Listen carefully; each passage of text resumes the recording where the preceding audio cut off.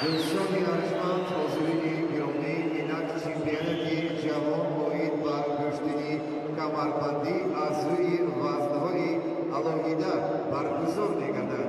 از هیئت داوران خواهش می‌نماییم که چمپیوناتی مذکور را آغاز نمایند. Дорогие друзья, итак предоставим вашему вниманию чемпионат мира по борьбе на поясах. А судейскую коллегию попросим открыть данный чемпионат по отдельным весовым категориям.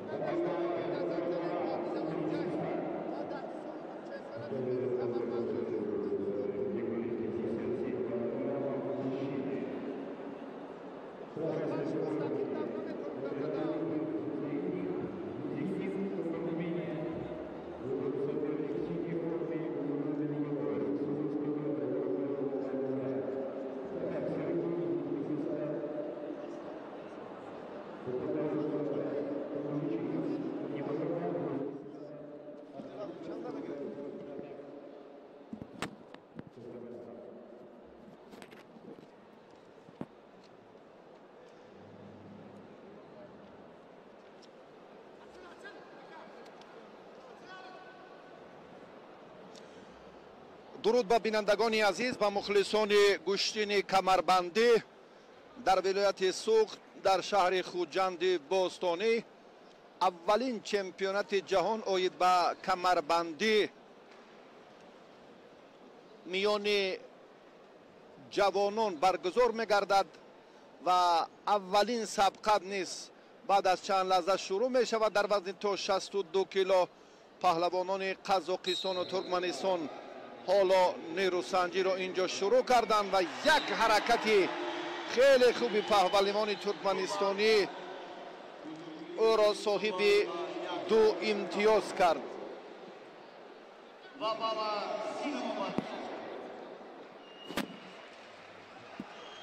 طبق قاعده گشتین کمربندی پهلوانان اولا کمربندی یکدیگر را مشخصا می‌دارند و بعدا حرکت اینجا هم شروع می‌گردد. 4 امتیاز در 2 پرتافت پهلوان ترکمنستانی الکی 4 امتیاز را اینجا داوران به قید گرفتند، اما حرکتی اندک پیشتره بله کم بحث برانگیز هم بود که داور بله به این نقطه نظر باید اعتباری علاهیده دهد و همان لحظه را ما میتوانیم تکرارا یک بار دیگر ببینیم که چی حالت رخ داد و این پرتاف چگونه. 4 امتیاز مشخص شد و گوشتین کمربندی امروز البته در نمودی طرزی آزاد صورت میگیرد و پگاه طرز کلاسیکی سبقت‌ها شروع خواهند گردید.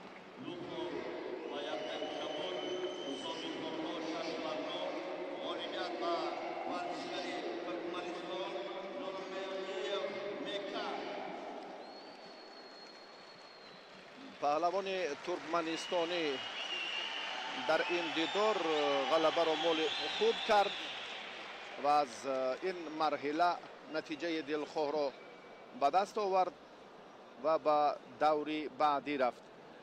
رقابت ها اینجا هم چون گفتیم که خیلی هم جالب و شدتناک صورت میگیرند و آهسته آهسته رفتی میدانداری پهلوانان خیلی هم شهامت و نفوذ دیگر میگیرند.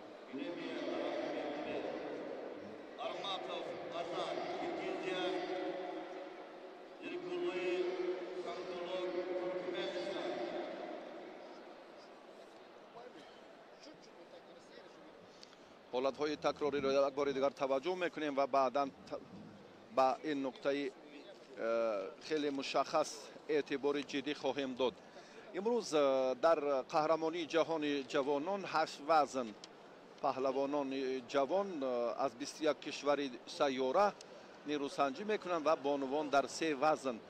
یادآور میشویم که رقابت‌های این مسابقات در گشتین طرز آزاد صورت میگیرد و پگاه گشتین طرز کلاسیکی کمربندی جریان خواهد گرفت و اصلا 3 نوعی گشتین کمربندی رایج است یا معمول است: طرز آزاد، طرز کلاسیکی و باز هم نوعی عنعنوی.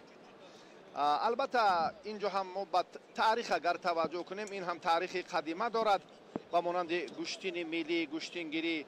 گشتین ملی کمربندی در تاجیکستان خیلی معمول است، تاریخ قدیمه دارد. در این باره هم سرچشمه های علمی و تاریخی متفکران فارس تاجیک معلومات بیشتر هم دادند درباره قهرمانی خلقی تاجیک. های جالب در کتاب و اثرهای شاعران و نویسندگان به مانند فردوسی، سعدی شیرازی، حسین واعظی کاشفی، زینالدین محمود واصفی، صدرالدین عینی، ساتی ملغزاده، باباجان غفور خیلی زیاد است که حقیقت تاریخ را یک بار دیگر روشن‌تر خواهند کرد.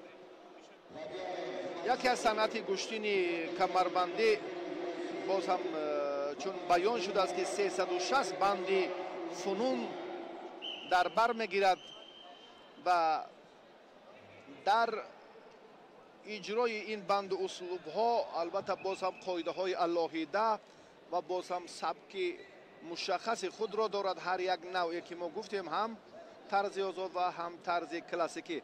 اولا ببینید با قفس سینه ورزشگران کمربند چون مشخصات است که همین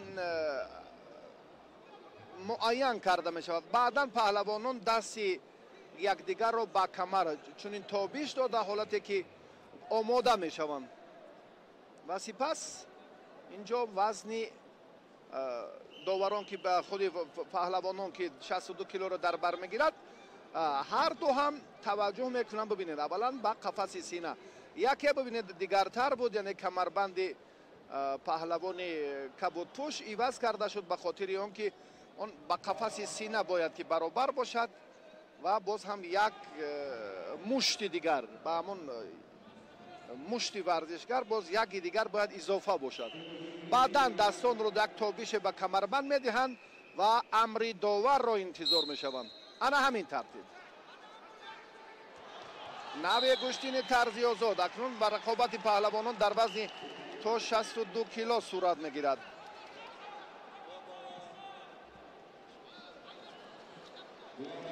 نمایندگان قرقیز ترکمنستان حالا در میدانند.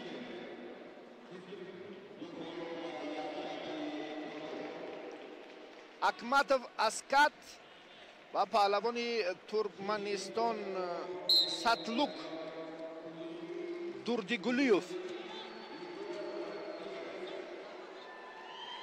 دوردگولیوف 2 امتیاز دارد.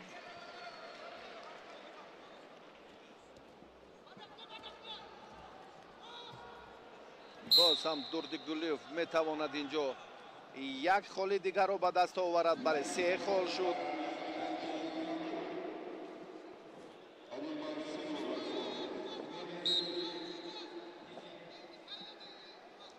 دوری دومی رقابت‌های وزن تا 62 کیلو اکمتوف اسکت چند بار اشتباه کرد، چندان تجربه معلوم است که ندارد.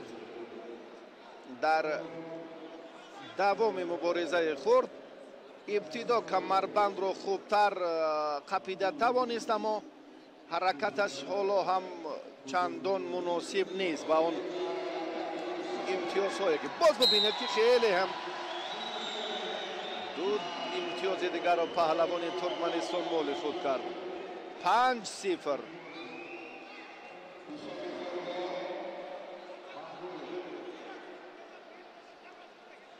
دوردگولیف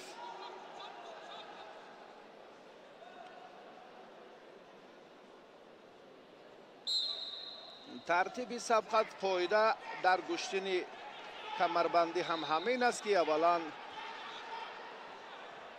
کمربند رو یکدیگر فرصت میدهند که قپند مشخص شود و بعدا حرکت شروع گردد.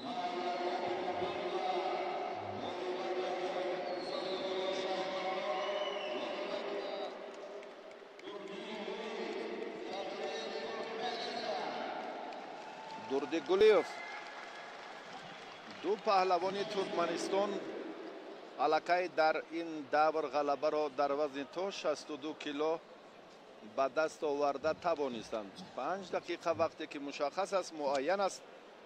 پهلوانان از پهلوانان یک مسئولیت دیگر و باز هم صداقت را برای انجام هر یک اصول تقاضا میکنند.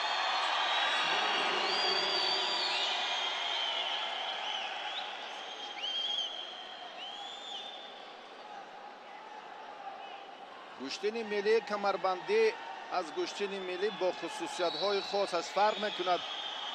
گشتی کمربندی از نامش معلوم که همه اصول و پرتاب ها به وسیله کمربند استفاده می شوند.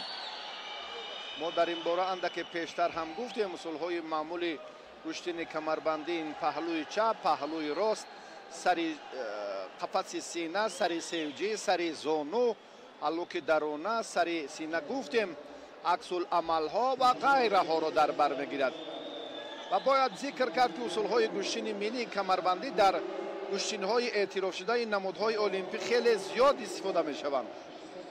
از این لحاظ این نمود گشتن در کشورهای همسایه و دور و نزدیک خیلی معمول هم هست. نمایندگان کشورهای آسیای مرکزی و از دیگر دولت ها از افریقا و اروپا امروز به تاجیکستان آمدند. رقابت ها در گلیم دیگر در 3 گلیم جریان گرفته ایستادند. از این خاطر بسیار هم شور و غوغا، بسیار هم لحظه های دستگیری پهلوانان اینجا خیلی خوبتر به مشاهده می رسد. ما انتظار می شویم پهلوانان گلیم مرکز رو.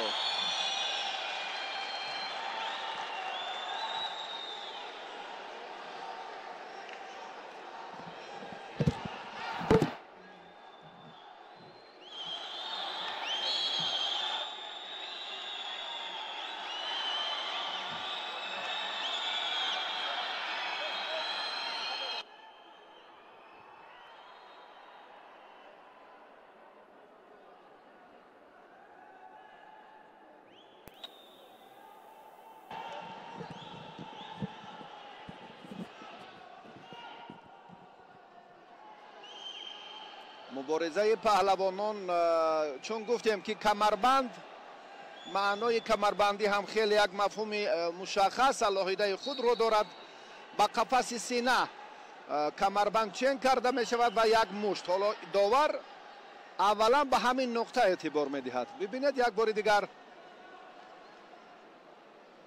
ایواز کردن کمربند با اون خاطر است که یکی مشکلی یا تنقیصی دارد در این سمت. داور این رو هم مورد نظر قرار می دهد و بعدا هر دو را امکان می دهد که هنمون دست رو تابیش رو مشخصا کمربندی یک دیگر رو تبدیل قپند و بعدا حرکت رو اینجا شروع نمایند.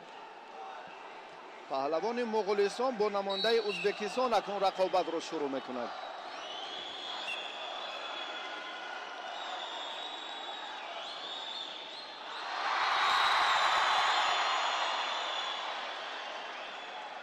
میام دورجمن از مغولستان از سرخپوش حالا در روندی مبارزه پهلوان ازبکستان که دیاربک نام دارد یک افضلی مشاهده شد 2-0. پالوانبایوف خیلی خوب هنرنمایی دارد. کبود پوش را در نظر دارم. باز یک حرکت دیگری که با 2 امتیاز هم برابر است. بله 4-0 تفاوت 6-0 این غلبه صاف است. حالا 2 امتیاز دیگر رو اگر دیاربک پالوانبایوف به دست آورد الکی نورسنجی در دور اول حل خود را پیدا می سازد. نیست.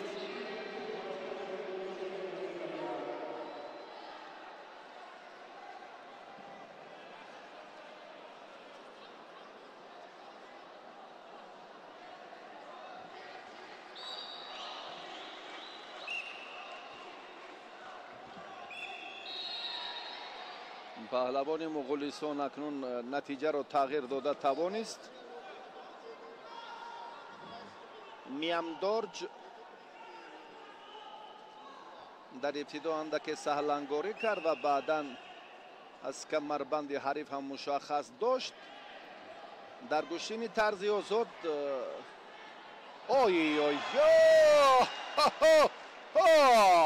این بسیار هم امتیازی والا شایسته بود که 4 خال را در بر می گرفت و مشخص شد که در این دور در تبلا اندک سهلنگاری شد. اینجا 4 امتیازی پهلوان ازبکستان را دیرتر نوشتند. با افضلی خیلی زیاد پهلوان ازبکستان دیاربک پالوانبایوف غالب آمد و به مرحله دیگر رفت.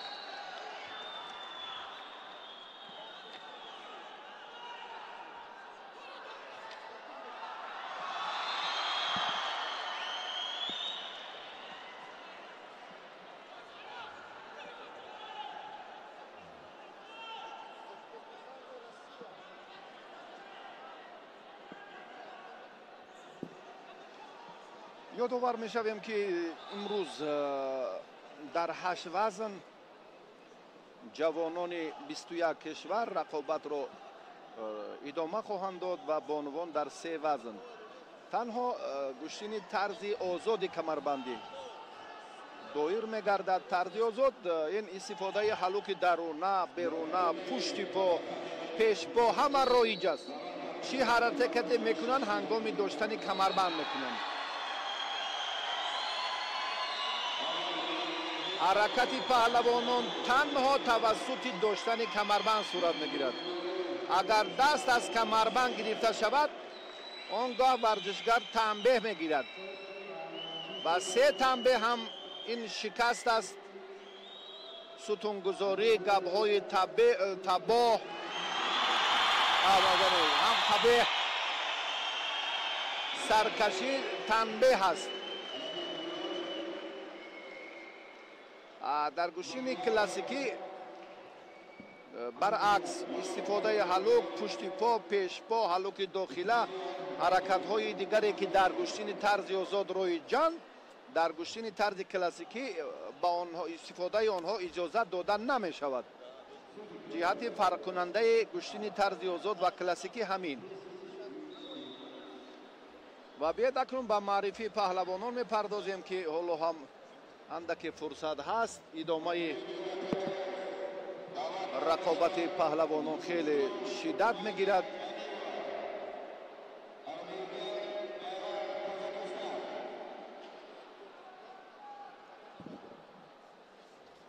رقابت پهلوانان وزنشان تا 62 کیلو ادامه می‌یابد.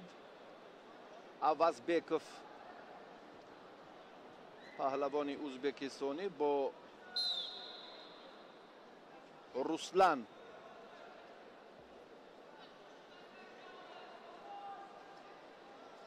نوریدینوف رسلان از روسیه با کمربندی با خلعت کبود است.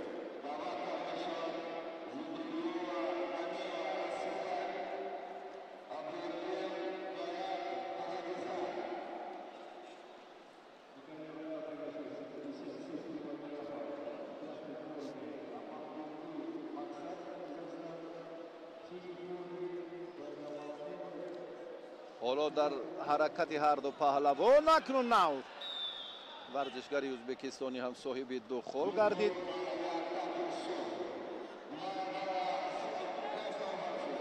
اما توسط کمربند داشتن کمربند حرکت ها شروع می‌گردند، حرکت ها به نظر گرفته می‌شوند. چون در این برآنده که پیشتر هم گفتیم معنای کمربندی هم همین است، سرچشمه معتمد از کمربند آغاز می‌گردد و بعداً حرکت ها مورد نظر و مورد امتیازهای داوران قرار خواهند گرفت. 6 امتیاز اگر از حریف افضلی داشته باشید در این دیدار در هر یک دور پیش از مهلت الکی ظفر می‌یابید. بسیار برای ورزشگرانی با تجربه امکانیت خوب است. کمربند را داشتن یا ستون ماندن به طرفی ظاهر کردن این هم اندکی باز هم خطر دارد بر رفتی کاری پهلوانان در بالای گلیم. آگاهی به ورزشگری روسیه داده شد. یک خال را پهلوانی ازبکستانی مال خود کرد.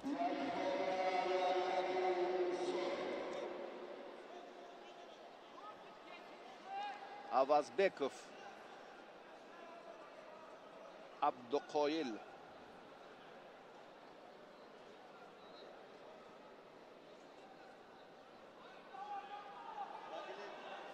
اوازبکوف حالا در روند تلاشش اینجا چی گویم اگر باوری یا دلپوری بر رفتی سبقه دارد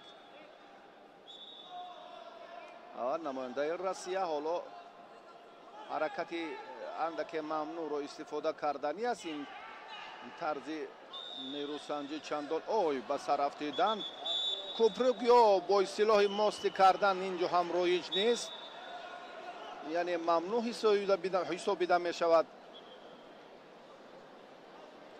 اما به سر رفتیدن خطری دیگر دارد. این حرکت هنگام به عمل آمد که الکی پهلوانان آهسته‌کک کوشش خود را هم در همان عملهای کار در زمین نشان دادند. ورزشگری ازبکستانی اشتباه کرد. از این خطاگی رسلان خوب استفاده نمود، صاحب 2 امتیاز شد. 3-2.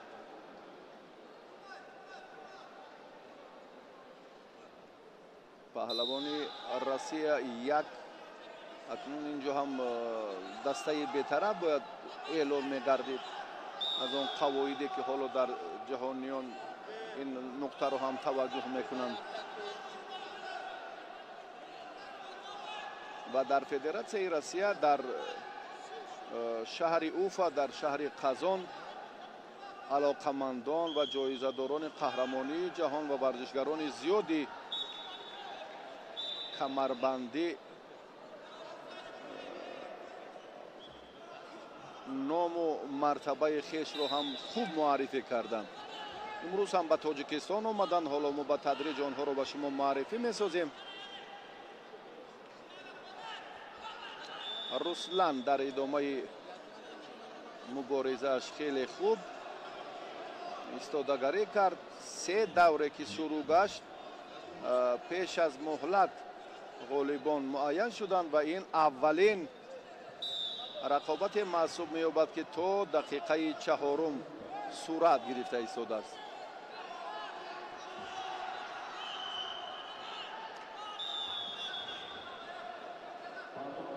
нест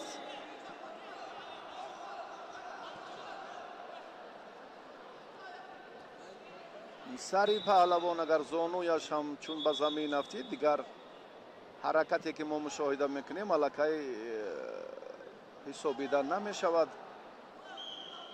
агар ҳоло 3-2 ин натиҷаи рақобати ду паҳлавон аст. 1 дақиқаи дигар ҳоло вақт агар рақобат мусовӣ анҷом ёбад, он гаҳ паҳлавонон барои имтиёзи тиллоӣ талош хоҳанд кард. 1 холи дигарро Руслан ҳам моли худ кард, баробар намуд натиҷаро.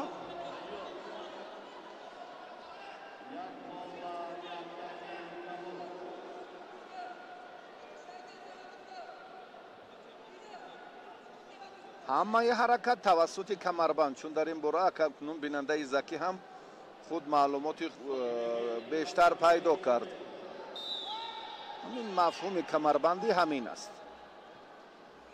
тафовут дар ҳаракати паҳлавонон танҳо дар ҳамон рӯзҳои аввалу дуввум ба мушоҳида мерасад. тарзи озод ва тарзи классикӣ. танбе ба паҳлавони яктаки сурх.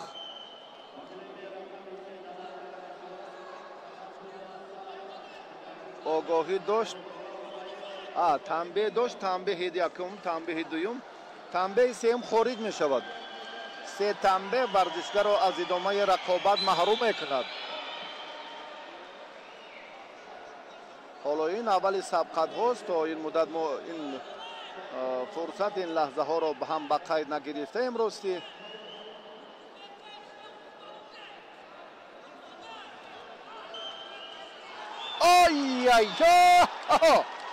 ду холро варзишгари ӯзбекистонӣ бисёр ҳам моҳирона моли худ кард. авазбеков 18 сонияи дигар 5-3.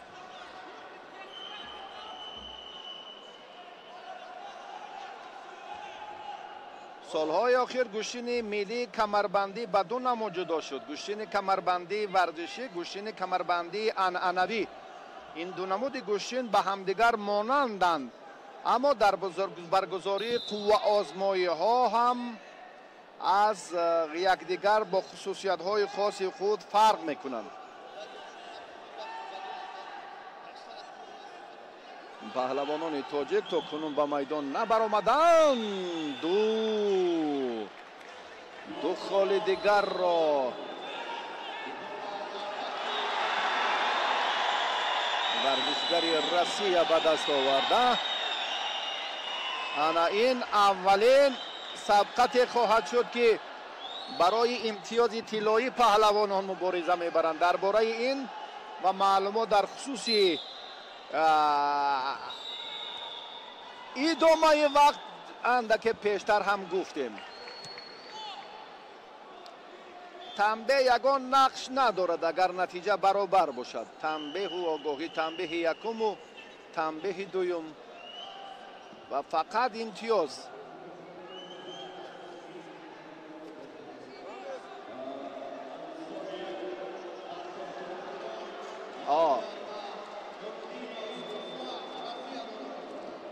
ва ҳаракати охиринро инҷо ҳам варзишгари федератсияи Россия ба анҷом расонид.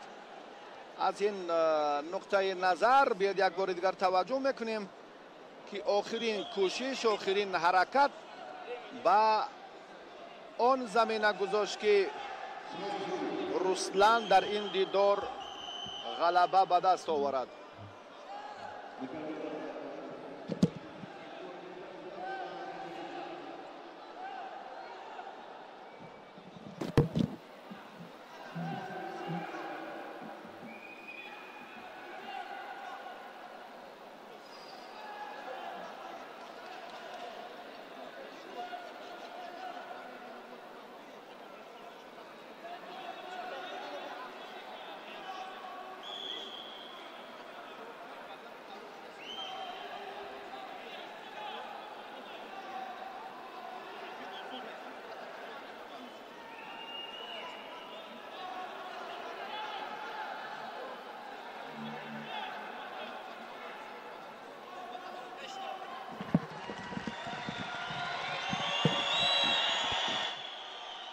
دوستان عزیز، اکنون ما باز هم شرح و توضیح خود رو از مسابقات قهرمانی جهانی کمربندی از این مجموعه با شکوه شهر خوجند ادامه میدهیم. مهمانان زیاد، استادان برجسته باشکردستان، از فدراسیون روسیه، از مغولستان، از حتی چند کشور افریقا و امریکا و اروپا، آسیا به تاجیکستان آمدند. این هم با شرافت استقلال کامل دولتی، صلح و ثبات کامل، بسیار فضای متنتن ایدانه در این مجموعه با شکوه ورزشی شهر خوجند تنین انداز بود. مراسم افتتاح هم با شکوه و نصرت و جلال خاصه برگزار گردید. یک نمایش مکمل کنسرت هم منظور مخلصان گردید که بسیار هم شهامت بزرگ داشت. رقابت ها امروز گفتیم که در نوع گشتین طرز آزاد که صورت میگیرند، اینجا هم امتیاز و امتیاز. فردا در نوع کلاسیکی با مانند گشتین ملی گشتینگیری، البته بدن، پهلو، حلال امتیازات چنین معرفی خواهند شد.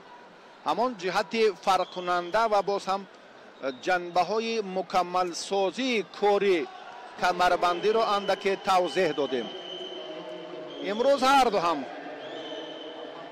پیش از به میدان آمدن داوران موظف کمربند را به همان قفس سینه ورزشگر یک چینک مشخص دارند و بعدا ببینید که یک مشت اضافه خواهد بود. این به آن خاطر است که دست و بازوی حریفان اینجا هم آسیب نبینند و آزاد و دلپرانه همون یک تابش مشخصی که در آغاز سبقت توسط داشتن کمربند صورت میگیرد آن هم طبق قاعده باشد. رقابت پهلوانان وزنی تا 62 کیلو اکنون ادامه خواهد یافت و میبینیم که امیربک توشمرادوف از تاجیکستان، پهلوان ما خلعت سرخ دارد.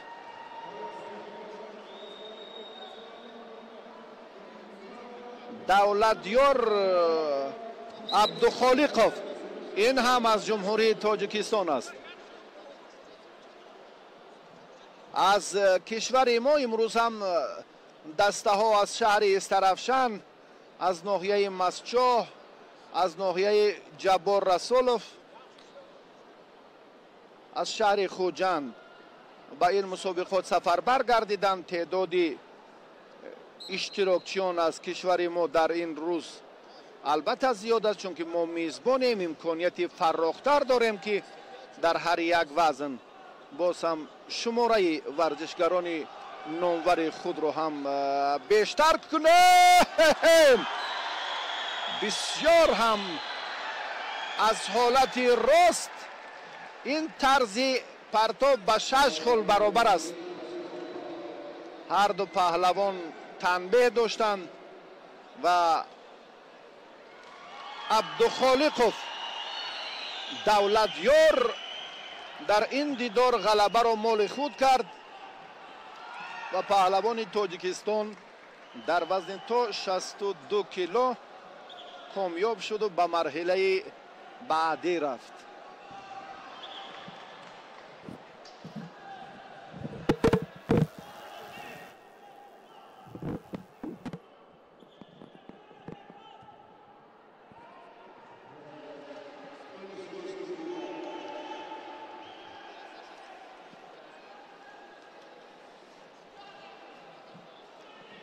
چمپیونی جهان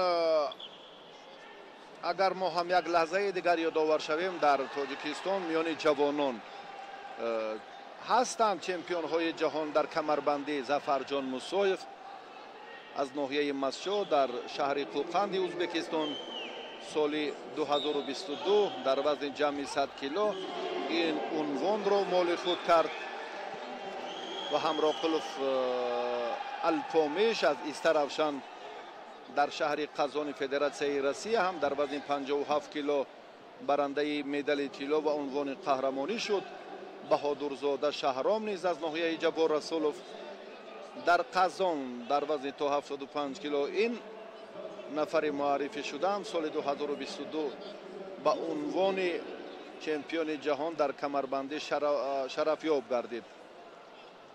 аммо баҳодурзода шаҳром бо сабаби ҷароҳат доштанаш имрӯз тоҷикистонро дар ин мусобиқот маърифӣ кардан наметавонад. натиҷаи қуввозмоиҳо албатта дар сурат ҷаласа сабт мегарданд ва акнун паҳлавонони дигарро мо интизор мешавем ки онҳоро ҳам маърифӣ кунем дар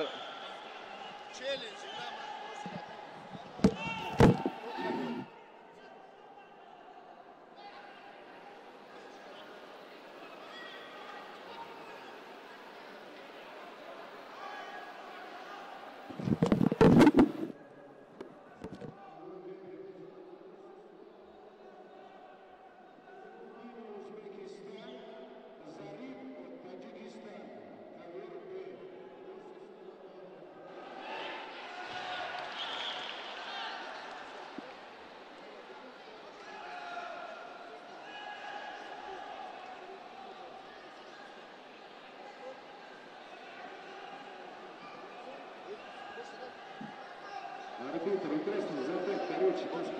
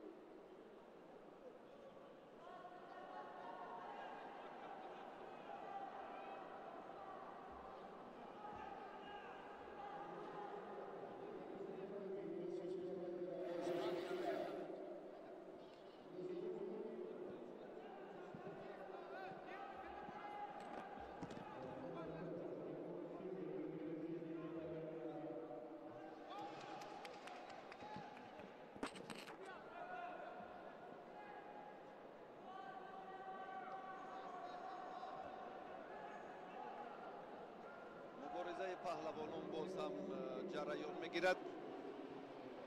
варзишгарони вазнашон то 62 кило дар марҳилаи аввал аллакай комёб шуданд.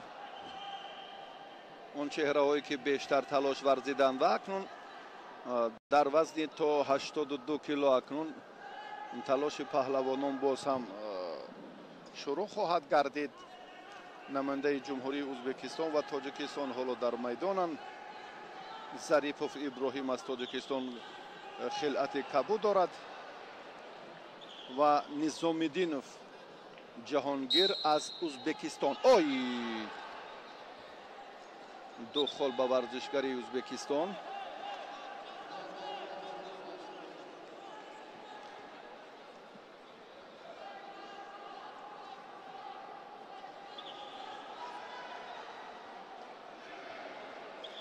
ҳама тавассути камарбанд, доштани камарбанд ва сипас ҳаракате ки инҷо хуб бояд оғоз гардад. бештар забиров ин корро бояд бо як масъулияти ҷиддӣ хуб анҷом диҳад, чунки ду холро аз даст дод.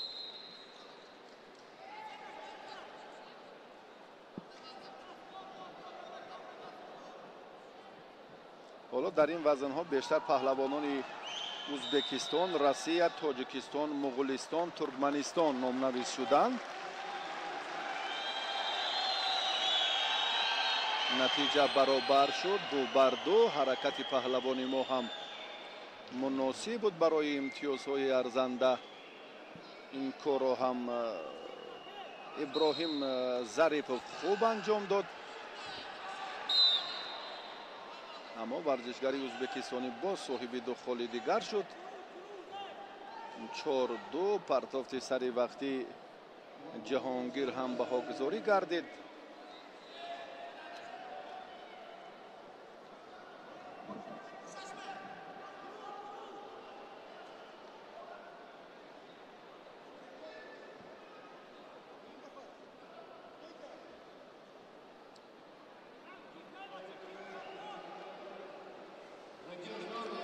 ҳамаи ҳаракат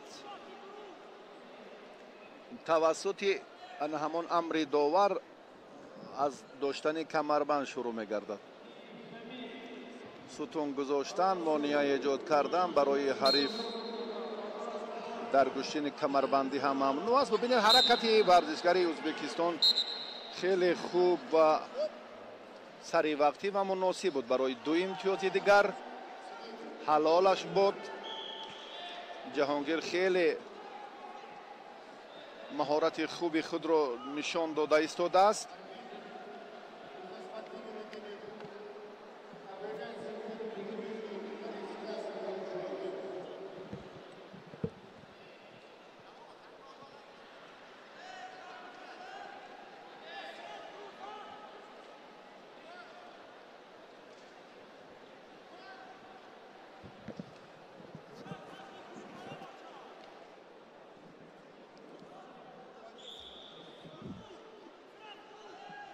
акнун боз варзишгари моро мебояд ки зираку ҳушёртар бошад, аммо наметавонад.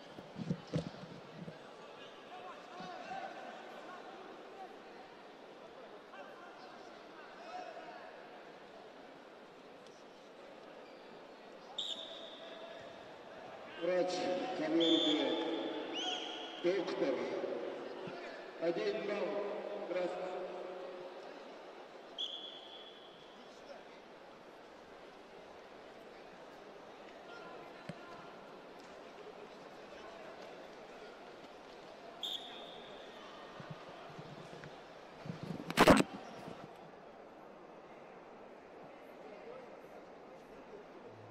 паҳлавони тоҷикистон пои чапаш осеб дидааст. варзишгари ӯзбекистонӣ бисёр ҳам як ҷасорати хуб ҷаҳонгир нишон дод. низомиддину биёд як бори дигар ба ҳамин ҳаракат таваҷҷӯҳ кунем ки чӣ кор амалӣ шуд, чӣ тарзи истифодаи усул ё ҳаракате аз ҷониби паҳлавони ӯзбекистонӣ буд ва варзишгари мо ин кӯшиши пештари худро як лаҳза манзур кард, аммо вазъаш чандон хуб нест.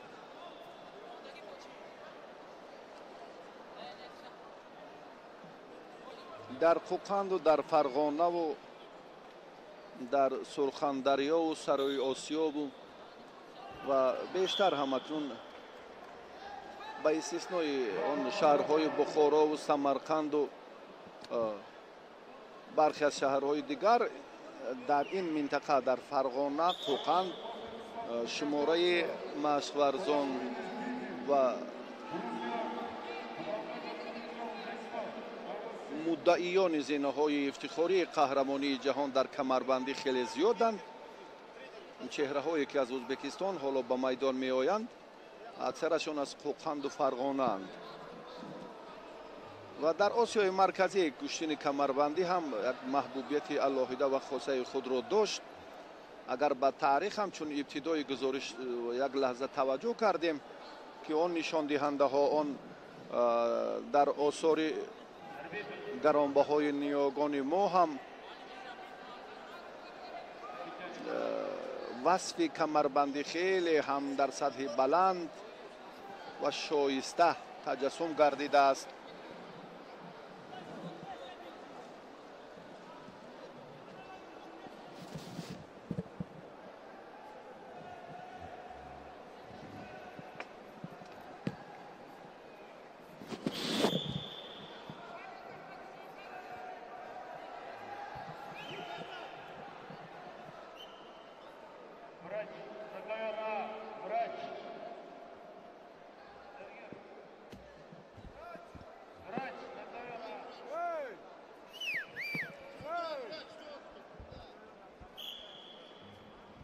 ҳоло то хотимаи муборизаи паҳлавонони тоҷикистону ӯзбекистон вақт ҳаст.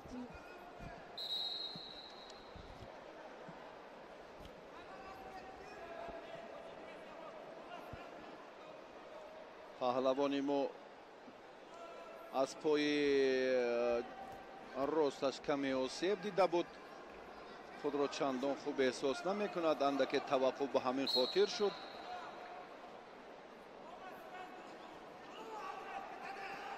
давоми талоши воқеан ҳам паҳлавони ӯзбекистон инҷо аз худ як касбияти баланд нишон медиҳад. ҳаракатҳои хеле босуръат ва ҷолиб ҳам дорад. баробари ҷафз шудан, яъне камарбандро ки мушаххасан ҷониби худ бармекашад, ҳар тариқе ки хоҳад ҳамон тавр мекунад. варзишгари тоҷикистон осебаш ҷиддӣ аст.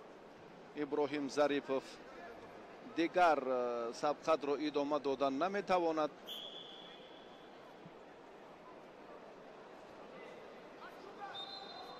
аз ҳамон пое ки осеб дида буд, боз ҳамон ҷо ҳам ҳалук анҷом дод инҷо ҷаҳонгир низомиддинов ва дубора боз ҳам осеб дид. ҷаҳонгир ғолиб омад.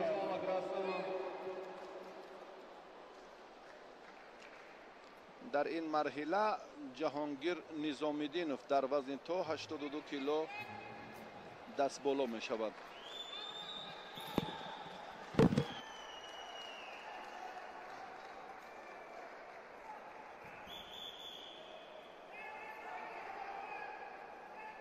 Предупреждение красного за распуск захвата 1 балл синему.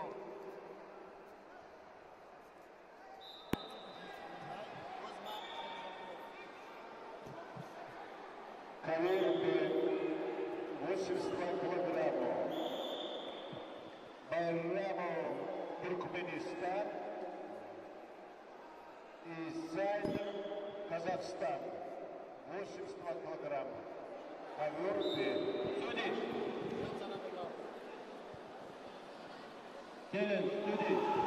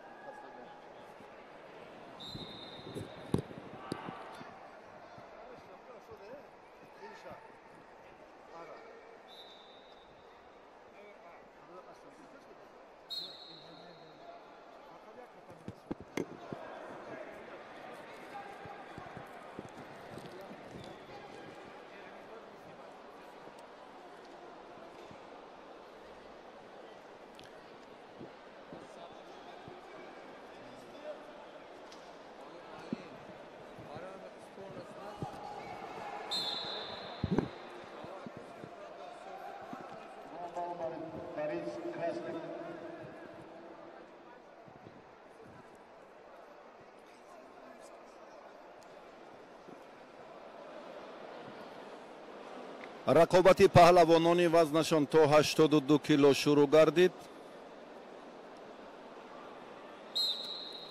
як давро мушоҳида кардем ки бисёр ҳам шиддати алоҳидаи худро дошт ва ҳоло паҳлавони Туркманистон Байрамов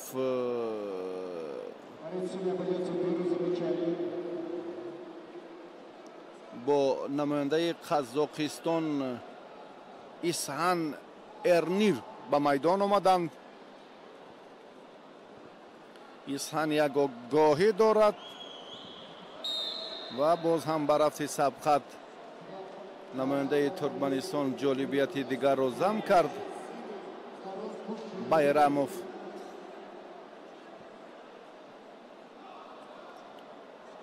Карвен Байрамов хилъати сурх дорад.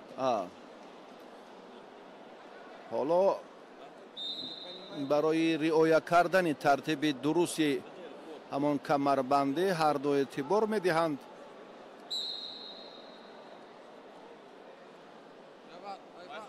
рақобати дуюми паҳлавонони вазни то 82 кило ҷараён дорад.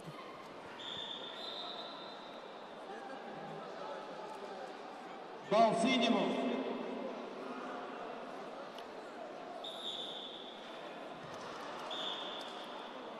Два балла красному. бисёр ҳам намояндаи Туркманистон инҷо аз худ як маҳорати воло нишон дод. Байрамов соҳиби имтиёзи хеле шоиста гардид. ин 4 хол ва 2 имтиёзи дигар дошт. 6-0.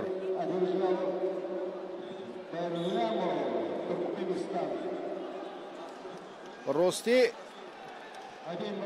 ҳамаи паҳлавонони Туркманистон ки дар вазни 62 ва ҳолом 82 ба майдон омаданд, ҳамаашон дар даври аввал зафар ёфтанд.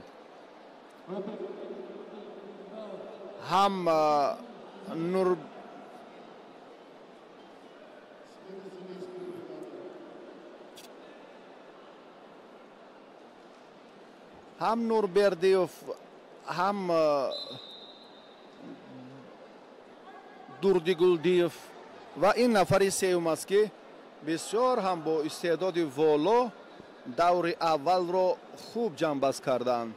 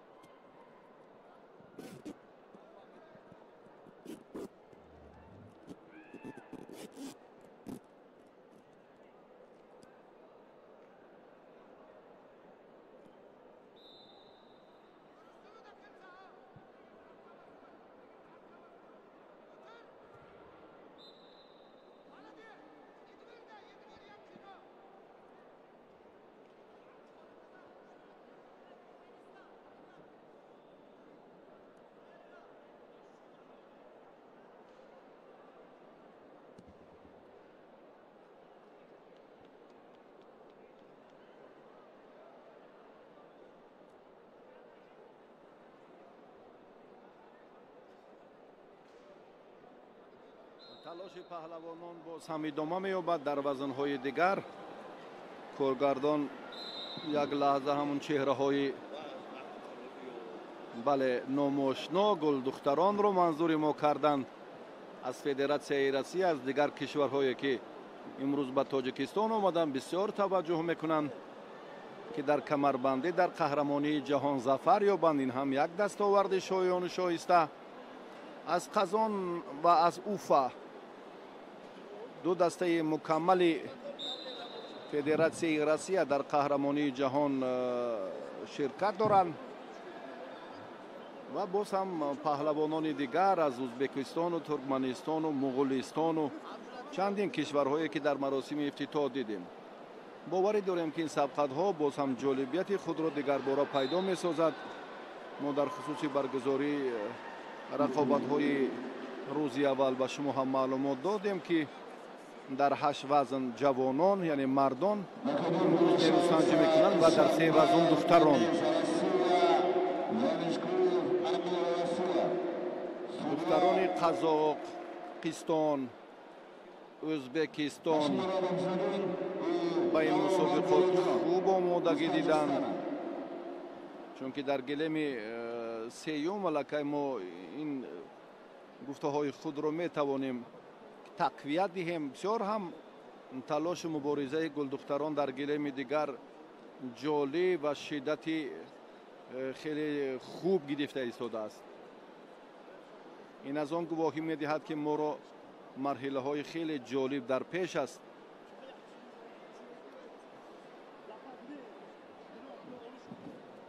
дар вазни то 82 кило рақобати сеюм шурӯъ мегардад. намояндаи Федератсияи Россия Усконбаев Денис. Поверху вес 68 кг приглашается Аташвили Григорий, Грузия. Амир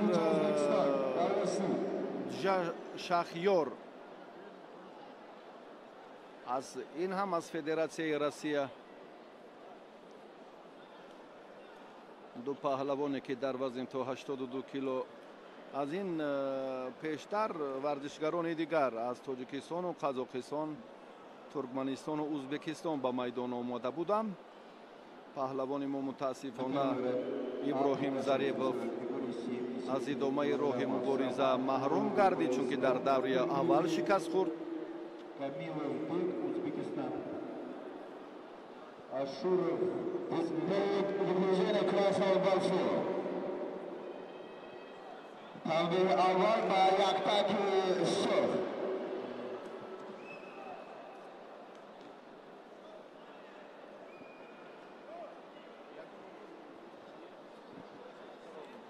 بیادکن توجه میکنیم باز به حالت اوله بر رفت میدانداری جالب پهلوانان در حالت راست بودن و قپیدن کمربند یکدیگر. در همه گوشتین ها قپیدن یا داشتن اول بسیار نقش علاهیده دارد که بیشتر این واژه با همون اصطلاح کمیکات در جدا رایج باشد. قپیدن داشتن مخصوصا در کمربندی باز از موقع دیگر نمودهای ورزش گوشتین دیده باز شایسته تر است چون که سرچشمه همه مظفریت و حرکت ها از قپیدن از مشخص داشتن کمربند حریف وابستگی دارد. بسیار بعد یکی افتید الکی از راست توسط کمربندی باز مبارزه اشون ادامه می‌یابد. هر دو تنبیه دارند. ورزشگر روسیه کوشش آخرینش یک خال بهاگذاری شد. این هم پرتافت خاتمه دادن نتوانست اما در جریان عمل حالت راست بودنش حریف را اندک به زانو و طرز استفاده اصولش خیلی خوب بود اما مقاومت پهلوان کبو خلعت سرخ داشته خیلی سری وقتی بود. انا این لحظه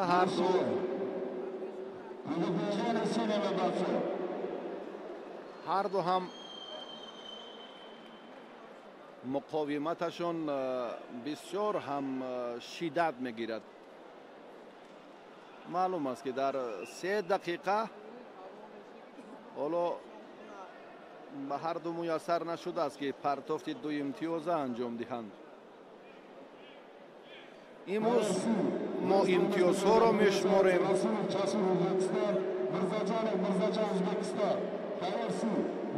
پگاه البته باز طرز دیگر است، یعنی امتیازها در گوشین کلاسیکی نوع دیگری کمربندی توسط خالهای بدن پهلو حلال چون به همون عنعنات گوشتین ملی گوشتینگیری هم رجوع کن توجه کنیم همین خیل است. و اصلا اگر به تاریخ و تمدن و فرهنگ و ورزش قدیمه کشور هم یک لحظه دیده دوزیم در منطقه شرق تاجیکستان این نوع ورزش معمول این مردم همین کمربندی است. در شمال و جنوب تاجیکستان بیشتر نوع ورزش گوشتینگیری را میپذیرند. یعنی هر یک منطقه باز به خود با خصوصیت های خاصی همون عمل های جالبشان و باز هم ورزش های سنتی خیش فرق کننده می باشند. عنعنه ها تا اندازه فرق میکنند در همه ساحه خصوصا در ورزش نیست. دو خال را باز پهلوان خلعت کبود داشته سرخ داشته به دست آورد اما در баҳогузорӣ инҷо ҳам андаке саҳл шуд. Чаро ду имтиёз ҳало як хол буд, яке дигарро инҷо зам кардан лозим буд. 2-1.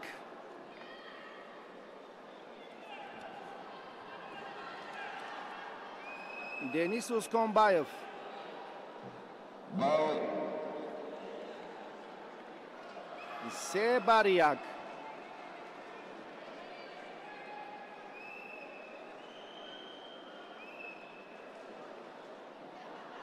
Хатон ва як таку се. амир як имтиёз дорад. паҳлавони кабудпӯш вазъаш дар даври аввал чандон хуб нест.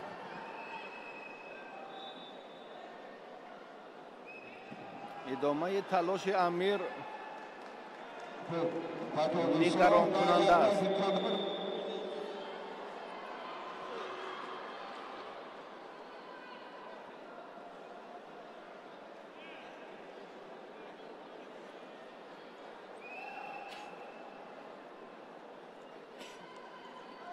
За последние действия спортсмену в синей форме объявляется предупреждение. Победу присуждает спортсмену в красной форме. бале ду хол ҳаст. Баджистану. Киргизия. Колосов приглашается на стену стакана. Павломирзаев Эдуард. Эрдоалов. Казахстан. Мухаммед Гурдиев. Байрам Гурдиев. Туркменистан. сифати имтиёзи паҳлавонон дар ин сониyaҳои охир андаке фарқ мекунад. амир ҳаракати охиринаш ба ду хол баробар буд. як партофи ҷолиб анҷом дод. 10 сонияи дигар. Смена судейской бригады. На ковре весовой категории 100 килограммов мужчины. Ашуров. ду холро варзишгари хидмати сурдошта ҳаммоли худ кард дар сонияҳои охир. Денис Исканбаев.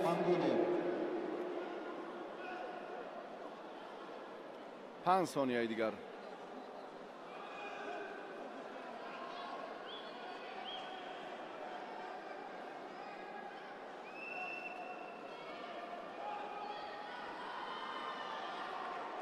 ду хол ҳаст.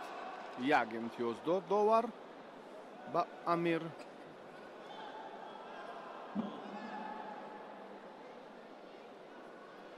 бале 5-4 ҷамъи имтиёзҳои ҳарду варзишгар. 1 сонияи дигар.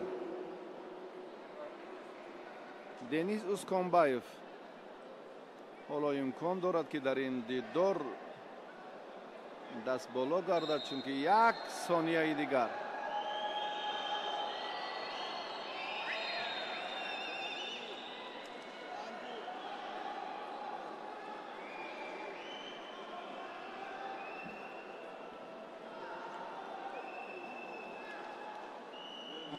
вақт ба анҷом расид. ин 8 сония ҳаракати паҳлавононро инҷо ҳам маън накарданд.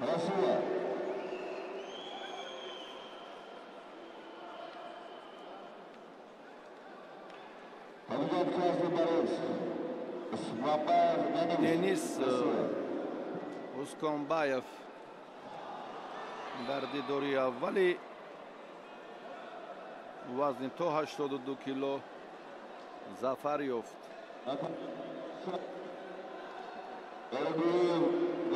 Turkmenistan, Akmombek, Oldar, Kazakistan.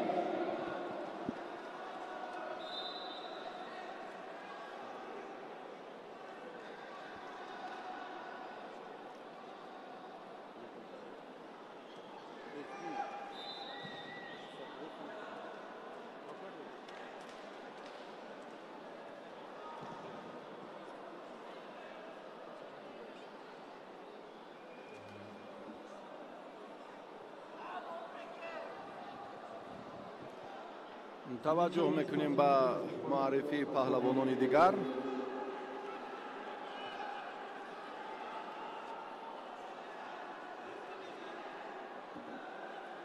онҳое ки вазнашон то 82 килоро дар бар мегирад. ҷуфти чаҳорум ба майдон баромад.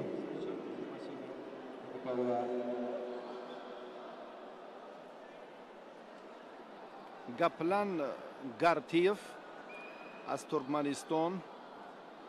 Два балла синему борцу и предупреждение красному борцу.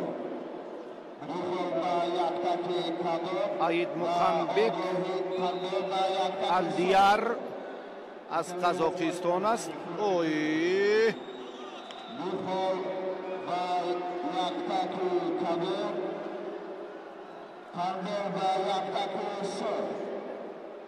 паҳлавони Қазоқистон 4 холро ба даст овард.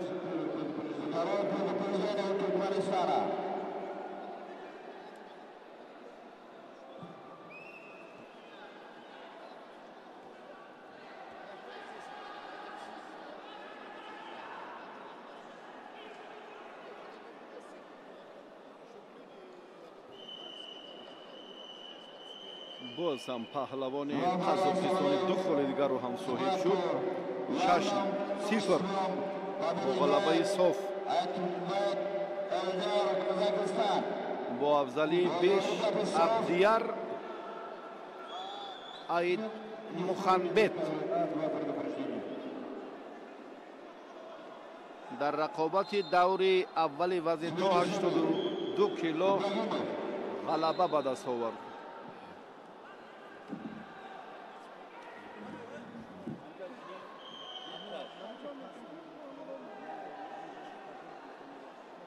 На камере у спортсмена в красной форме также второе предупреждение. Андрей, арбитр.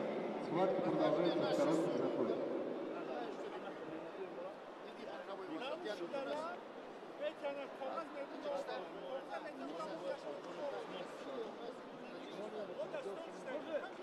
По правилам соревнований схватка на ковре будет продолжаться в коротком захвате. Если кто-то из участников распустит захват, его сопернику присуждается победа.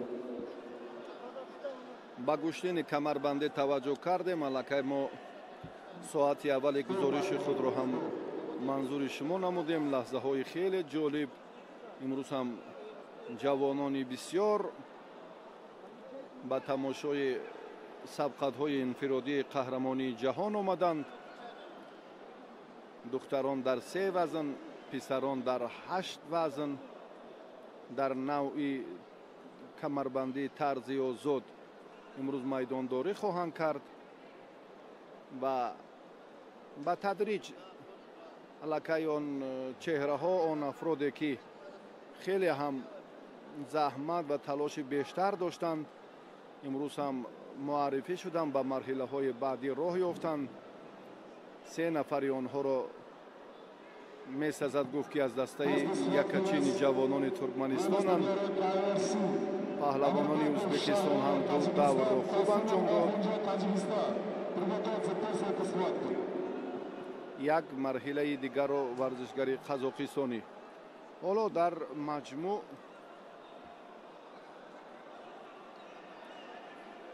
9 даври сабқатҳои инфиродӣ вазнҳои 62 ва 82 килоро мо якҷоя тамошо кардем.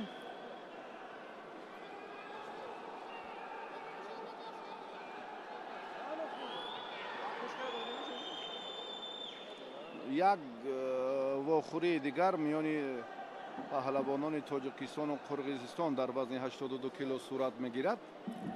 варзишгари мо Отарбаев, вазгари Қирғизистон Отарбаев Нуркелдӣ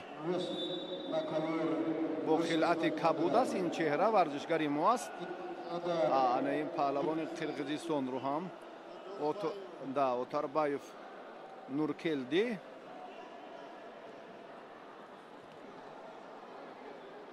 баҳром имомзода паҳлавони мо бо пироҳани бо хилати сурх аст.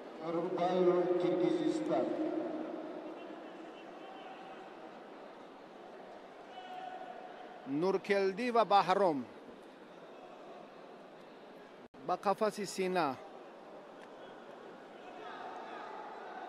камарбандро аз ҳамон ибтидои кор аз ҳамон ҷо шурӯъ мегардад.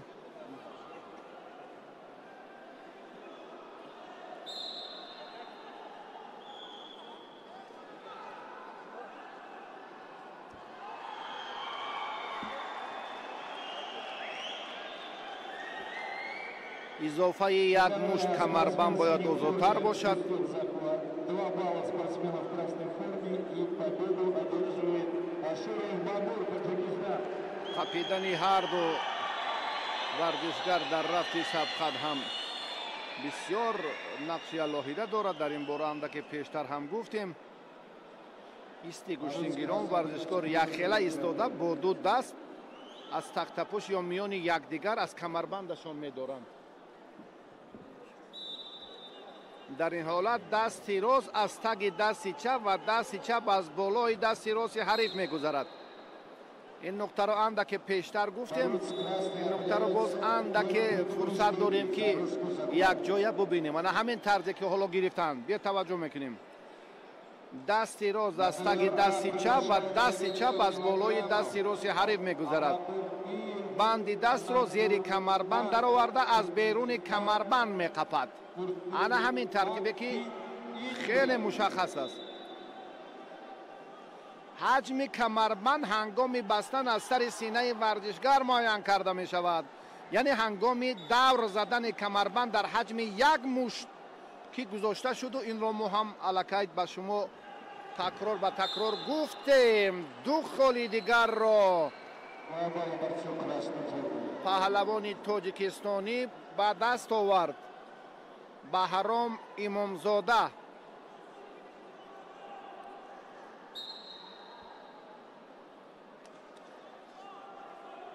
аз ноҳияи ҷабор расулов, вилояти Сурх, ҷумҳурии Тоҷикистон.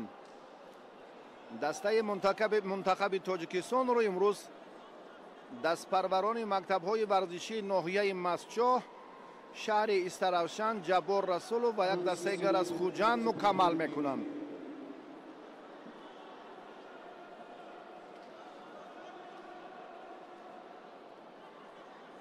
2-0.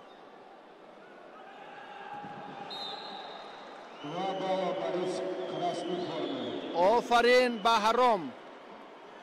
ду холи дигарро ҳам ба даст овард. як дафъаи дигар баҳром акнун табъи мухлисонро шод карда тавонад. яъне як партофти ду имтиёзаи дигар аллакай кор ба анҷом мерасад.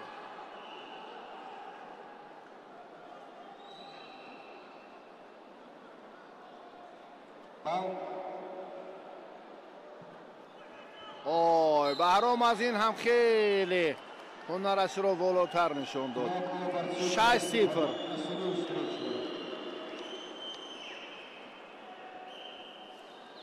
паҳлавони Тоҷикистон пеш аз муҳлат рақибро дучори нокомӣ кард. имомзода баҳром.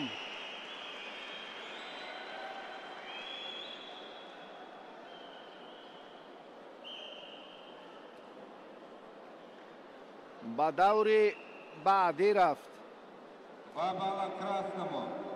Предупреждение судейской бригады. Приглашается свыше 100 килограмм.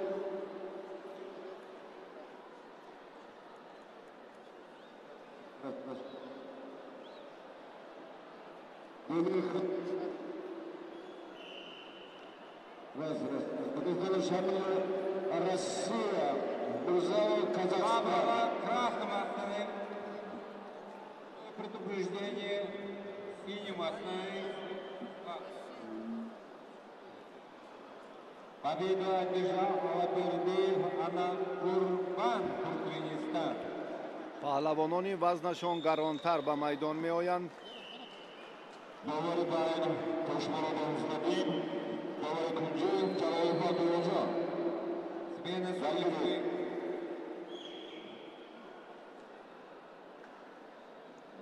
Карон Балактагисов, Ирман дар вазнҳои 66, 76 ва ҷамъи 76 кило нерӯ месанҷанд. дар 8 вазни дигар ҷавонон, писарон вазнҳои 57, 62, 68, 75, 82, 90, 100, ҷамъи 100 кило. акнун дар вазни 100 кило нерӯсанҷии паҳлавонон аз Русияву Қазоқистон шурӯъ гардид.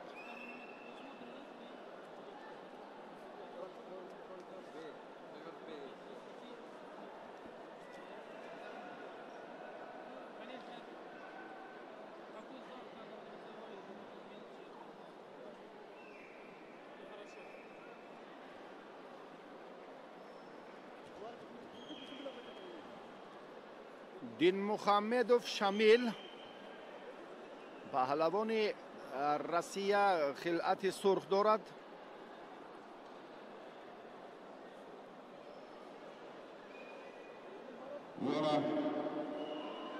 Замечание красного борцов.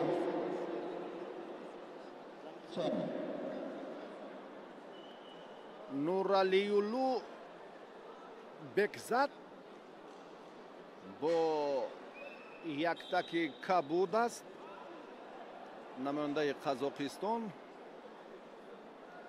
дар вазни 100 кило ростӣ суратафзоӣ чандон хуб нест. бубинед ки ҳарду ҳам камарбанди якдигарро доштанду, аммо ҳаракат ё кӯшише ки дар муқовимати паҳлавонони вазнашон 62 ва 82 кило дидем, дар ин вазн ҳоло чунин нест.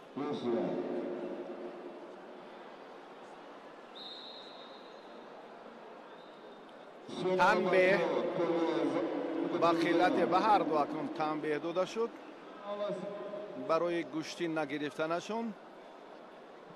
ҳаракат надоранд. ана ҳамин хел қомати рост яку, аммо на. аз ҳарду ҷониб талош самаровар нест. аз майдон бояд берун нашавад паҳлавони Федератсияи Россия. ой бисёр ҳам рафти сабқадро паҳлавони Федератсияи Россия ҷозибтар кард. Шамил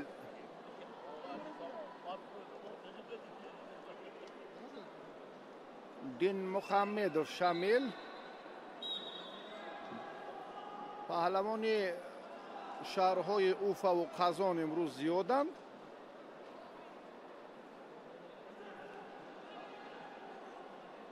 Два балла упреждение за распуск синему.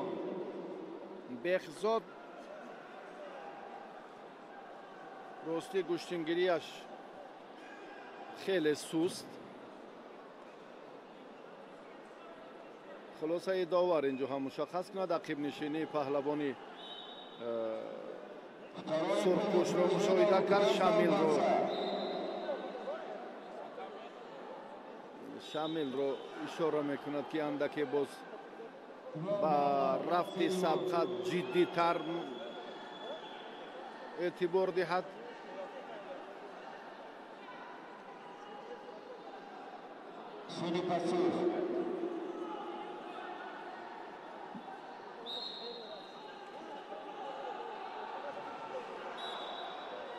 Два балла и второе предупреждение за распуск синего. Второе предупреждение у синего борца.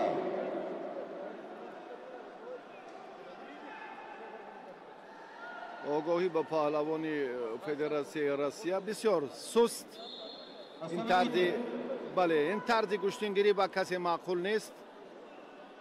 داوران فکر میکنم که اینجا خلاصه اشون باید مشخص باشد.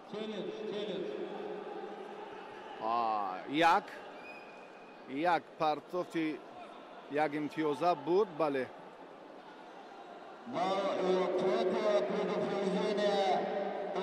Красного борца, я становлюсь پهلوانی کبودپوش صاحب یک خولگرد پهلوانی قزاقستان. هر دو تنبیه دارند.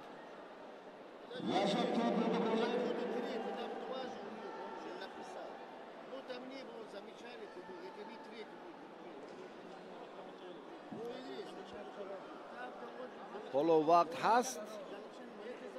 چرا اینجا داوران یک لحظه توقف کردن غالب را معین سازند. بله دو تنبیهی دارند هر دو. دو بر یک. نماینده فدراسیون روسیه اینجا شامل دین محمدوف پیشرفت است. بحثی داوران به میان آمد از حرکت سستی هر دو ورزشگر. اکنون رفتی میدانداری باز شدت دیگر خواهد گرفت.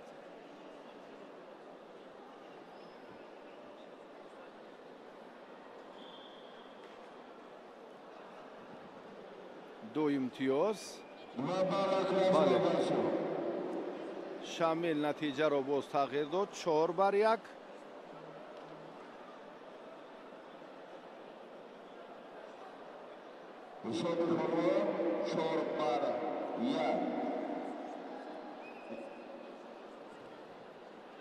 باز هم صاحبی لااقل یک امتیاز هست. بله 5 بر 1. شامل فعال یا پیشرفت بودن خود را واقعا اثبات کرد.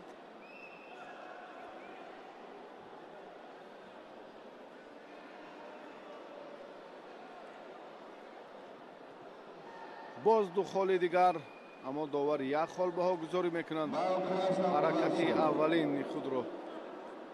حرکت اولین ورزشگر رو اینجا به نظر میگیرند. بله با یک خال ارزنده بود. 15 ثانیه دیگر 6 بر 1. یک خال دیگر اگر شامل به دست آورد الکی با حساب تکنیکی ظفر می‌یابد.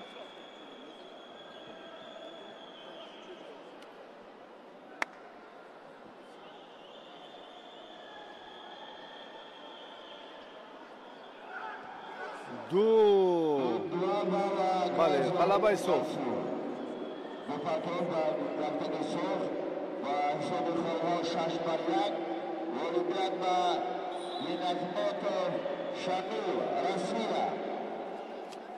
پهلوان فدراسیون روسیه با حساب بزرگ تکنیکی غلبه به دست آورد. دین محمدوف شامل.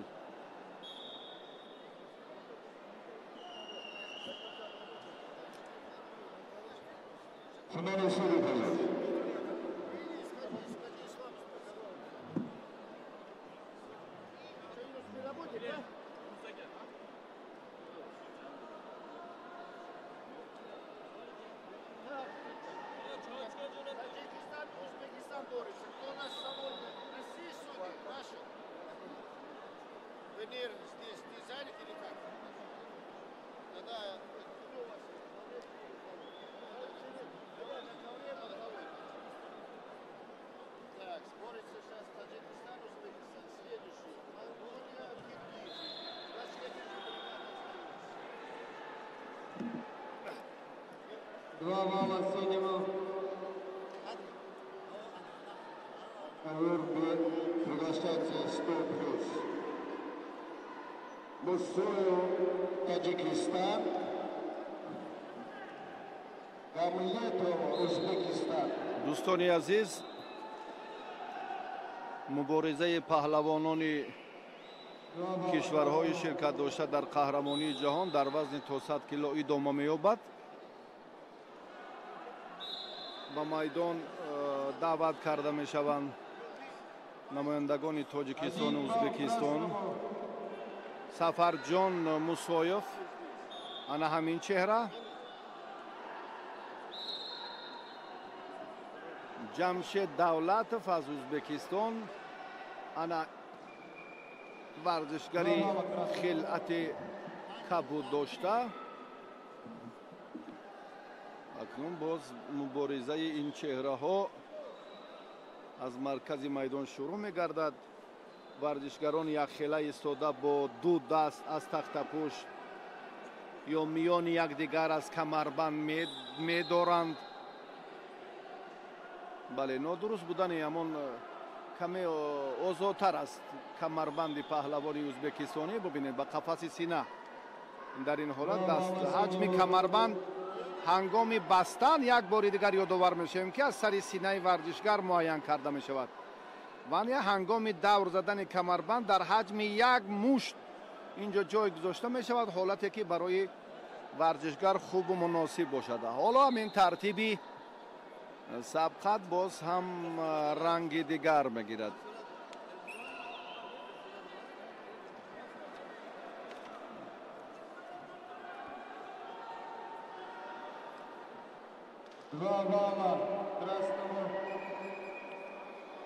зафарҷон Врач на номера, врач.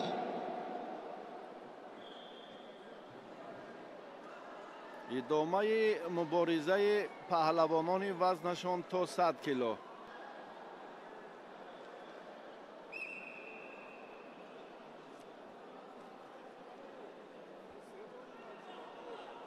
ҳаллу кардан, сари севҷӣ кардан,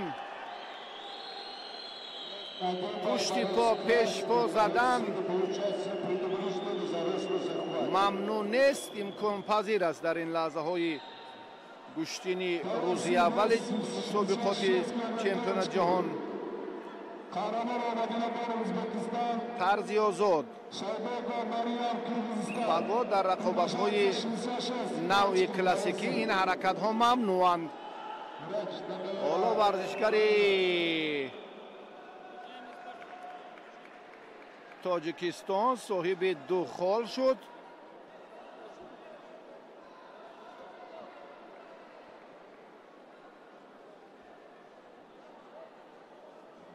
боз ҳамон ҳолати аввала байн. ин амал бояд аз марказ шурӯъ гардад.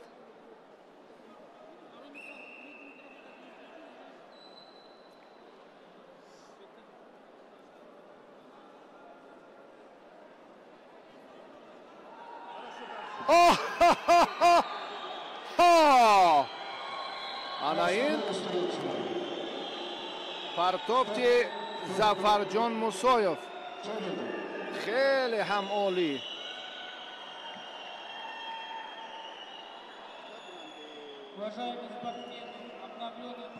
эътироз дорад. ҳолати такрорро мебинем.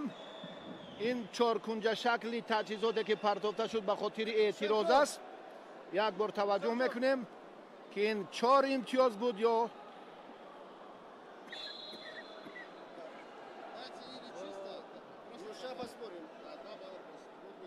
ду хол. як бори дигар таваҷҷӯҳ мекунем ба ин амал, ба ин ҳаракате ки паҳлавони тоҷикистонӣ анҷом дод. довар 4 хол баҳогузорӣ кард ва аз наворҳои такрорӣ, аз ҳолатҳои хеле баъзрангезе ки чанд дафъа инҷо ҳам манзур гардид, дигар бора мушаххас хоҳанд кард.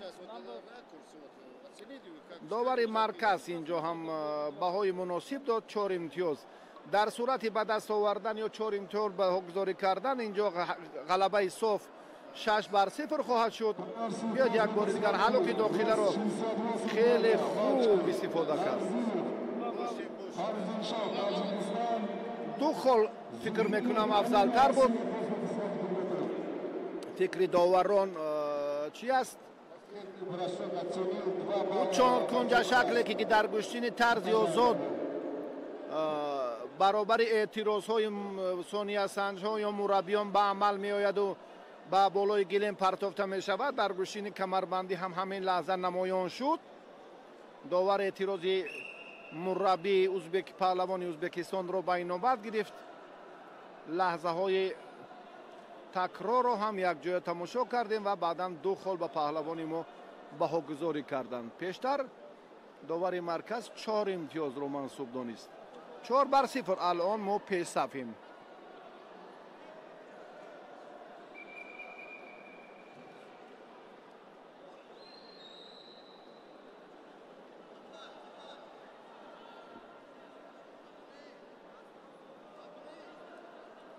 мубориза акнун идома меёбад. барои Зафарҷон Мусоев ду холи дигар лозим аст ки пеш аз муҳлат ғалаба ба даст оварад.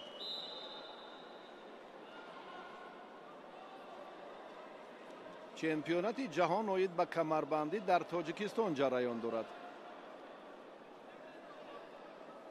бо иштироки намояндагони 21 кишвари дунё.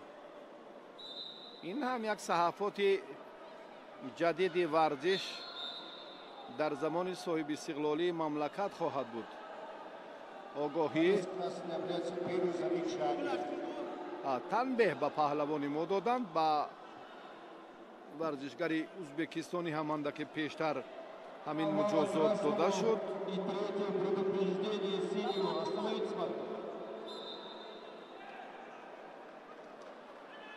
В этой встрече победу одержал борец из Узбекистана Убайдуллаев. Давлетов Ҷамшир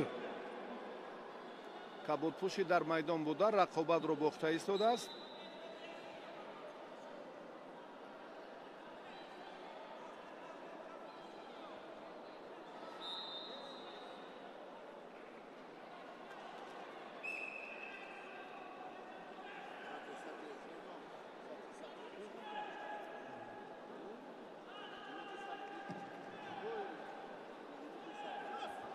Кавера 100 килограмм.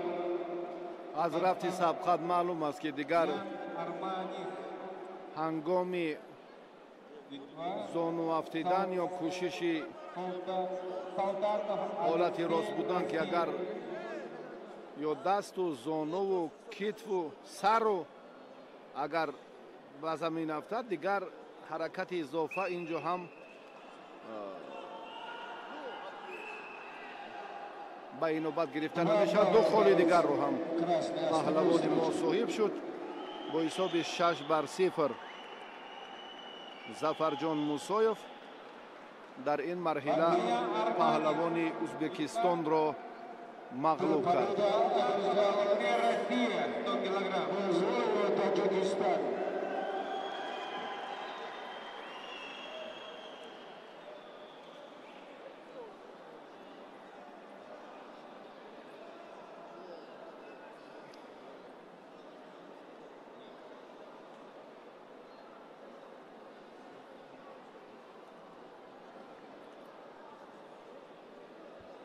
Повторно приглашается Марсан Ян Арманис, Литва, Солдатов Алексей, Россия. Литва.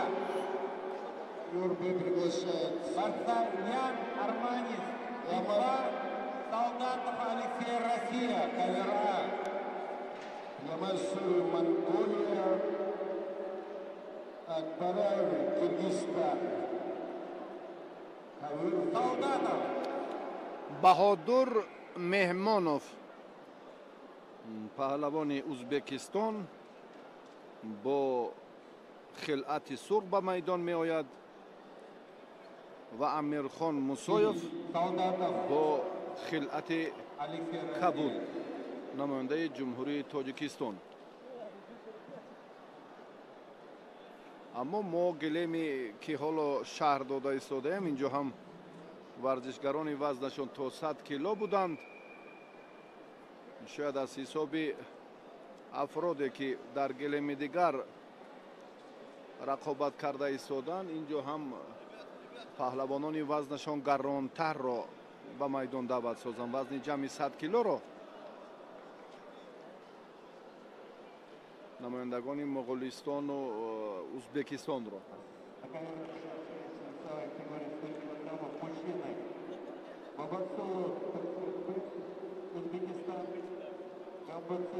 ҳамин вазн аст, вазни то 100 кило.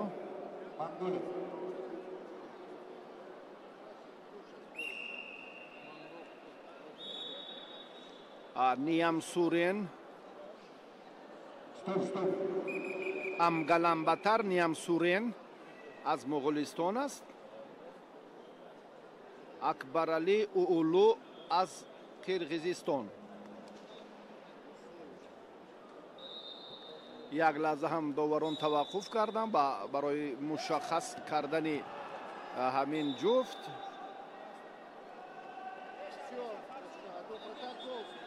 бале, дидед ки андаке саҳлангорӣ шуд ва баъдан ислоҳ гардид кор. тарзи дурусташ ҳамин аст, ишора мекунад роҳбари гилеми марказ. Ниям Сурен Амангаламбатар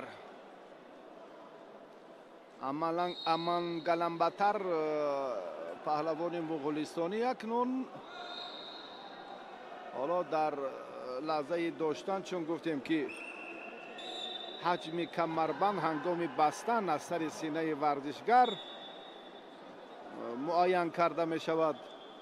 ҳангоми давр задани камарбанд ҳаҷми як мушт гузошта мешавад барои мушаххас қапидан.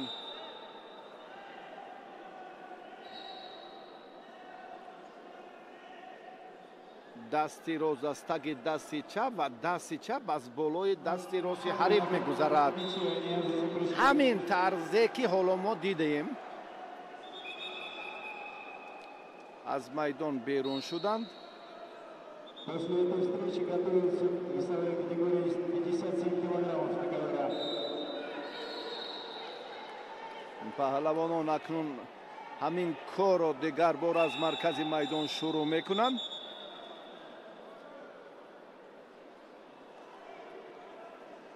бо як ҳаракати саривақтӣ, бо як масъулияти бисёр ҳам ҷиддӣ инҷо бояд паҳлавонон таваҷҷӯҳ дошта бошанд. як холро варзишгари қирғизистон ба даст овард ва паҳлавони муғулистон дар ин баробар ки аз майдон берун шуд танбеҳ гирифт.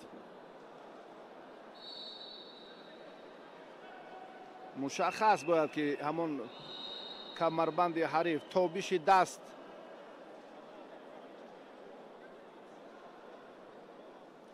банди дастро зери камарбанди ҳариф дароварда аз беруни камарбанд меқапад. ана ҳамин тарзе ки ҳоло мебинем. ду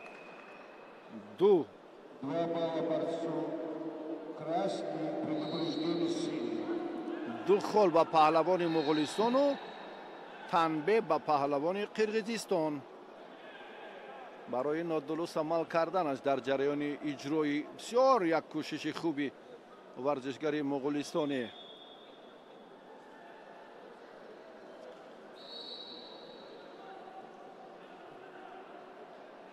Ниям Сурен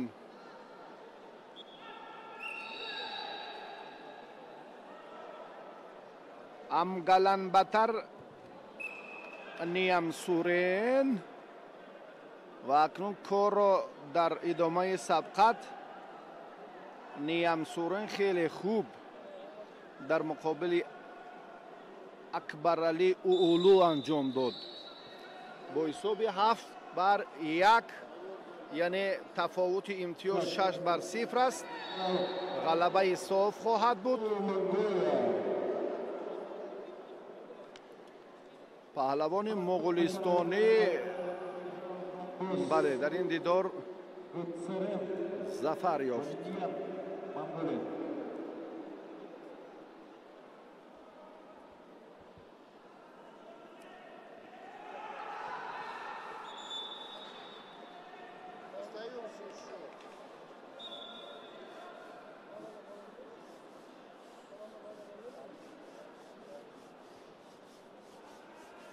Мотовой предложение весовой категории 57 килограммов.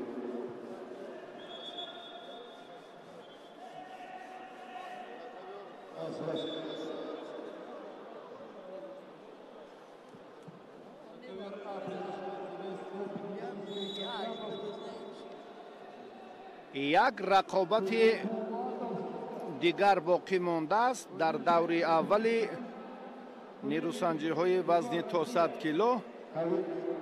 ба майдон ҳам Баҳодур Меҳмонов ва Амирхон Мусоев аз Тоҷикистон.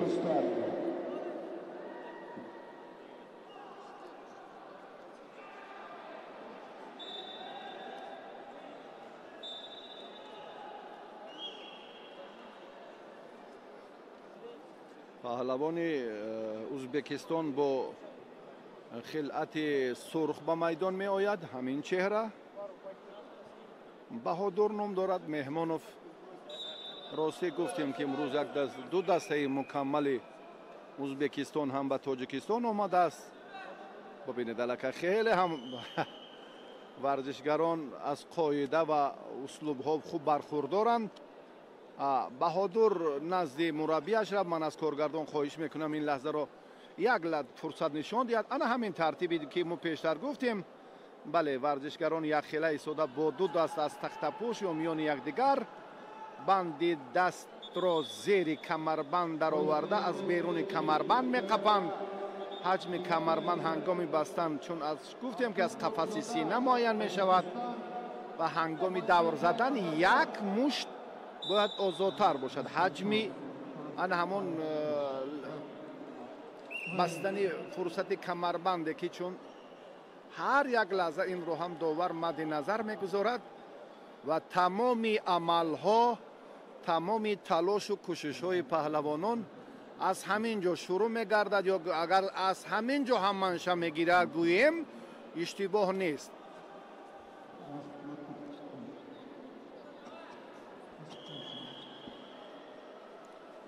اگر به طرز دلخواه حریف را قپیده دلپرانه بعدا مقاومت کند آنگاه باز هم شایسته و خوب عملهای پهلوانان انجام می‌یابد. رقابت آخرین پهلوانان وزن 100 کیلو در دور اول سبقت‌های قهرمانی جهان آگاهی تنبیه باید باشد. اما داور اشاره نکرد با این حالتی به عمل آمده که ورزشگران از خط معین شده بیرون شدند. ستون باید نگذارند یا با اصطلاحی که در اکثر گوشین ها اوپار میگویند ستون گذاری در کمربندی هم ممنوع است.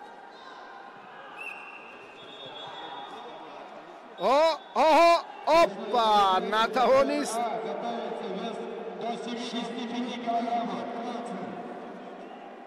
مهمانوف بهادر خیلی خوب کار را انجام داد. نهایت دو امتیاز گرفت و پهلوان یک خال دو خال بود. دو خال چرا در تابلو اینجا کمی نادرستیه فکر میکنم. پهلوان ازبکستان دو خال گرفت. در تابلو یک امتیاز نشان دادند و تنبیه به پهلوان ازبکستان.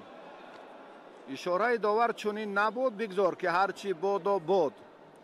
ما بیشتر توجه میکنیم که افضلی مظفریت نصیب ما باشد، اما از اشاره داور این گفته ها تصدیق الهیده خود را پیدا کردند. پهلوان تاجیکستان ستونگذاریش اندکی نگران کننده است.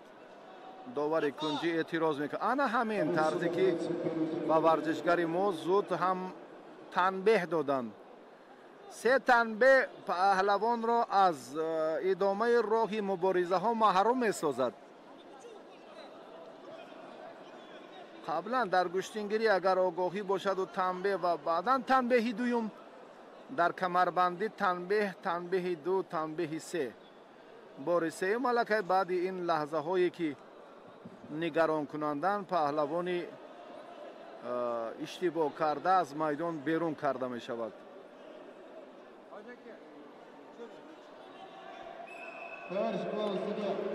دو خال رو هم ورزشگری ازبکستانی صاحب شد. بهادر مهمانوف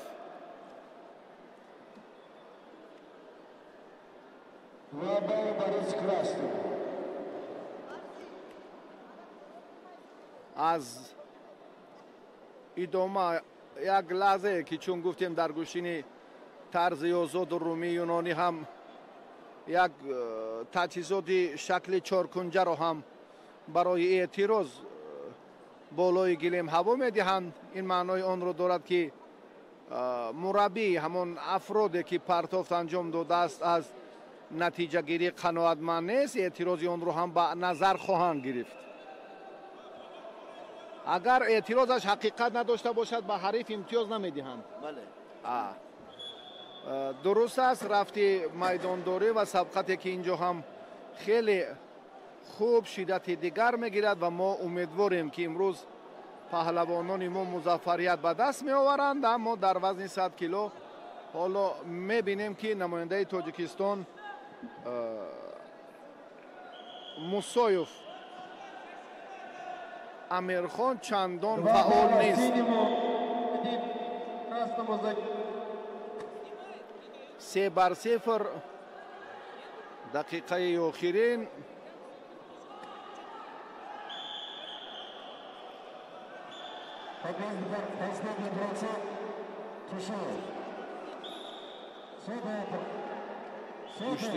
гӯштингирӣ ҳар ду паҳлавон бояд ки мавриди назар қарор дода шавад, чунки беш аз 30 сония ҳар ду ҳам дар як ҳолати хеле нигаронкунанда қарор доштанд. ҳар ду ҳаракат нест.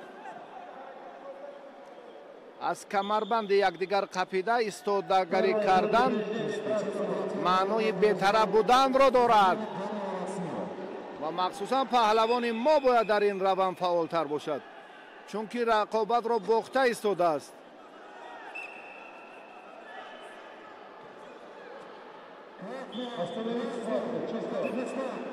ду холи дигарро ҳам паҳлавони ӯзбекистонӣ ба даст овард. меҳмонов баҳодур 5-0. сонияҳои охирини рақобати паҳлавонон дар даври аввал боқӣ мондааст.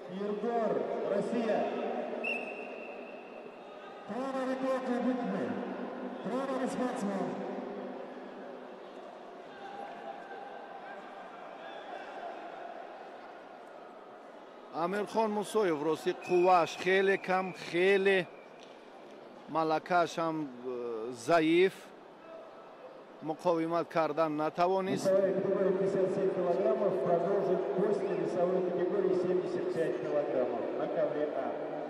баҳодур меҳмонов намояндаи ҷумҳурии ӯзбекистон дар вазни то 100 кило ин даври аввалро ба пирӯзӣ ҷамъбаст кард.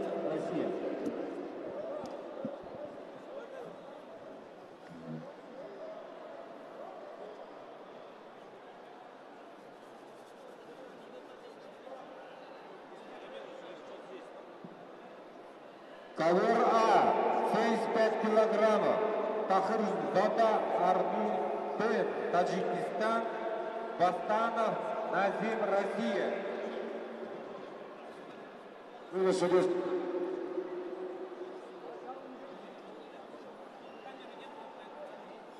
На ковер приглашается 76+. Салмова, Узбекистан. Талезио, Казахстан. Ковер Б. муборизаи варзишгарон, паҳлавонони ҷавони кишварҳои иштирок дошта дар қаҳрамонии ҷаҳон оид ба камарбандӣ дар шаҳри хуҷанд идома меёбад. акнун варзишгарони се вазн 62, 82 ва 100 кило даври аввалро ба анҷом расониданд. сабқатҳои марҳилаи нахустро غالبان به مرحله بعدی رفتند. Повторно приглашается ковер А, 275 килограммов. Тахирзода Амридин, Таджикистан. Бастанов Назим, Россия.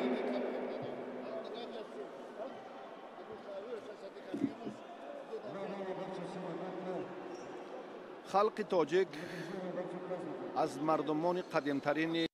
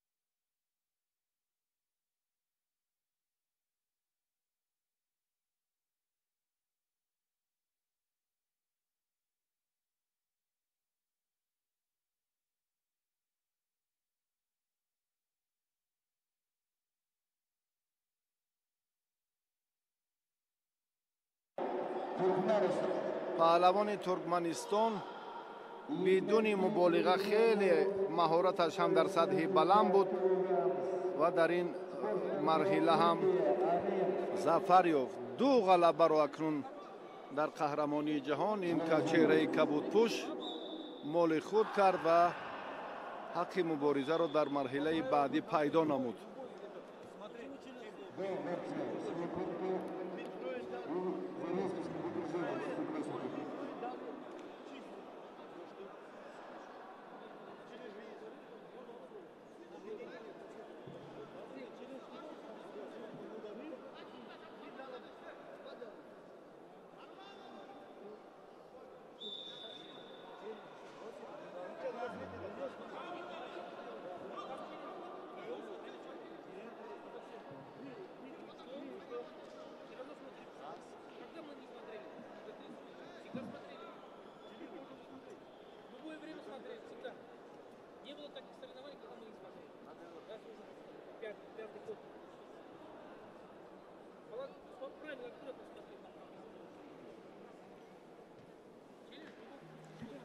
مبارزه پهلوانان اکنون ادامه خواهد یافت.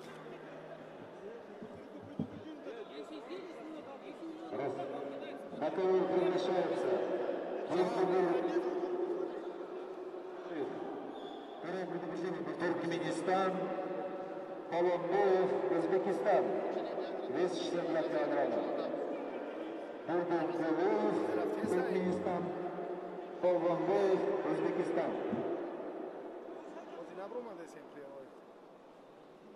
Attention, Team India coach, please. Приготовиться Женков и Мауроддинов. Женков, Кыргызстан, Мауроддинов, Россия.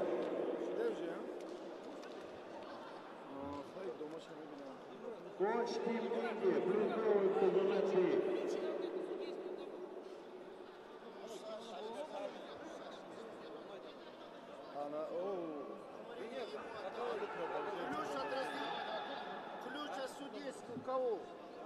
Два балла до сих пор. Одержал Паскал Валентин, Румыния.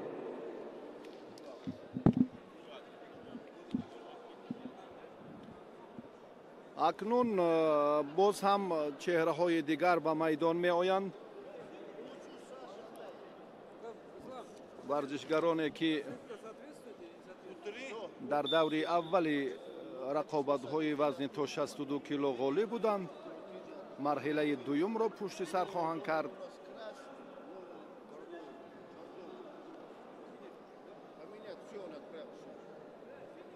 باز هم نماینده ترکمنستان اینجا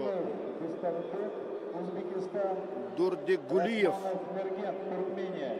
به میدان می آید. دوردگولیف را خلعتش را عوض باید کنند چون که فرق کننده باشد. خلعت سرخ و کبود باید به میدان پهلوانان با همین خلعت دعوت گردند. از این نقطه نظر به طلبات جوابگو نیست. دوردگولیف خلعت خود را عوض میکند. پالوانبایف پهلوان ازبکستان هم یک دیدار را با موفقانه انجام داد. چهره کناری راست بوده و اکنون مبارزه ورزشگران در وزن تا 62 کیلو آغاز می‌گردد. نادرست است باز هم ورزشگران یک خیله ساده با دو دست از تختپوش یا میان یکدیگر از کمربند می‌دارند. حجم کمربند هنگام بستن یک بار خواهش میکنم از کارگردان برای تماشابینان مشخص نمایند سرخپوش رو. انا همین چه حجم کمربند هنگام بستن از سر سینه ورزشگران معین کرده می شود و هنگام دور زدن کمربند در حجم یک مش باید اضافه باشد. این طوری که این حالت رو ما اندک پیشتر هم سلطان برزودیوف خوب نشان دادند. حالا اکنون روندی مبارزه پهلوان ترکمنستان آن این طرزی خیلی جالب و عالی هنر پهلوان ازبکستان بود. پالوان بایف، دیاربک پالوان بایف فکر میکنم عالی ترین پرتاب بود. اینجا دیگر جای بحث هم نیست.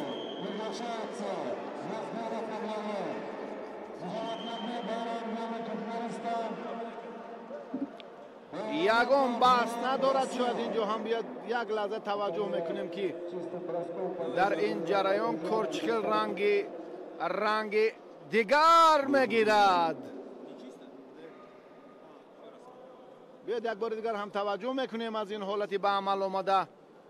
داور مرکز این را غلبه صاف داد و باز هم هیئت داوران رفتی نیروسنجی را باز تحت نظارت خود قرار داده ایستادند. احسنش بود.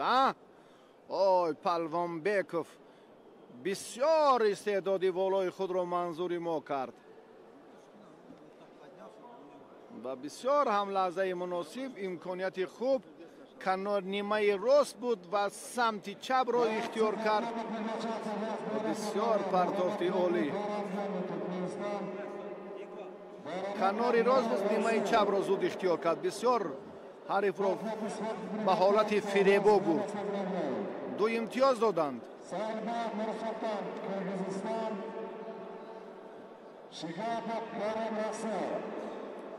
Последнюю оценку. На ковер приглашенных главного борцу синий куртку и назад. دو خال داده شد. با این چی است؟ مگر می شود همین رو هم صرف نظر کرد؟ احسنش میگویم. بسیار هم پالوان بایف در این دیدار از خود مهارت والا نشان داد و اثبات کرد که او در این مرحله نفر تصادفی نیست. بسیار هم گوشتین خوب گرفت. آفرین.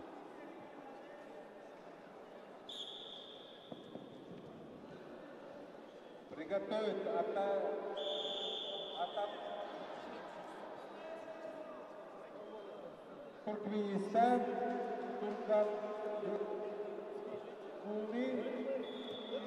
Kazakistan.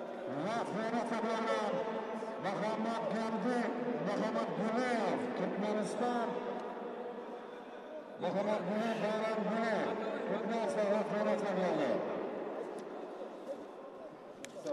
Смена арбитра. После этой схватки прекратится Абдулхан. رقابت‌های پهلوانان در وزن تا 66 کیلو ادامه می‌یابد. نماینده قرقیزستان حالا ارماتبک با رستم نوردینو به میدان میبراید. رستم نوردینو فقط همین چهره که شما دیدید.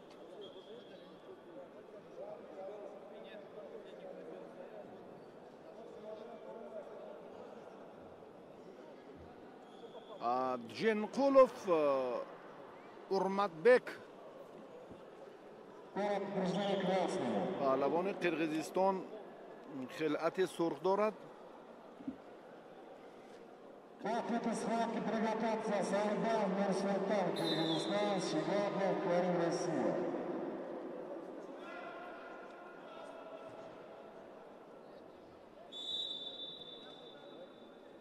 Арбитр действия.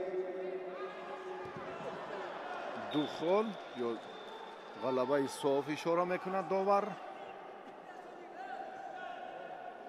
بسیار هم حرکت خوب نماینده روسیه روسلان در سطح بلند بود. مربی ارماتبک اعتراض دارد.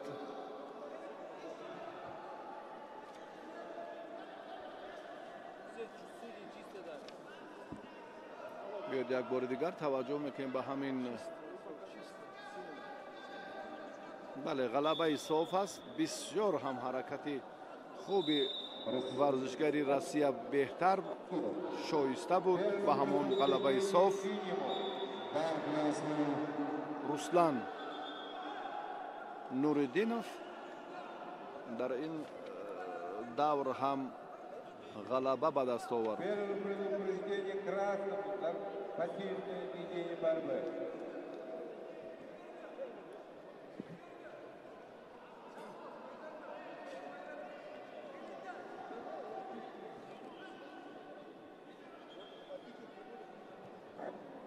Арбитр действия.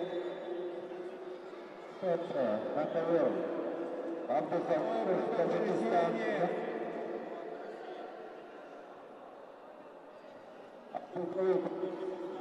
Мусин, Булат, СНБР. Остановите.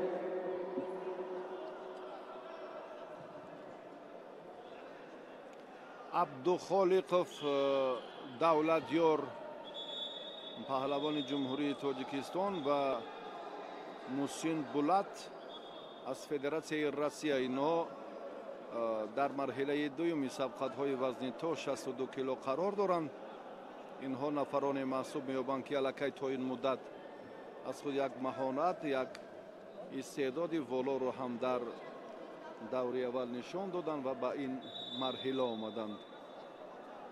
ҳар як давр аз даври дигараш комилан тафовут дорад, чунки чеҳраҳои арзанда варзишгарони номвари кишварҳои ширкат дошта ба ин давр меоянд.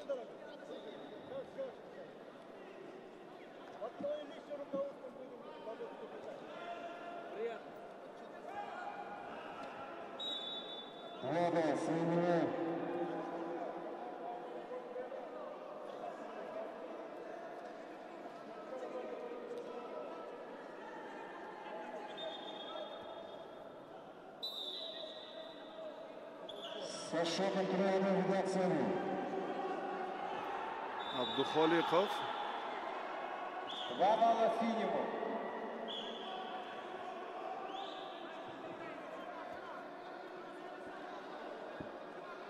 пушти по, пеши по, ҳалуки дохила, сари севҷӣ, роиҷ аст дар гӯштини Тарзиёзод, аммо ин лаҳза ҳам паҳлавони мо ҷолибтарин фурсатро аз даст дод. соҳиби як хол шуд, ҳолон ки дар ин ҷо метавонист шумораи имтиёзҳояшро боз ҳам афзунтар намояд. Чистым броском победу одержал Гулмурод Зада Шамахов, Таджикистан. аз иштибоҳи паҳлавони мо мусин булат хуб истифода кард, ду хол гирифт.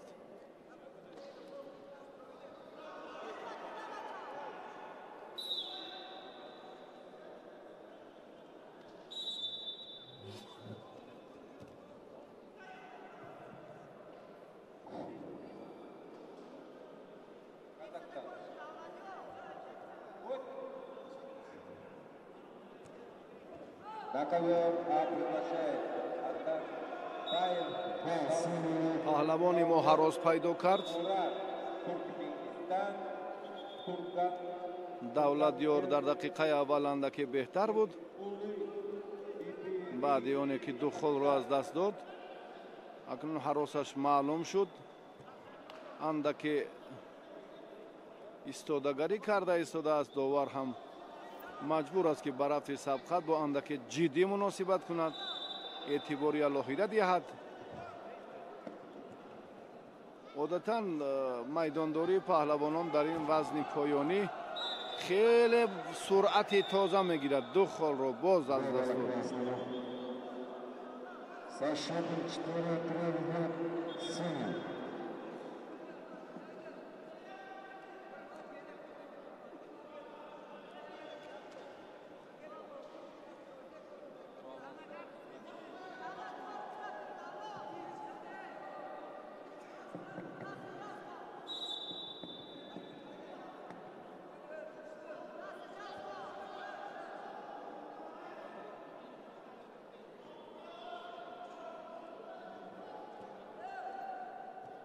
аз камари якдигар дошта таваққуф бояд накунанд,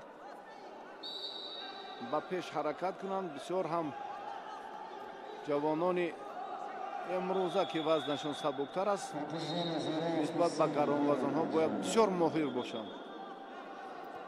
راستی هنرنمایی پهلوانان ترکمنستان و ازبکستان بسیار با مخلصان هم پسند آمد.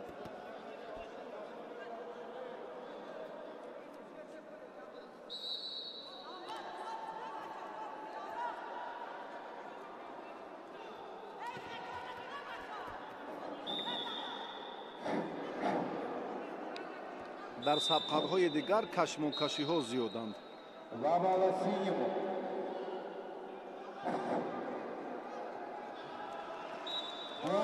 در مبارزه دو پهلوان ازبکستان و سه پهلوان ترکمنستان برعکس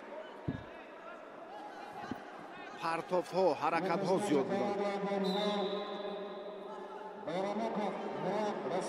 حالا چهره‌های ناماشنا از تاجیکستان به میدان نبرآمدند. بسیار هم لحظه خوب یک خال هست. با این یک امتیاز نگاه نکرده پهلوانی ما باید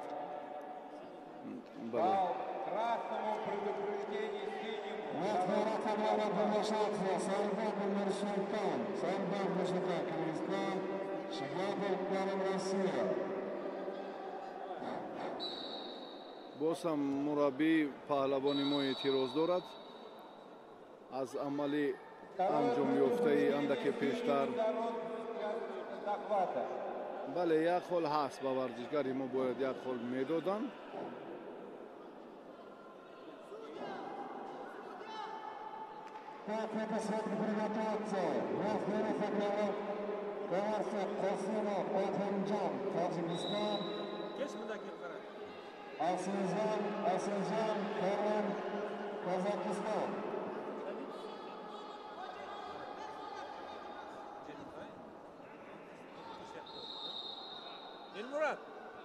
حالت تکرار رو باز هم دیگر بار دیدیم. Приготовить Шампир, Ильназ, Россия, Северов, Даулет, Казахстан. داوران حالا هم خلاصه نکردند از این حالتی به عمل آمده.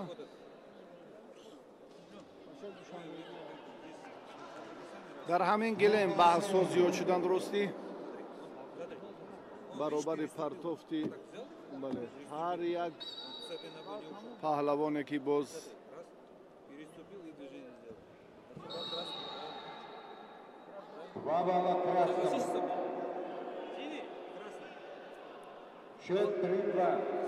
راستی ما در شرح و توضیح کمربندی چندان تجربه هم نداریم چون که این مسابقات خیلی و خیلی کم برگزار می شود. اما از نقطه نظری که خود در ورزش رایج است، معمول است، حرکت، توجه، پهلوان ما پرتافتش یک امتیاز به ارزش داشت. بیاد یک بار دیگر ببینیم. بله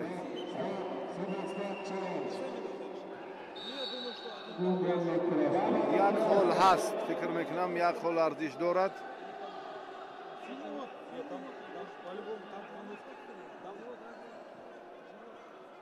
حالا هم داوران به خلاصه نآمدند.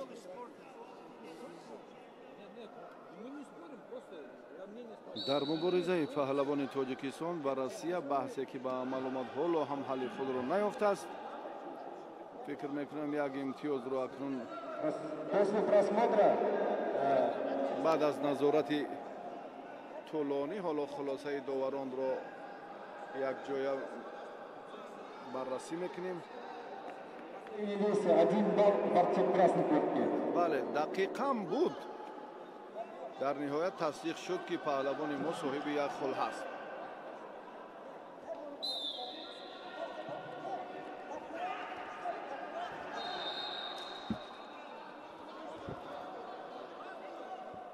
حالا از جانب موسین بولات خیلی حرکتی بهتر ба назар расид, аммо имтиёз надошт. Ба имтиёз арзиш надошт. Бале. Ана ин ғалабаи соф.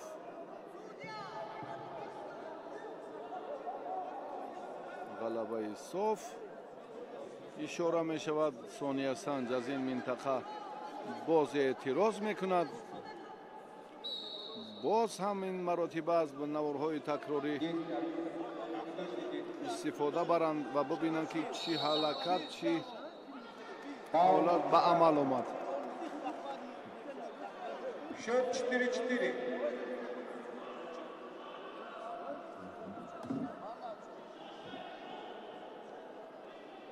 Еще раз, да?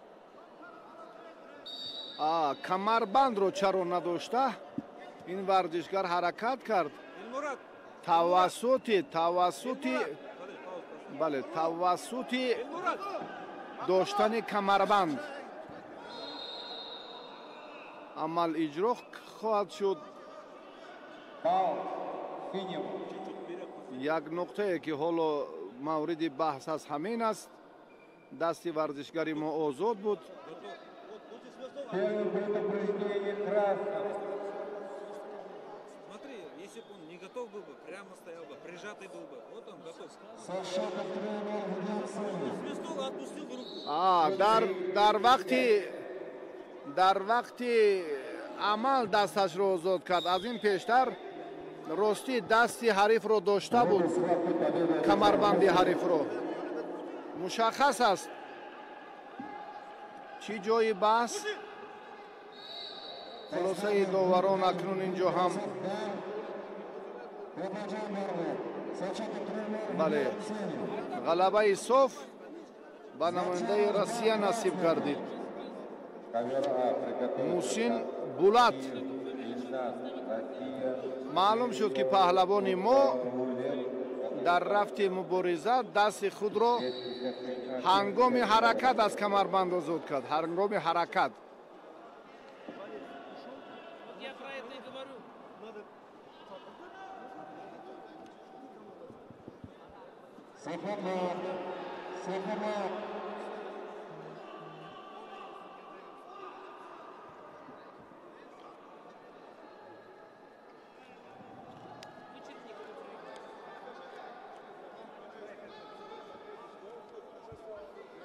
Таджикистан, тренера позови, или мы спортсмены снимем. Пояс бросим, опять... Два балла Финеву. Nima qilyapsan endi? Ushlagani yo'q, daba qo'l turibdi, ushlagani yo'q. Sen u yerda qarayapsan, sen nima qilyapsan? Nima qilyapsan? Yo'q, qanday qilib? Sen bir gapni ushlagani yo'q.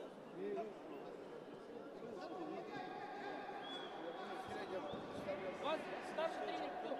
Старший тренер.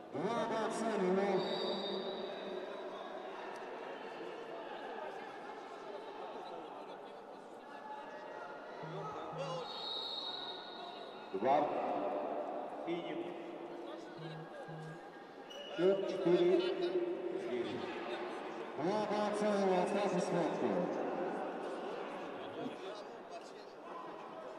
Сашок Мишелеві Белена Боржан, Шигаков Перен Максим.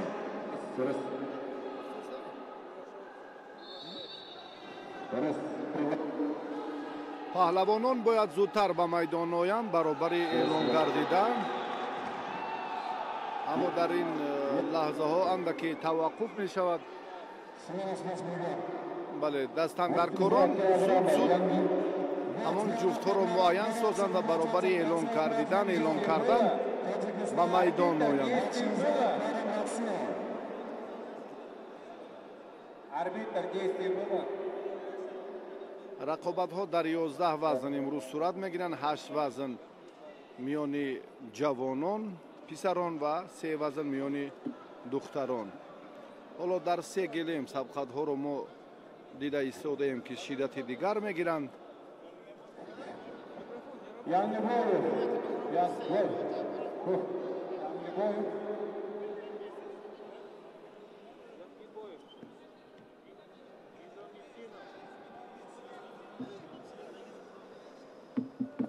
был после свистка.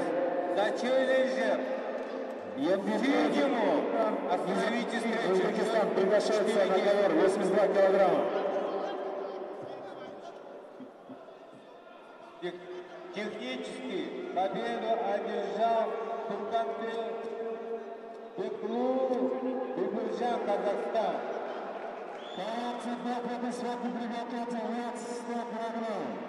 Ergachev Asqar, Tojikiston, Ashraf Babar, Tojikiston.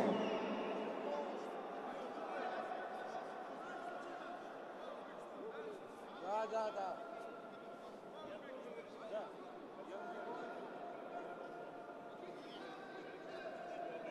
Якубоев, Узбекистан, Низамеддинов, Узбекистан, 82 килограмма. Приготовиться. Айрат, Туркменистан.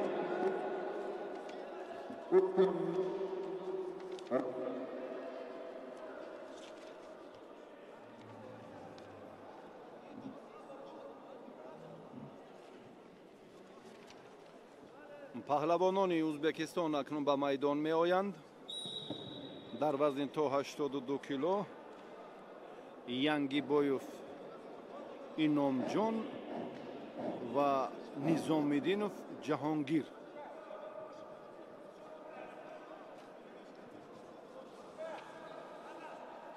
باز ورزشگران هم میان یکدیگر کمربند یکدیگر را داشته. در این حالت دستی راست از تگ دستی چپ یک بار دیگر و دستی چپ از بالای دستی راست حریف میگذرد. بند دست را زیر کمربند در آورده از بیرون کمربند میقپند. آی غلبه صف با پهلوان کبودپوشی ازبکستانی نصیب گردید.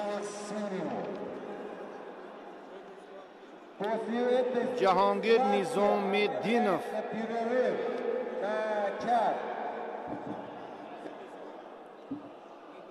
و جهانگیر نیزامیدینوف در این دیدار پیش از مهلت غلبه به دست آورد. پرتافت 6 امتیاز بها گذاری گردید. آفرین.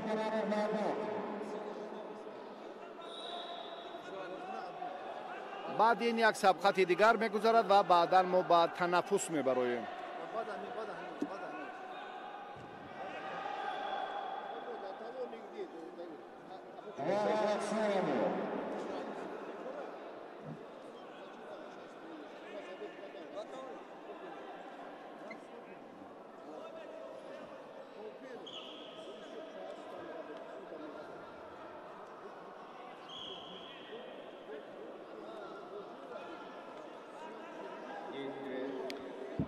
اکنون یک رقابت دیگر در همین گلیم باقی ماند. بعدا ما با تنفس میبرایم. ترتیب برگزاری سبقت ها صبح امروز اندکی تغییر یافت. از بس که در 3 گلیم نیروسنجی ها پای در پای جریان گرفته ایستادند و اکثری غلبه های گلیم های دیگر هم پیش از مهلت به دست آمدند. وقت خیلی تنظیم شد و حالا نماینده ترکمنستان با ورزشگر روسیه باید به میدان براید.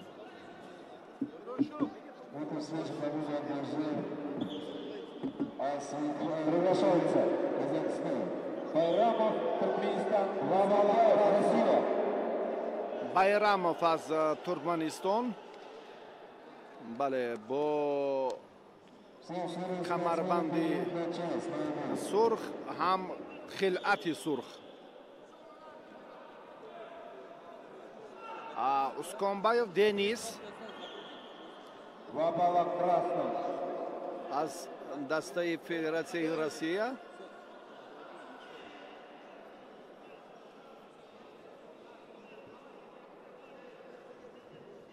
کمربند دنیز با طلبات جوابگو نیست. بله داور با این نقطه هم اعتبار داد. طرز استفاده برای بله کمربند رو زودی وز کردن چون در باره بندی دست رو زیر کمربند در آورده از بیرون کمربندی رقیب رو قپیدن هنگامی بستن کمربند از قفس سینه معین می شود که چقدر جای آزاد هنگامی دور زدن کمربند در حجم یک مش گذاشته می شود انا همین طرز و بعدا مبارزه شروع می گردد این پهلوها را هم باید ورزشگران به نظر گیرند بله دو خال به پهلوان ترکمنستان داده شد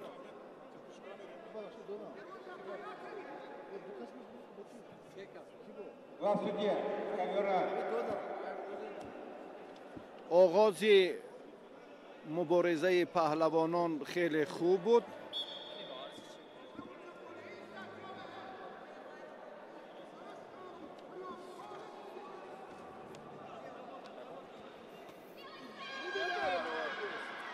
باز هم در این روند یک حرکت پهلوان خلعت کبود داشته خیلی هم شایسته بود 8-2 نه این طرز درستی امتیازها در تابلو نیست حالا بله دو خال با دنیز داده شد اسکانبایف هم بسیار رقیب رو در فرصت مناسب یافت اما بعدا بایرامو به حمله گذاشت اما دنیس این حالت رو برطرف کرده توانید به هر نوع بایرامو صاحب یک خال دیگر شد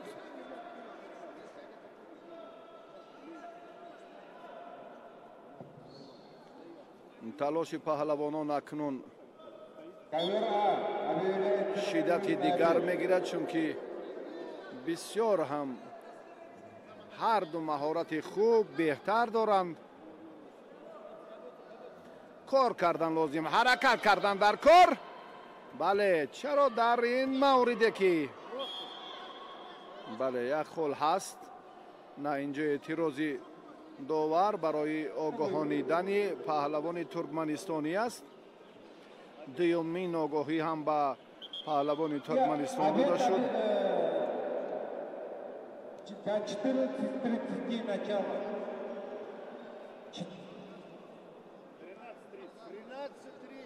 Байрамов حالا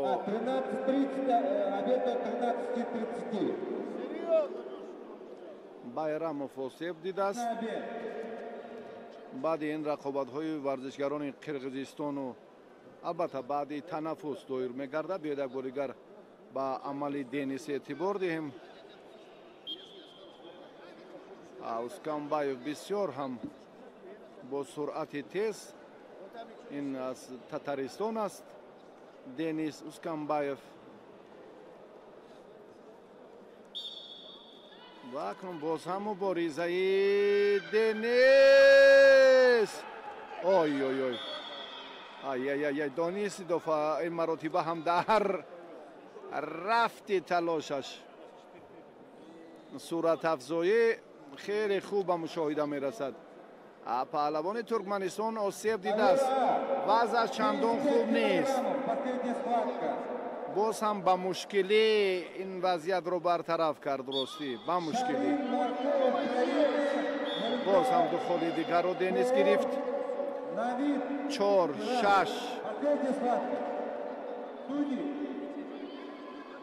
پهلوان ترکمنستان آماده نیست برای ادامه سبقت کاملا خود را خوب احساس نمی کند مجبور کمربند حریف را می دارد و وضعش راستی خوب نیست این را از قیافه اش فهمیدن ممکن است مادام که چنین است آی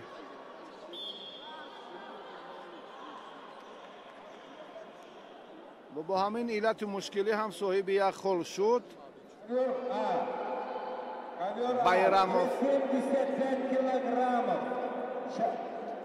3-7 kilogram. Sharin Marko, Ukraina, Mirza Ao Navid Irak. боз як холи дигар 2 имтиёз ҳатто Медицинский победу одержал Сао Наvid Irak. 5-6 5-7 Оценки покажи мне. Оценки. имтиёз ёхир Духол Красной картки и второе предупреждение борцу в синей форме. огоҳии дуюм ба Денис дода шуд. Духол ба паҳлавони Туркманистон. ҳаракати дигар хеле корро наздик мекунад паҳлавони Туркманистон. Як ҳаракат! ҳач! ой! бемор корро ба марҳалаи хеле ҳассос бурд. бемор хеле худро ҳам дар ин ҷараён хуб эҳсос кард ва ниҳоят ҳаракаташ ҳам хеле арзиши шоиста дошт.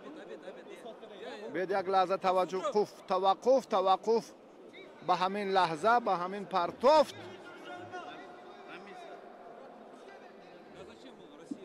биёед як бори дигар бубинем.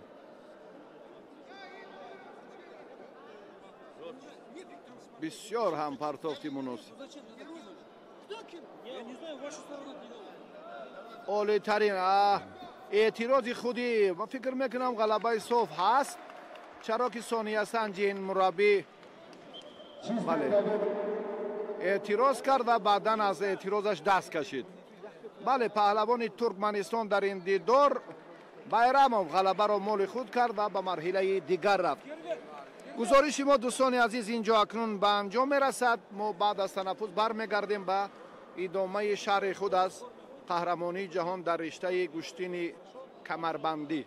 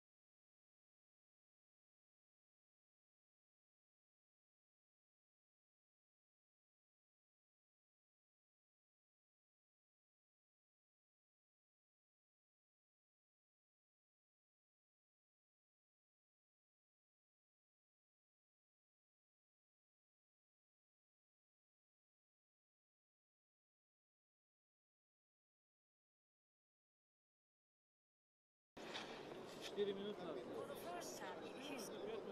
Не, 4 минуты.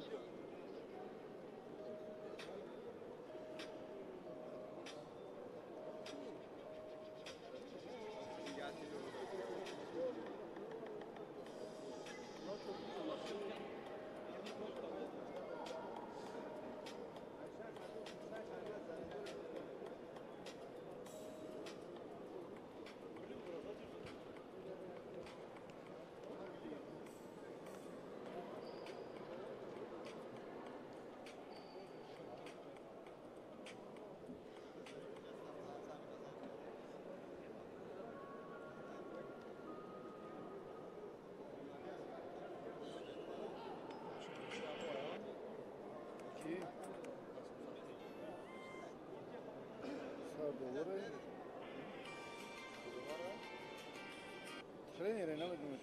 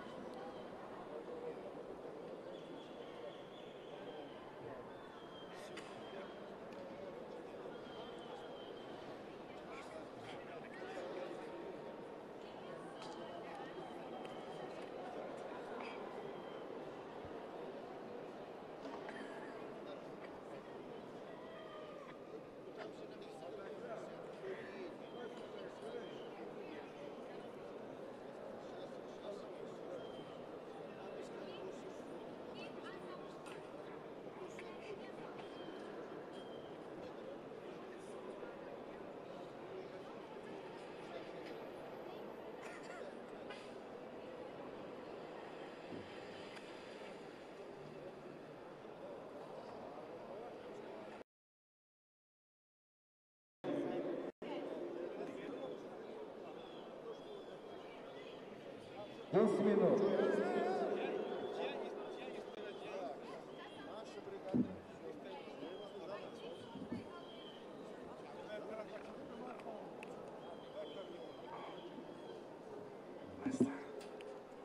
Серега, пришел он.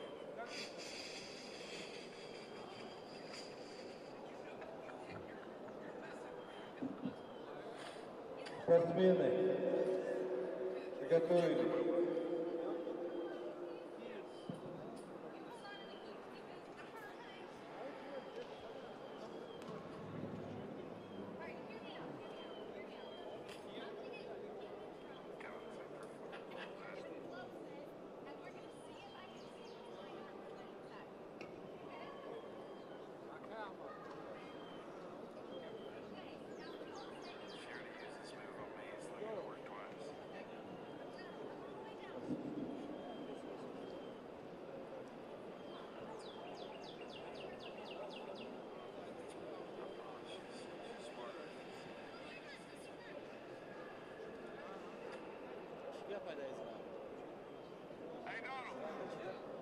Кида? Израиля намедонг. Здравствуйте. Здравствуйте. Приготовить ковер весовой категории 82 килограмма. Мурзапев, Киргизстан. Там тоже Казахстан. Придет настройка? Они тоже не могут. La femme jette sa culotte sur le garçon. Il le garde dans sa poche.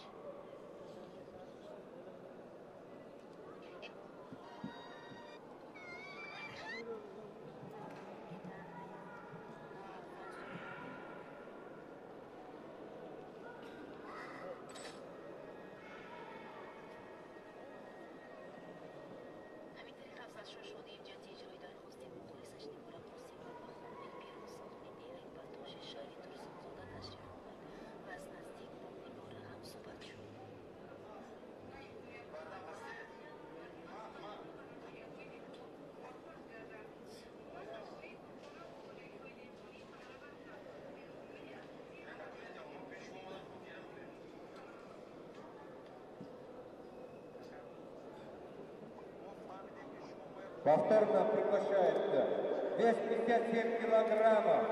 Абдулкуду Задакубовали, Таджикистан, Амангелды, Максан, Казахстан. Ковер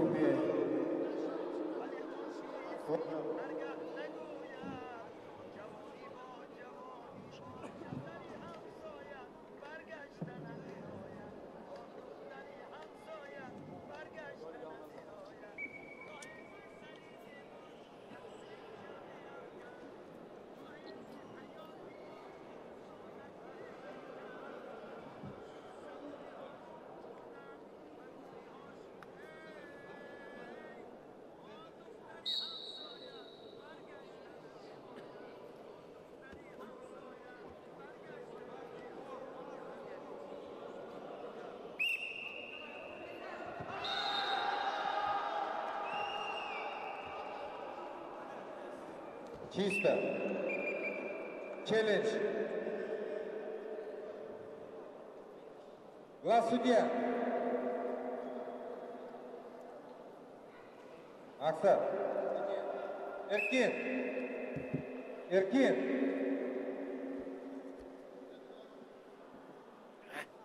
Нет. Там же Казахстан, Серега. Нет. Чи? Там Казахстан. Рафтем? Сергей. دوستان گرامی، مخلصان گوشین کمربندی، هواداران برنامه‌های ورزش تلویزیونی ورزش، گزارش ما از روزی اول سبقت‌های انفرادی پهلوانان 21 کشور دنیا از قهرمانی جهان در رشته گوشین کمربندی باز منظور شما می‌گردد. در وزن تا 82 کیلو اکنون نمایندگان قرقیزستان و قزاقستان به میدان آمدند. رقابت‌ها را ما در این مرحله دو سبقتش را انجام دادیم، بعداً تنفس شد و حالا مرادبک اولو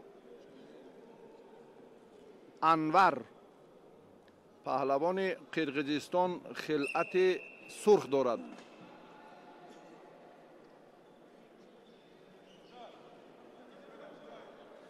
Ayd Muxanbek Aldiyar از قزاقستان.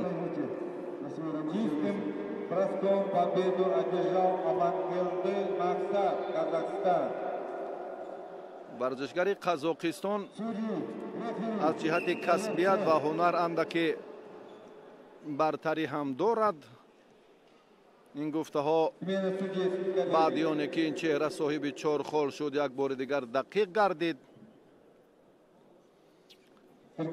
روز اول میدانداری در گوشین طرزی آزاد، یعنی در کمربندی نوعی طرزی آزاد صورت گرفته ایستاده است.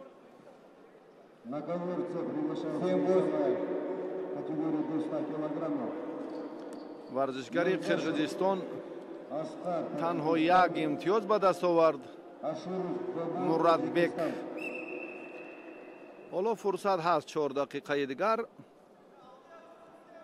вақти асосӣ боқӣ мондааст. 57 килограммов. Романкулов Байтыр, Киргизстан. Алимбеков Нурислам, Киргизия. намояндаи Қирғизистон ҷаҳду талошаш андаке беҳтар шуд, аммо ин ҳаракаташ ба имтиёз баробар набуд. Таджикистан. Ашуров Бабур, Таджикистан. На ковера приготовиться. Закирджонов, Атен. як имтиёз, ду имтиёз, чорхола ҳам партофт мавҷуд аст. ғалабаи соф ҳам ва тафовути имтиёз 6ро дар бар мегирад. агар аз ҳариф 6 имтиёз зиёд дошта бошӣ ё бо ҳисоби 6-0 пешсаф бошӣ, аллакай муваффақӣ. хеле ҳам имконияти муносибро паҳлавони қазоқистонӣ инҷо манзур кард.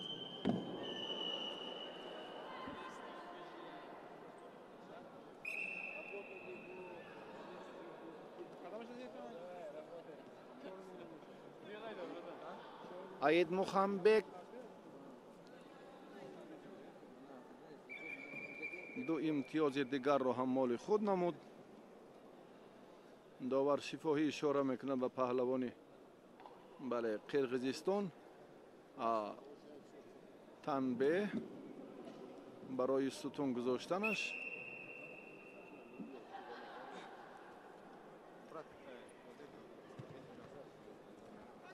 ой ду бале Муратбек соҳиби ду холи дигар гардид. 3-6 ҷамъи натоиҷи ба дастовардаи ҳарду паҳлавон.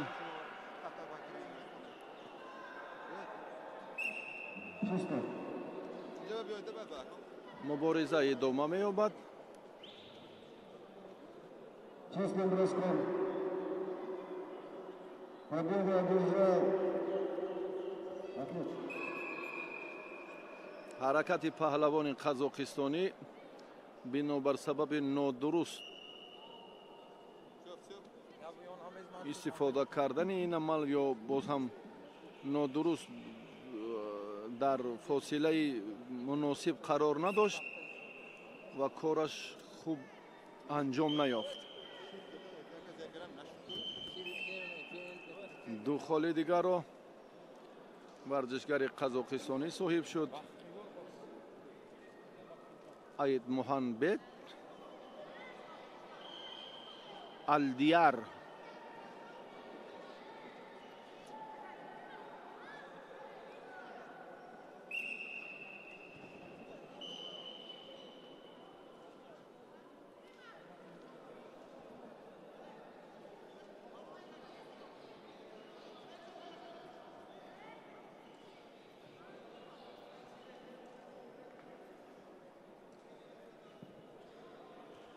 Спортсменов в красной форме на первом ковре. Предупреждение за упор. ин ҳаракат ба назар гирифта намешавад, чунки баъд аз амри довар буд. Ашуров Бабур, Таджикистан. камтар аз 1 дақиқаи дигар 3-8 барои варзишгари қазоқистонӣ кофист ки соҳиби як имтиёз гардад ва пеш аз муҳлат бо таносуби имтиёзҳои ба дастовардааш муваффақ бошад.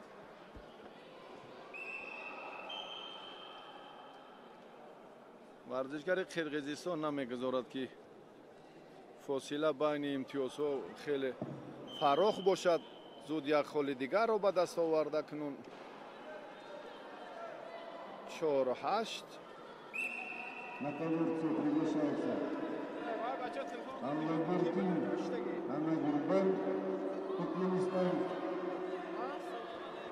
Гурбан Гурбан, ду имтиёз 10-4 ғалабаи соф. Узбекистан. бале бо тафовути 4 имтиёз 6 имтиёз ورزشگری قزاقستان اید محیبت الدیار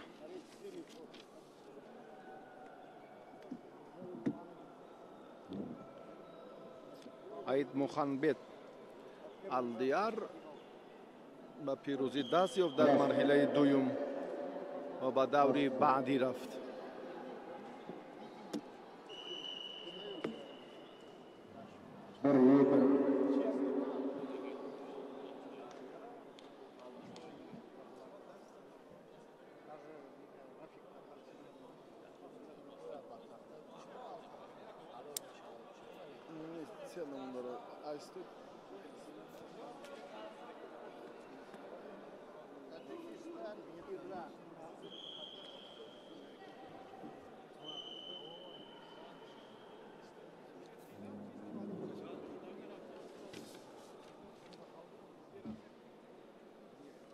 Чисто техническую победу одержал Алимбеков Нуруслам, Кыргызстан. اکنون رقابت آخرین مرحله دوم در وزن تا 82 کیلو امامزاده بهرام با آجدی علی از ایران به میدان می آید.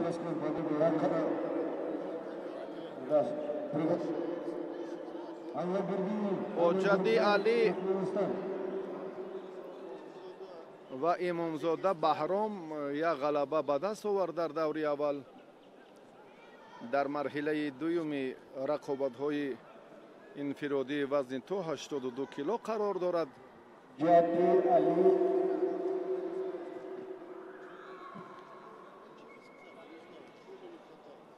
ورزشگران البته از میان یکدیگر از کمربند داشته ببینید در این حالت دست راست از تگ دست چپ و دست چپ از بالای دست راست حریف میگذرد. انا همین ترتیب بندی دست را زیر کمربند رقیب در آورده از بیرون کمربند میقپند. حجم کمربند هنگام بستن یعنی همان فاصله از سر سینه قفس سینه حریف معین می شود و بعدا در حجم یک مشت موقع و جای باز هم آزاد گذاشته می شود که این برای قپیدن یا داشتن حریف بسیار مساعدت کننده است. تاب دادن دستی حریف در کمربند امکانیت فراهم می آورد.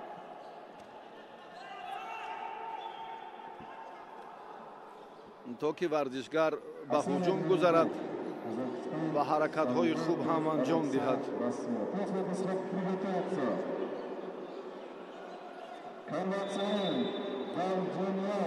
پیش پا، پشت پا، حلوک داخله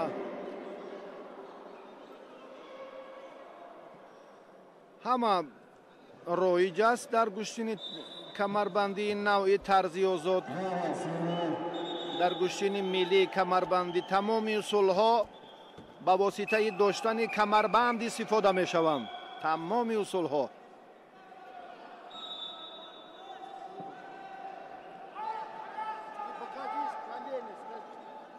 بهرام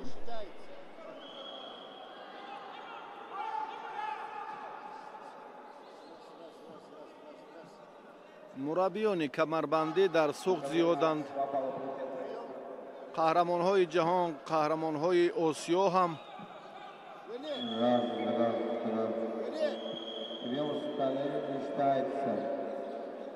اصولی که به سر زانو باشد با استفاده سر زانو حسابیدن نمی شود.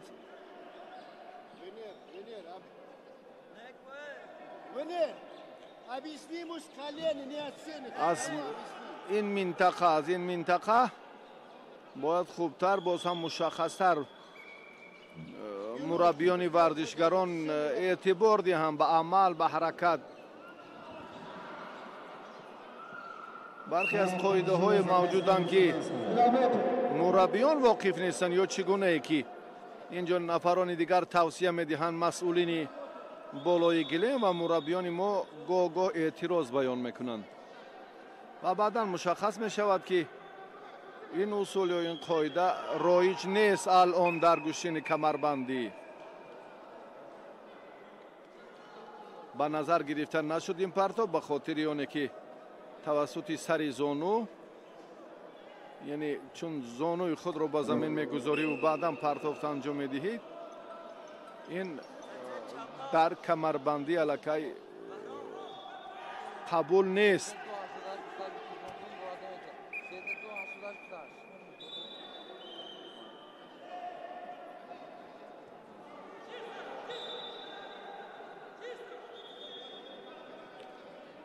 паҳлавони эронӣ нисфи вақтро бидуни имтиёз сипарӣ кард ва ҳатто ба рақибаш ҳам имтиёз надод.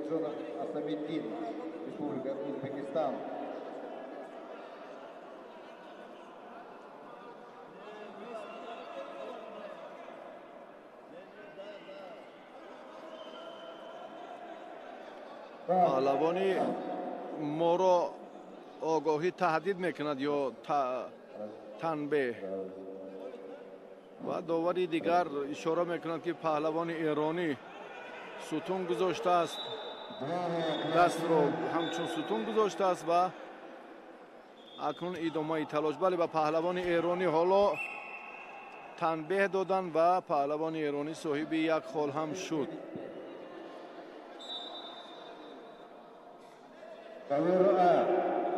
Приглашается вес 75 килограммов.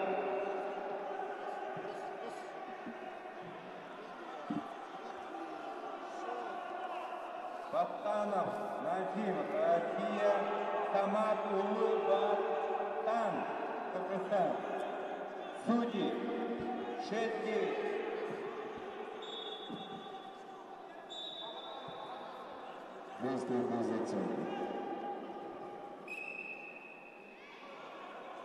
Судьи ковра. 1-0.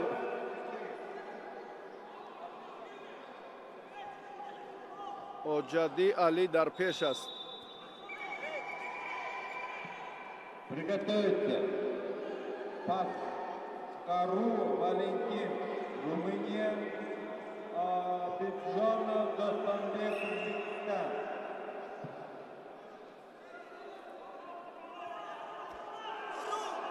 ҳаллук ҳам роиҷ аст.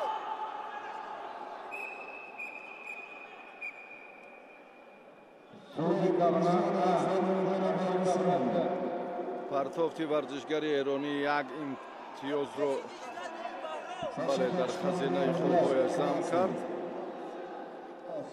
2-0.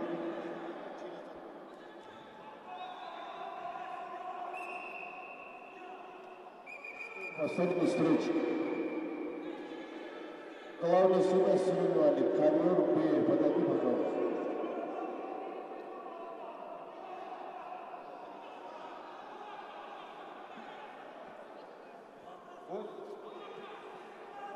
Главный судья. Зам главный судья Рамиль. Красный. вақт хеле кам аст. 37 сонияи дигар. 2-0 паҳлавони эронӣ. биёед як бори дигар ҳамин ҳаракатро бубинем ки довар ҳам мушоҳида намуд инҷо. як бори дигар ҳаракати паҳлавони эронӣ як хол баҳогузорӣ шуд.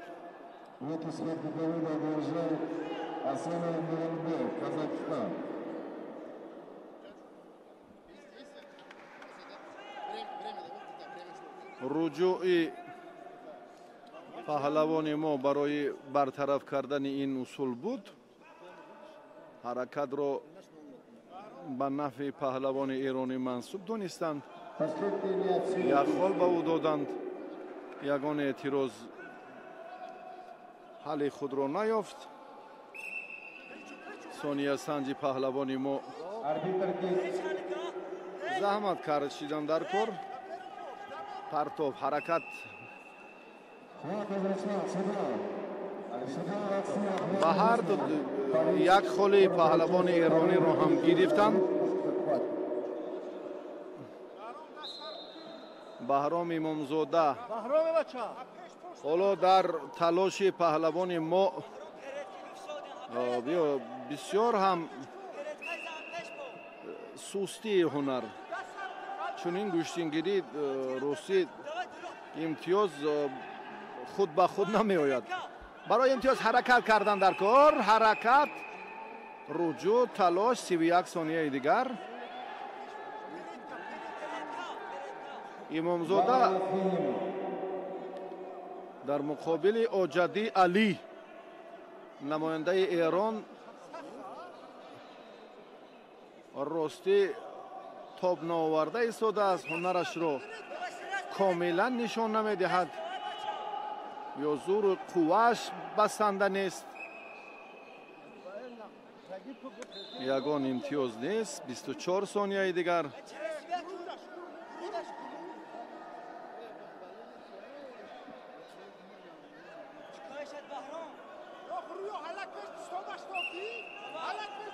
имомзода Баҳром як бори дигар ба ҳуҷум гузашт. паҳлавони мо ҳоло ҳам наметавонад натиҷаро баробар созад. дар камарбандии тарзи озод агар ҳоло варзишгари мо як холро ҳам соҳиб гардад, ой ду имтиёз ҳаст.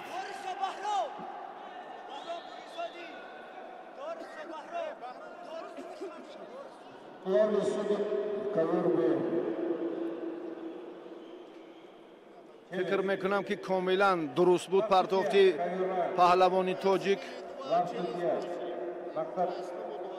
ҳоло боз доварон ин лаҳзаро мавриди таҳлилу баррасӣ қарор хоҳанд дод. биёд як бори дигар бубинем. ой бисёр олӣ. ду имтиёз аст. ман фикр мекунам ягон ҷои хато, иштибоҳ инҷо ба назар намерасад. 100%.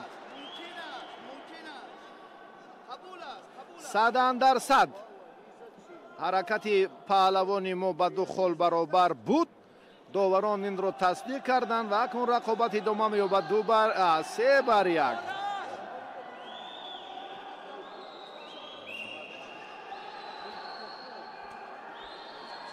ده сонияи дигар.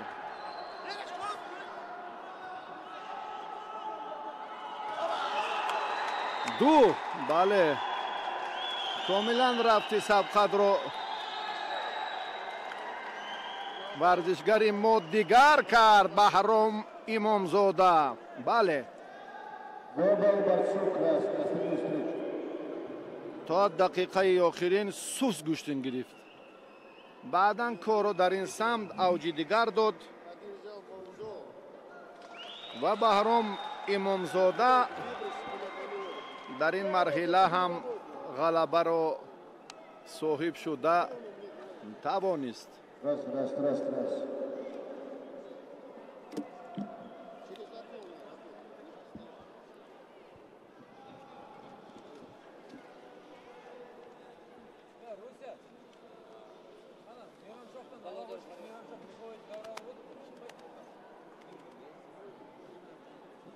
Володя.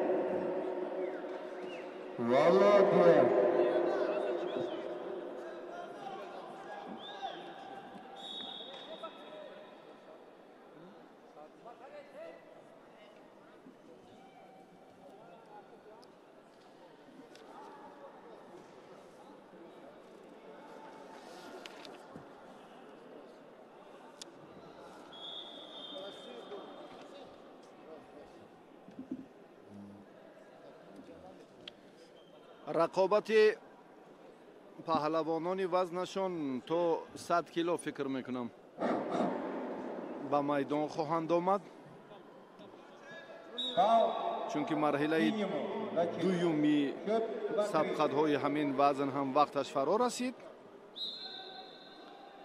Маҳмадзода Муҳаммад, духтароне ки баъди чанд лаҳза ба гилеми дигар мераванд.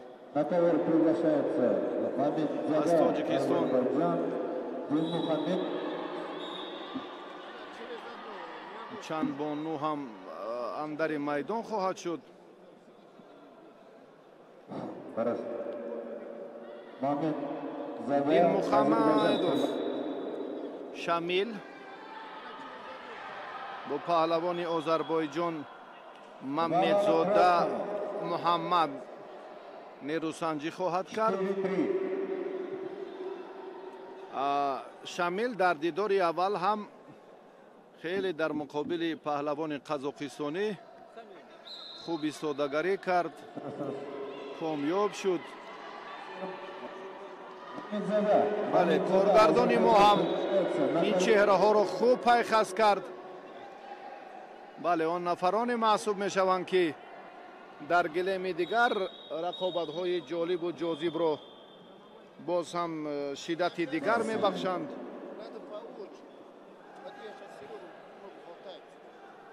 در ابتدا ساعت های اول سبقت خیلی هم سیر مخلص بود. حالا توقف Представитель Азербайджана. Обеспечьте явку спортсмена. Мамедзада. Азербайджан. محمد محمدزاده از آذربایجان حالا به میدان نبرآمد. یک وقتی علاهیده یا مشخص خود را دارد. اکنون همه گل دخترانی که در سه وزن امروز میدانداری میکنند انتظار آغاز سبقتند. در گلیم سیوم البته اینجا نمایندگان قزاقستان و فدراسیون روسیه و از مغولستان و کشورهای دیگر. بله، مربی مغولستان امروز هم با 3 نفر شاگرد خود جریان سبقت‌های وزن‌های دیگر را هم شکوهی دیگر بخشید. دختران از فدراسیون روسیه از دیگر کشورهای آسیای مرکزی هم در چمپیونات جهان شرکت دارند. از قزان و از اوفا و از قوقند و از دیگر شهرهای ازبکستان هم هستند.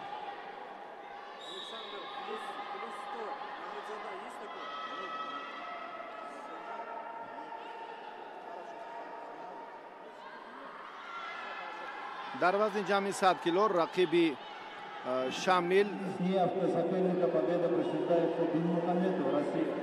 دینمحمدوف حریفش به میدان نبرآمد و بدون مبارزه این چهره در دور دوم هم ظفر یافت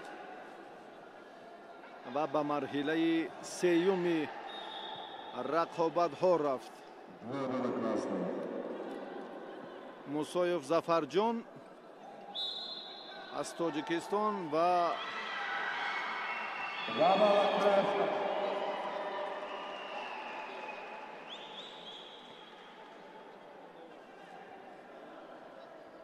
علمیردنوف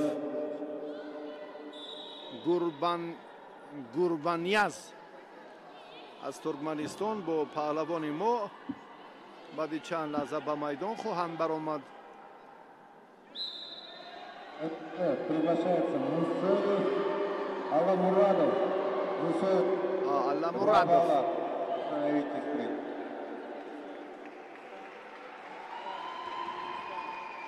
پهلوانی ترکمنستان برای امروز خیلی خوب هنرنمایی کردند. مخصوصا همین چهره در وزن 82 کیلو در وزن از این پایان پهلوانی ترکمنستان خیلی خوب هنرنمایی کردند. ورزشگران دیر به میدان می آیند، باید یک مسئولیت و صمیمیت و رعایت همان قاعده های معمولی کمربندی باید خوب به راه مانده شود. جفتی اول که آمد جفتی دوم الکی جایش را اشغال کند. دوری من بعد الکی تحت نظارت باشد که در فاصله خیلی مشخص و کوتاه به میدان آیند. این ترتیب میدانداری به کار ما هم البته زینت دیگر میدهد و برای تماشابین هم خوب و خوش است.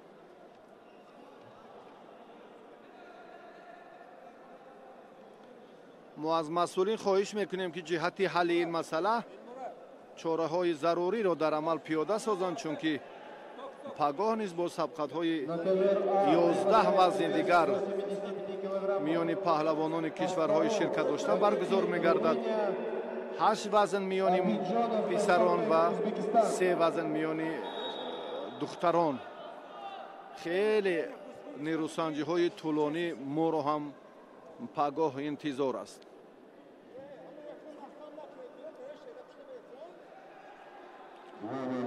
Красному подтверждение, второе подтверждение синему.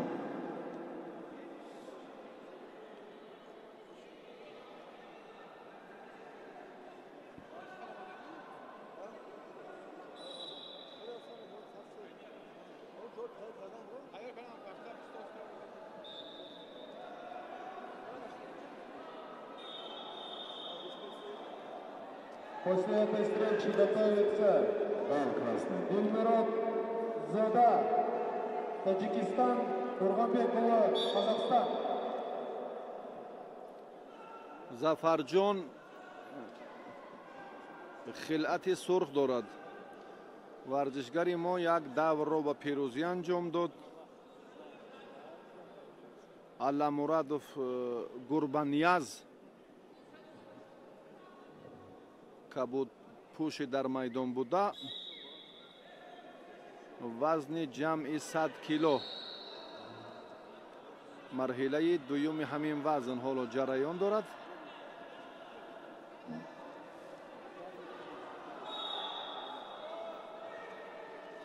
бале дар табло рақами вазни 100 аст, аммо ҷамъи 100 килои За распуск красному. Оставьте схватку. Замечание синему за упор. В этой схватке Давида Абдулжан. довар ба паҳлавонон ишора мекунад ки суратафзоӣ гӯштин гиред. Нурасул, Казахстан. Замечание красному. новобаста аз оне ки вазни гарон аст, яъне вазни сангин, паҳлавонон бояд бо суръат бошанд. Борцов синий Огоги. объявляется первое предупреждение за неведение борьбы. Алламуратов огоҳӣ гирифт. барои дастро чун сутун гузошту монеа эҷод кард ба ҳарифаш ки ин дар гӯштини камарбандӣ ҳам муҷозот аст.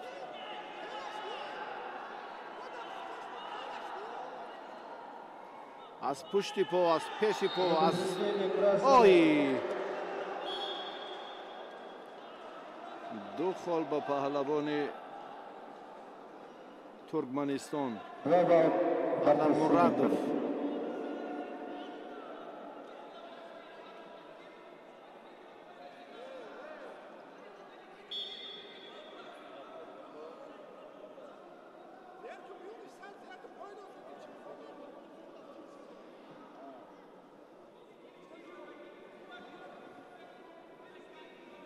ду бар сифр дар даври дуюм Зафарҷон ҳоло ноком аст.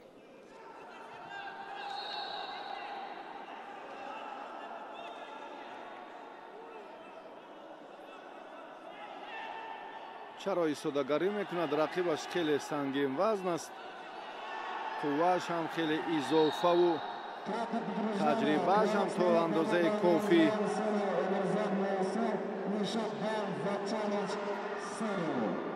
Один балл синему и второе предупреждение красному за распуск.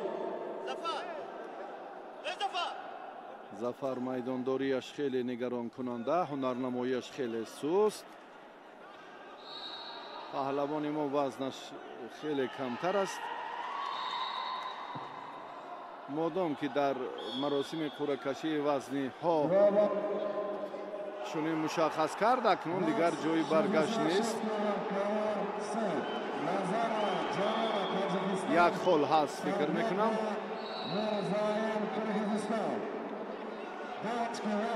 як имтиёз ҳаст.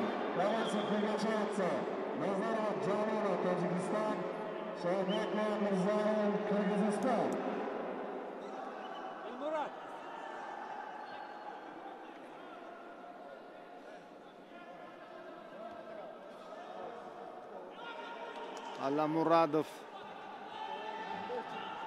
ва зафарҷон мусоев рости ҳаракати охирин барояш хеле сангин афтод. ҳоло осеб дидааст.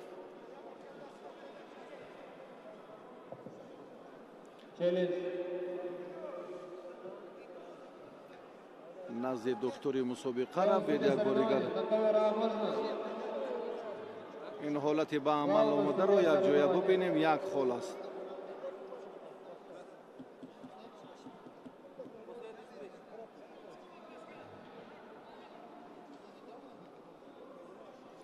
идомаи талоши паҳлавонон дар қаҳрамонии ҷаҳон. дар гилеми дигар ҷонона Назарова як тан аз бонувони номошнои гӯштини ҷудо, гӯштини миллии тоҷикӣ бо варзишгарбонуи Қирғизистон рақобатро шурӯъ мекунад.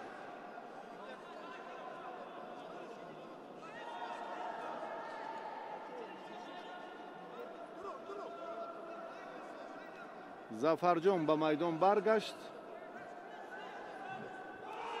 лекин хеле суст гӯштин гирифта истодааст.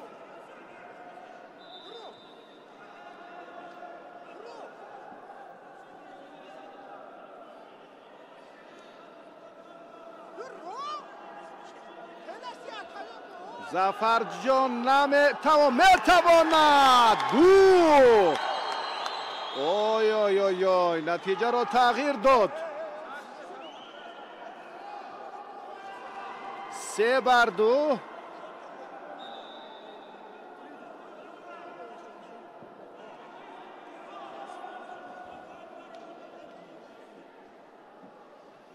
паҳлавони мо ба пеш рафт. дақиқаи охирин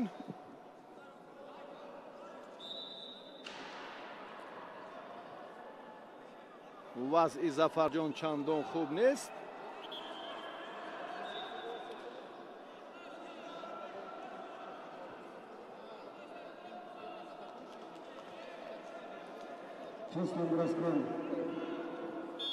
ҷонона Назарова дар гилеми дигар хеле як партофти ҷолиб кард. варзишгарбонуи Қирғизистонро шикаст дод.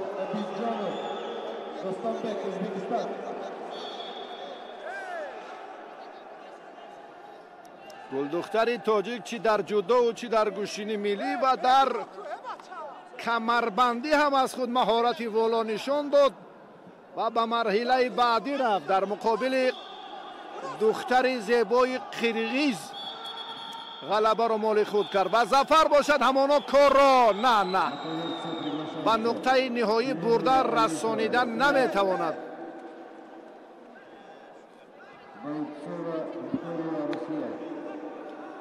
3-2.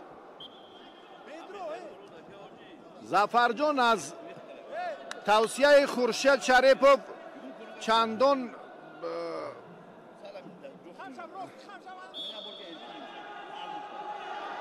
мақсаднок истифода карда наметавонад. ҳоло вазъият ҳоло ай дар сонияҳои охир як хол. дар сонияҳои охир Аламурадов як партофе анҷом дод ки 2 имтиёз ё як хол. довари як имтиёз баҳогузорӣ кард. ҷонона бисёр коргардон ин лаҳзаро хуб пайдо кард. офарин. ҷонона Назарова як гул духтари азизи Тоҷикистон, зодаи Кулобшаҳр Қирғиздухтаро ончуноне зад бо ҳисоби бузурги 6-0 ғалабаи соф ва ба марҳилаи дигар рафт. хеле ҳам фурсати муносибро коргардони азизи мо дарёфт ва ин чеҳраи номварро пайдо кард. ва акнун рақобатҳо шиддати дигар мегиранд. дар қаҳрамонии ҷаҳон, дар ҷудову дар гӯштини миллӣ воқеан ҳам намуна буд ҷонона ва кори худро имрӯз дар камарбандӣ ҳам зебо кард. акнун Зафарҷон чӣ кор мекунад? зафар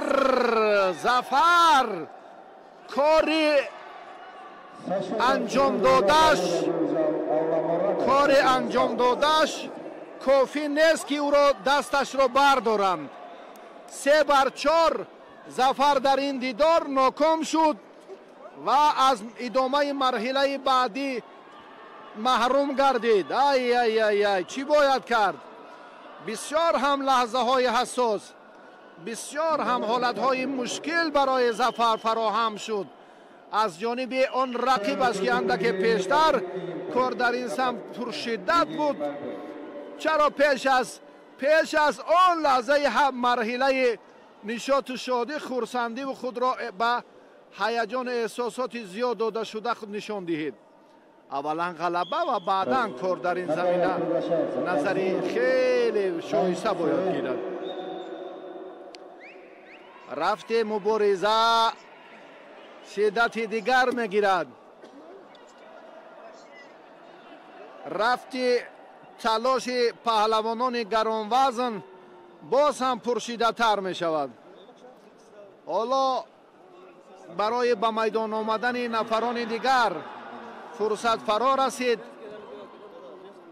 бале, дар вазни ҷамъи 100 кило ислом казиев аз федератсияи Россия ва Миям Сурен Амгаланбатар аз Муғулистон, инҳо ҳам дар марҳилаи ҳассосу ҳалталаби даври дуюм қарор доранд. Борцы классического стиля, взвешивание в 3 часа, 15:00.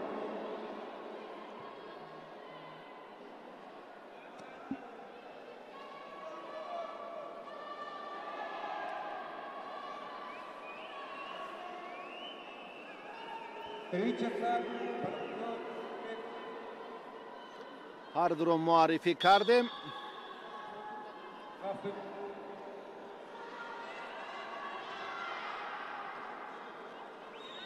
давоми муборизаи паҳлавонон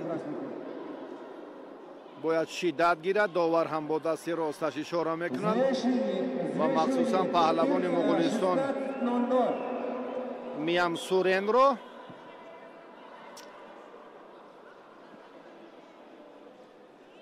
ва Казиев соҳиби ду хол шуда лакай.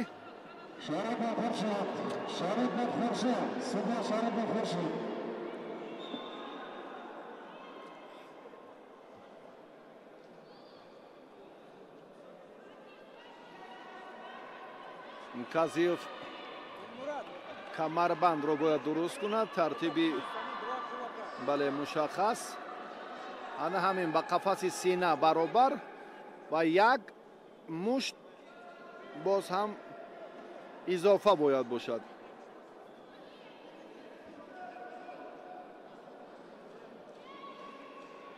довар дигар бора ҳам эрод мегирад, махсусан барои мушаххас кардани камарбанд, барои ин лаҳзаҳое ки бисёр ҳам муҳим аст.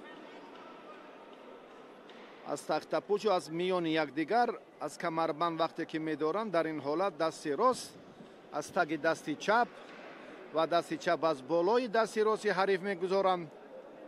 банди дастро зери камарбанд дароварда аз беруни камарбанд меқапанд. ҳангоми бастани ҳамон қафаси синаро ки чун мушаххас шуд, дар замони давр задан, яъне ки як ҳаҷми мушт мушаххас аст ки варзишгар бояд озодтар бошад дар ин ҷараён, тавонад ки дастро боз ҳам дар камар як тобиш диҳад. тоб дода печонидан хубтару мушаххастар аст. Казиев боз руҷӯъ карду иштибоҳ намуд. паҳлавони Муғулистон соҳиби ду хол шуд. Миям Сурен Амгаланбатар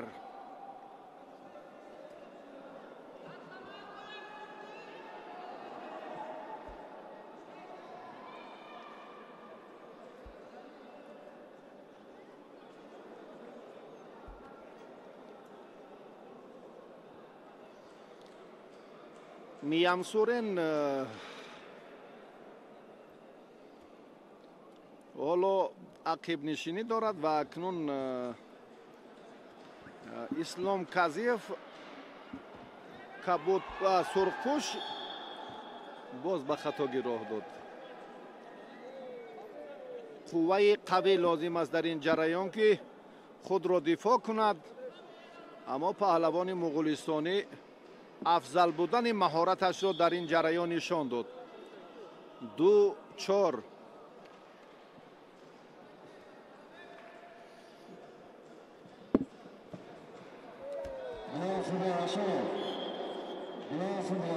пуштноки ҳаракате кард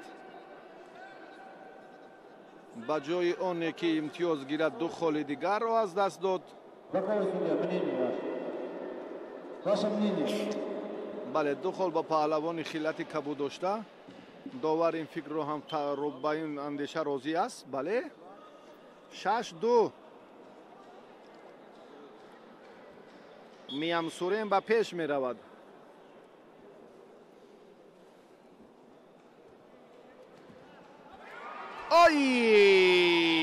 ай акнун ғалабаи софро Миямсурен амгаламбатар ба даст овард.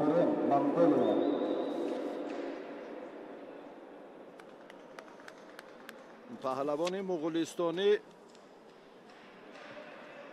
дар ин давр комёб шуд.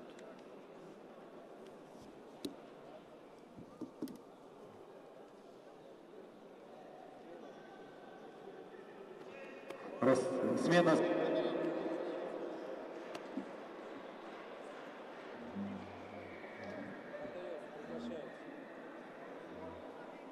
Наталья приглашает.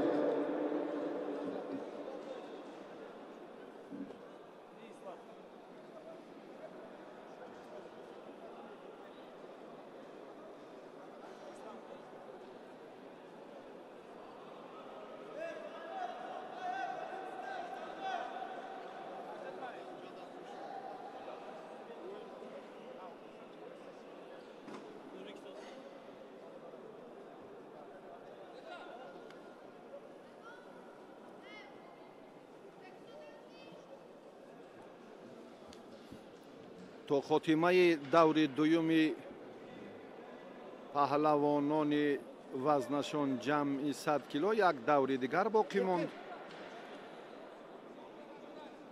оҳиста оҳиста паҳлавонон ба марҳилаи баъдӣ даврҳои ҳассос мераванд. ин варзишгари ӯзбекистон Баҳодур ном дорад. меҳмонов Баҳодур бо зангар ҷаннабек аз Қазоқистон рақобат мекунад.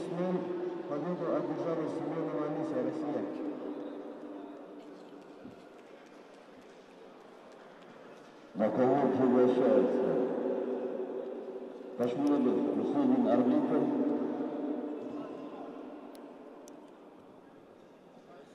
Россия. Шарапов Хуршид. Шарапов судья. Шарапов Хуршид. Jalolov Abdullajon.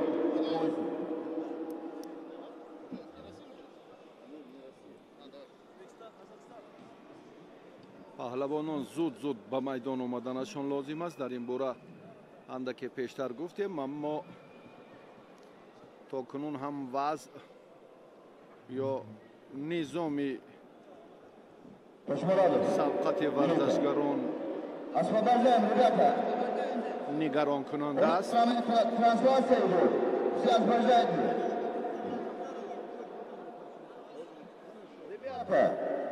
Если не будет Марван, не будет бороться. Это прямая трансляция идет. Ребята, освобождайте этот ковер. Аз коркунали, шагиди хош мекардем ки рақобати ин ду паҳлавон дар даври дуюм аст. вазни аз ҳама гарони ин мусобиқот. از کارکنان شده خواهش میکردم که الان طرف پخش مستقیم رو پیدا کنم дар се геле мусобиқотҳои мусобиқоти камарбандӣ ҷараён дорад. духтарон дар гилеми авваланд, чун мо як лаҳза таваққуф кардем ба ин ҳолат. камарбанди паҳлавонон ҳоло чандон мувофиқ нест тибқи қоидаҳои куштини камарбандӣ. аз ҳамаи нуқтаи назар варзишгарони қазоқистон ӯзбекистон назди мураббиёни худ рафтанд ва корро дар ин самт тибқи қоида анҷом доданду баргаштанд.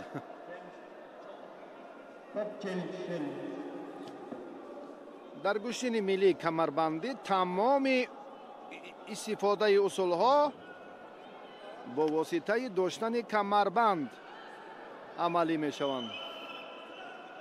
тамоми ҳаракат ибтидо аз қапидан, баъдан кор чӣ тарзе ки сурат гирад, ҳама аз қапидани ҳамон лаҳзаҳои аввал вобастагии хеле зиёд дорад. ду холро варзишгари қазоқистон моли худ кард, аммо ғалабаи соф мегӯянд иҷоддоварони дигар.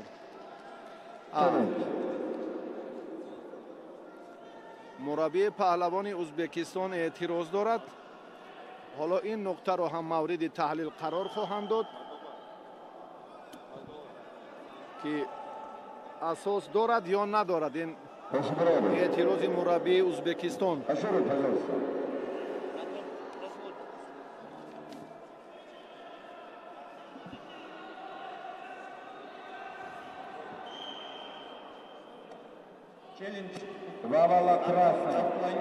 Зангар. Хеле хуб ҳунарнамоӣ кард. Зангар Жанабек. ғалабаи соф ба ду шона аст. партофти паҳлавони қазоқистон дуруст аст. ғалабаи соф. Зангар Жанабек дар ин марҳила зафар ёфт, ба даври баъдӣ рафт.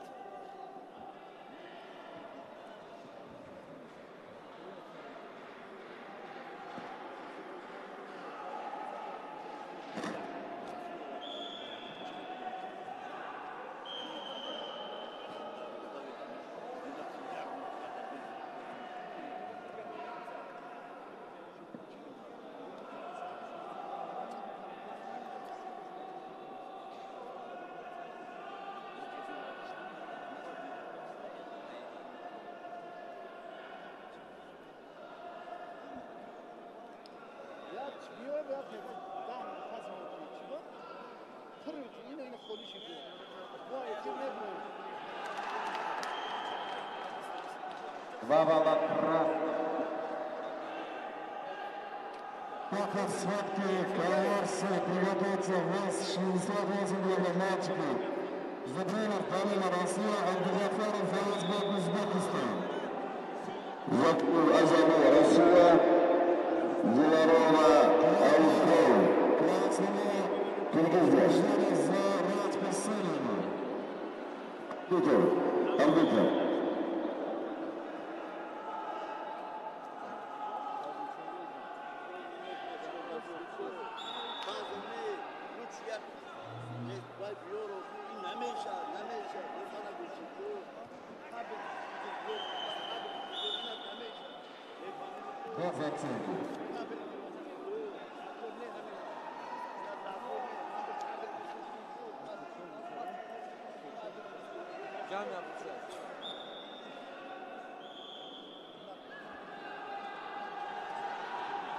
На кого приглашаются? Закинда Азамова, Ярова Альков, Баба Лафиева.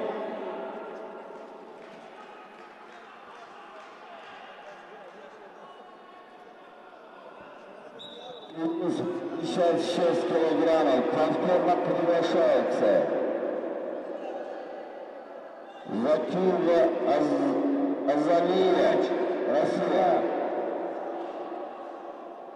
Зиларова, это Киргизия. Врач ковера.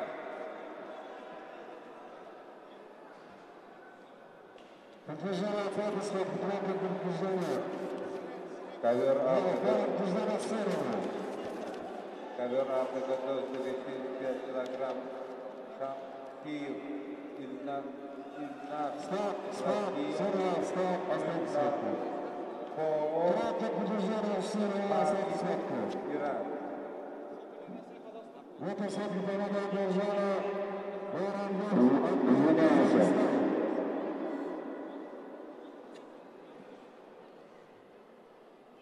Юлдашева Ширинова, O'zbekiston, Turgen Aygul, Qozog'iston. Юлдашева Шаринов. Юлдашева. Приготовиться, Россия, приготовиться. Закин Вазина, приготовиться.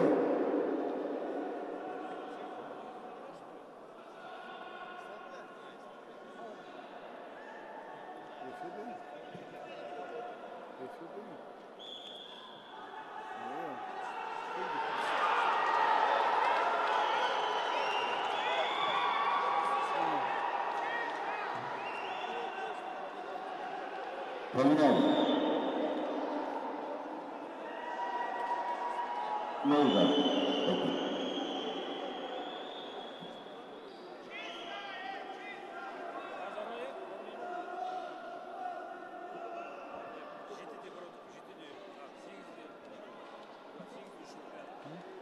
На коллекцию приглашается. Весовая категория до 68 килограммов. Зубрин Данила, Россия. Абдугафуров, Байзбек, Узбекистан. Ковер. Рамис. акнун дӯстони азиз мо бонувонро дигар бора ба майдон даъват кардем.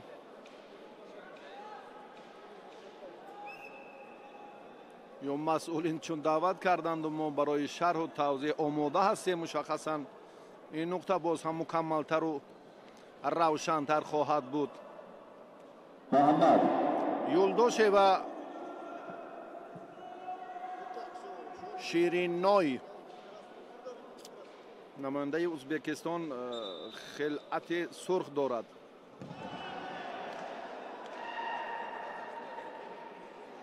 Айюлим Тулезеген аз Қазоқистон аст. дар даври аввал як бонуи Узбекистонро шикаст дод, уғулойро. ҳоло боз ҳам дар муқобили ҳамватани рақиби аввалаш хубозмоӣ карда истодааст.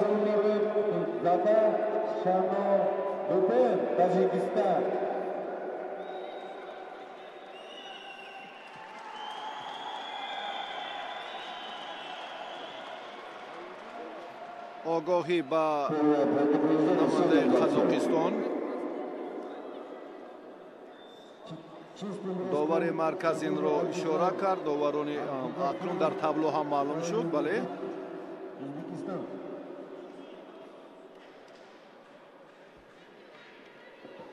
дар вазни ҷамъи 76 кило қуввозмоии бонувон ҷараён дорад.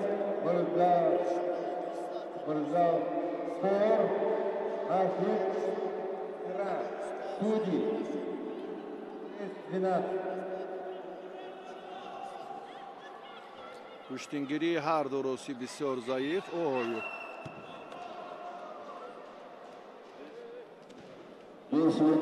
тавассути зону, яъне ба зону афтид ва баъдан ҳаракатро инҷо манзур кард ки дар куштини камарбандӣ мамнӯъ аст. намояндаи Қазоқистон андак осеб дидааст.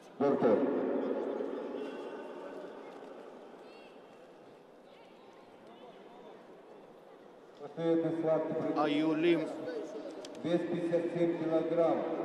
Пулимир Егор, Россия. Амангерды. рафти сабқат бисёр ҳам хуршидат буд. Вазн гаронтар бед. Як бори гар бубинем. Ой, фосилаи хеле дур.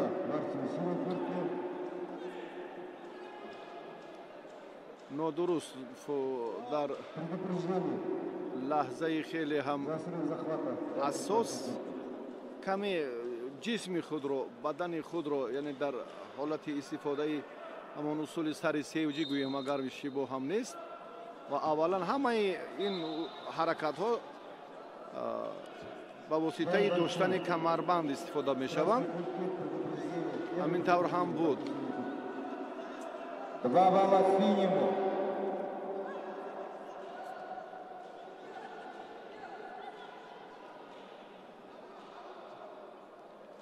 камарбанди бонуи қазоқистонӣ боз ҳам чандон дуруст нест барои идомаи сабқат. аз федератсияи Россия як гурӯҳи мукаммали бонувон ҳам аз қазону аз шаҳри Уфа ки хеле баладанд ба ин гӯштини камарбандӣ ба Тоҷикистон омаданд.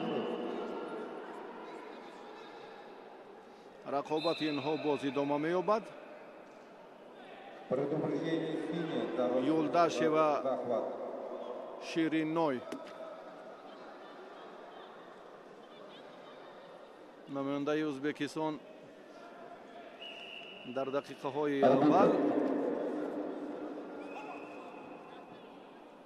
руҷӯяш барои дарёфти имтиёз камтар буд. ҳоло мебинем ки дар вақти боқимонда чӣ корро сомон дода метавонад.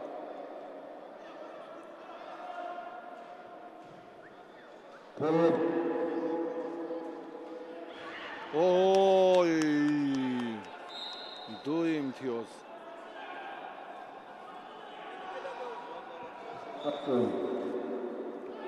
лаҳзаи хеле ҳассос барои намояндаи Қазоқистон, чунки ду холро аз даст дод.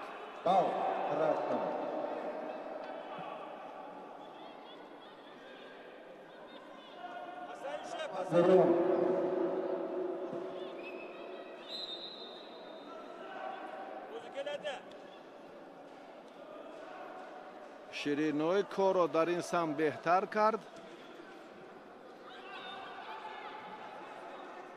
аммо ин хотимаи амал нест. ҳоло фурсат ҳаст.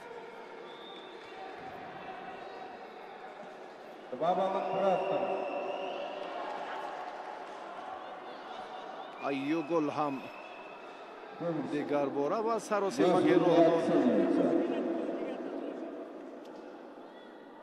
рафти гӯштингирии Айюгул рости дар ин давр чандон ҷолиб нест. дар дидори аввал хеле фаъолтар буд.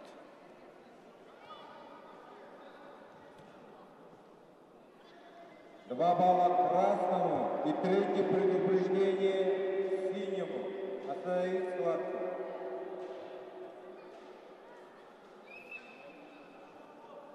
акнун идомаи мубориза барои ҳарду як хел аст. ҳардум дар як ҳолати хуб қарор доранд. ҳар касе ки пештар ҳаракат кард ё камари устувор, қувваи қавӣ, ҳаракатҳои дигари гӯштин ҳам дар ин навъи камарбандӣ, яъне тарзи озод роиҷ аст.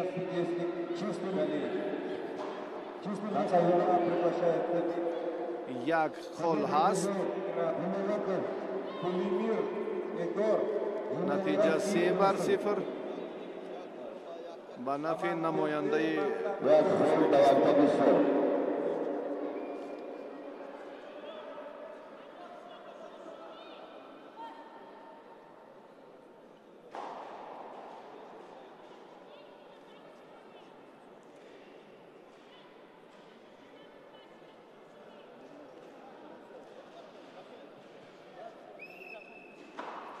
дақиқаи охирин На ковырце приглашается весовая категория до 90 килограммов.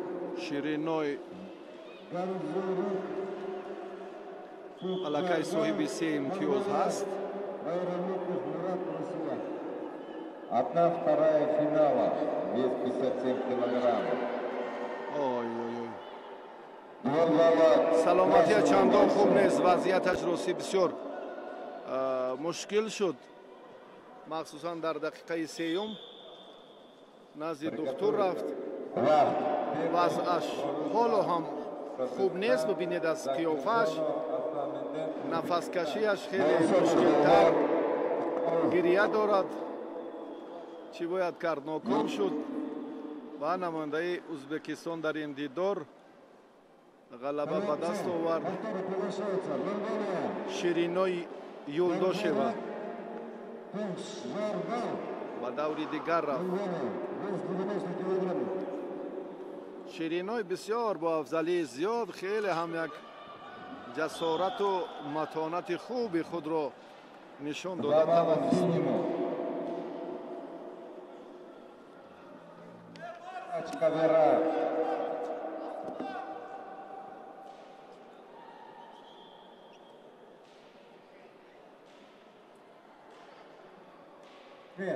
Спортсмен.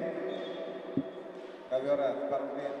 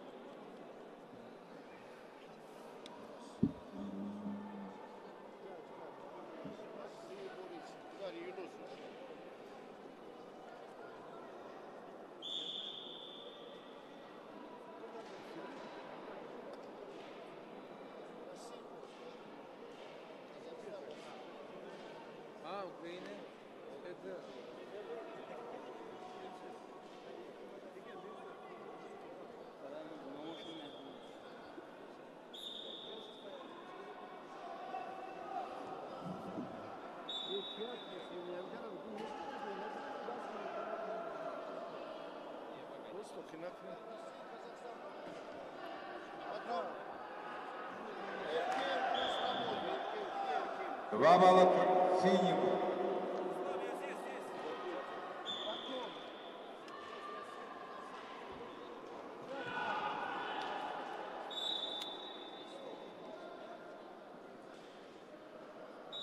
Поворот. Бросок за поворот. Чисто не оценит. 2 балла. Корпус синий. На голову приглашается Закирова Азимова, Расула, Виларова, Алькова, Кыргызстан. Смея Себа, Ташмуранов, Бакалов, Узбекистан.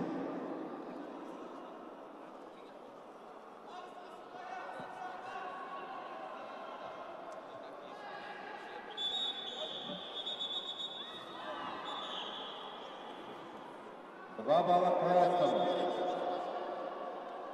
Борцов синий пусть первый предупреждение.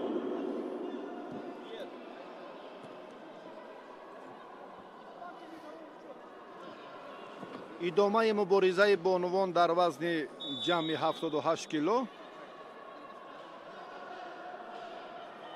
Азалия Закиева аз Федератсияи Россия хилъати сурх дошта.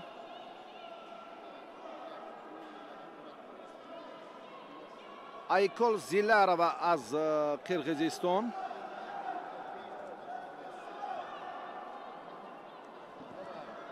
Закиева хеле ҳам ҷуръат кард.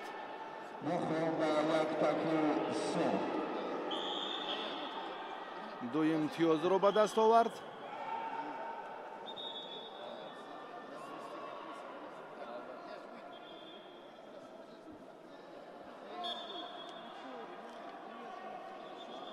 вазни Закиева нисбат ба бонуи қирғизистонӣ камтар аст. шояд 78 98. рақибаш бале акнун дигар ой дар давоми мубориза خیلی هم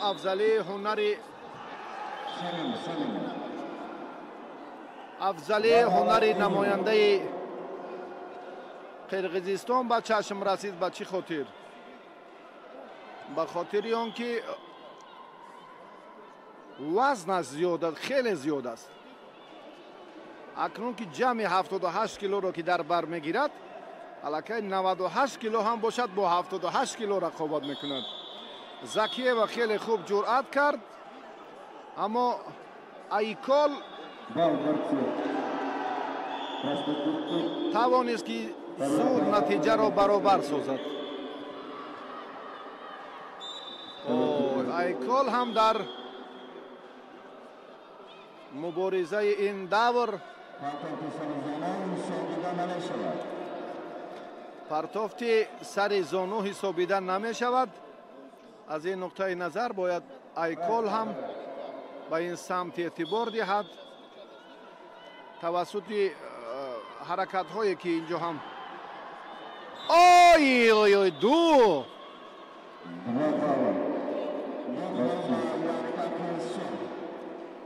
زکی و نتیجه رو اکنون تغییر داد.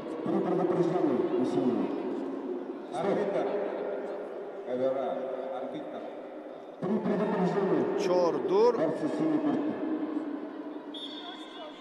از زلیه زکیه حالا پیصف است. چابکتر است. دو خالی دیگر. 6-2. У борца синей куртки 3 предупреждения. Победу одержал Ганзури Шаргал, Монголия. Зеларова از قزاقستان توسط وزن یک خال رو به دست آورد. اکنون باز فشاری که در این جریان به نظر رسید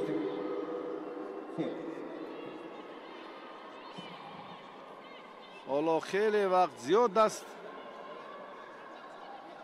6-2 نتیجه مبارزه هر دو گران وزن ها.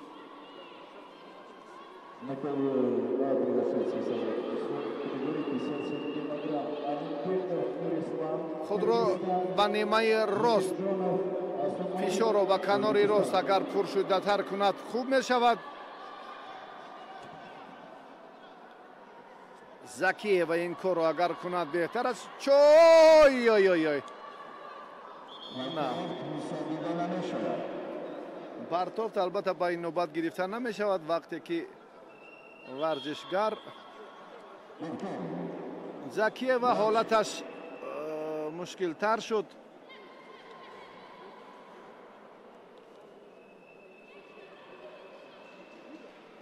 چون که وزن حریفش به نهایت فرق کننده است. از زلیه زکیه کمی بیهوش شد.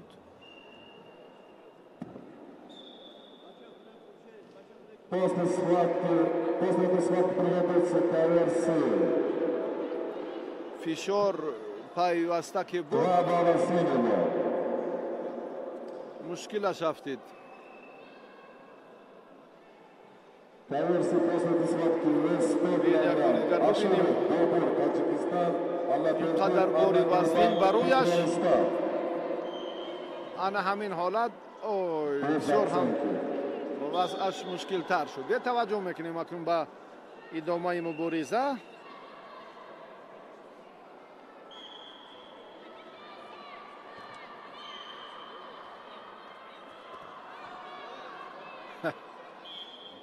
باز هم تلاش گران وزن ها ادامه می‌یابد. حالا 2 دقیقه دیگر هست. 6-3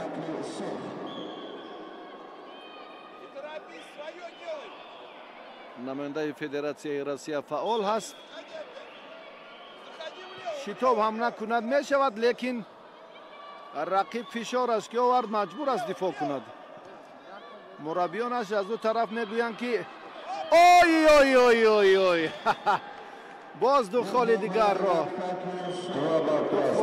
رو با دست آورد. بله سراسی مشدودان لازم نیست. زکی و ازلیه در این جریان خیلی هم جرأت کرد و ایکال زله را و آسیب دید. این مربی زکیه است از فدراسیون روسیه. بسیار هم در رفت تلاش دستورش توصیهش ثمر آورد. بله ازلیه زکیه بنابر سبب آسیب جدی دیدن حریفش دست بالا گردید پیش از مهلت.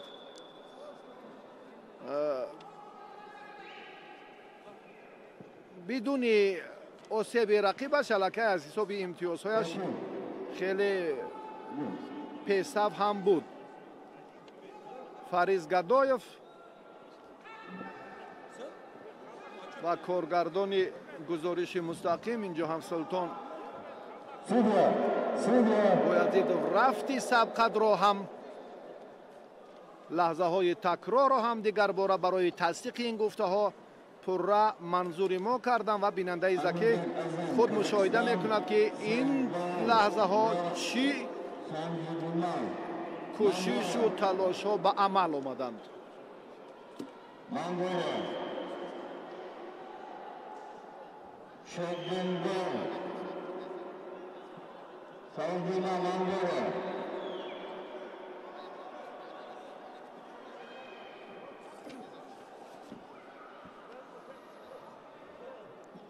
امانبек اسیم از قزاقستان و بانوی مغولستانی سنجیدما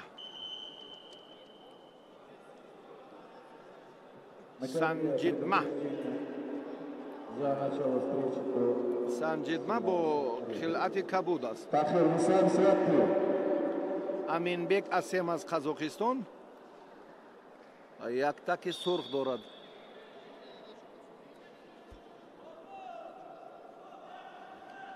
وزن اینها اکنون خیلی با دیگر برابرند. تفاوت چندان بیش نیست.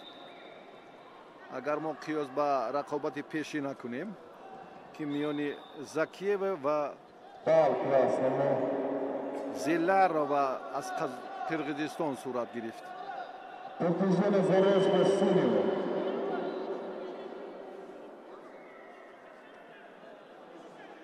Спортсмену в красной форме на ковре А предупреждение за опасный технический дефект.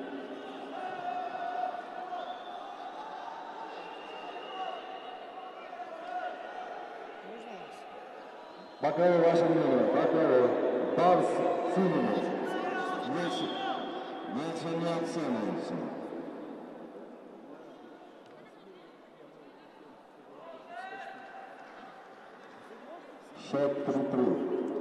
اکنون رقابت در دوره دویمی سبقت‌های انفرادی وزنی از همه گران باز هم پرشدت‌تر می شود.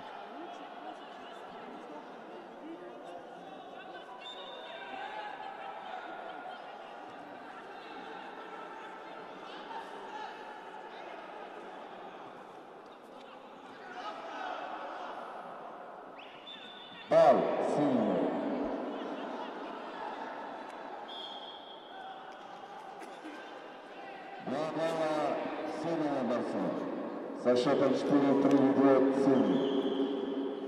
Нокаут на Яктаки Кабу.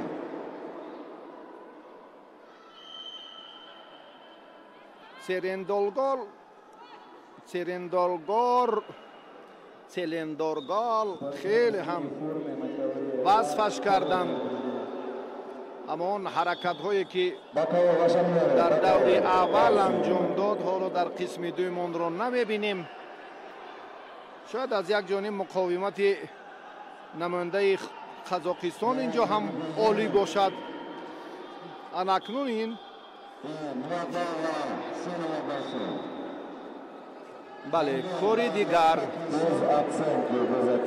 Andaki behtar shud.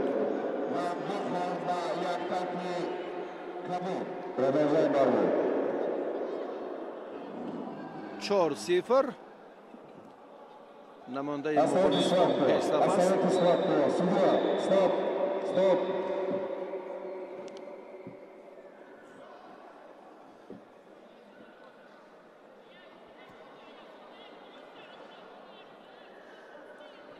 Dar marhelayi doyum aknun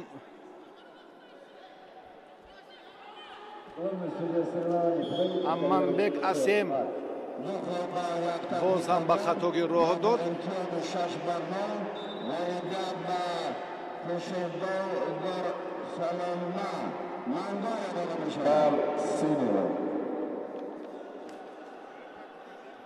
Vardishgar bonoyi Mo'g'uliston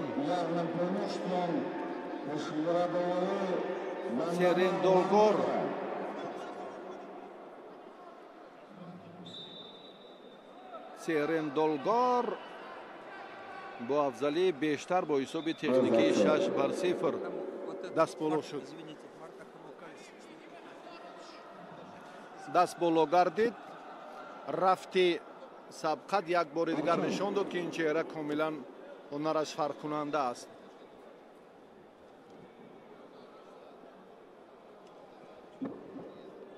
Врач, колесо, врач. На кого приглашается? Тажиева, Россия, Хамакали, Замбия.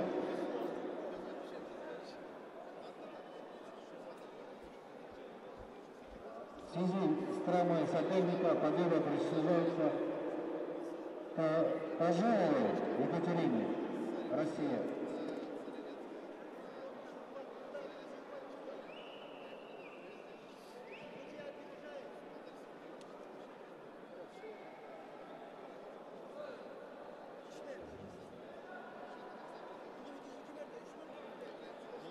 варзишгар бо нувони Россия ва Замбия ба майдон бояд мебаромаданд ва бинобар сабаби оне ки рақиби Екатерина Марта Хаммукали ба майдон набаромад ва Екатерина дар ин дидор бидуни мубориза дастболо шуд.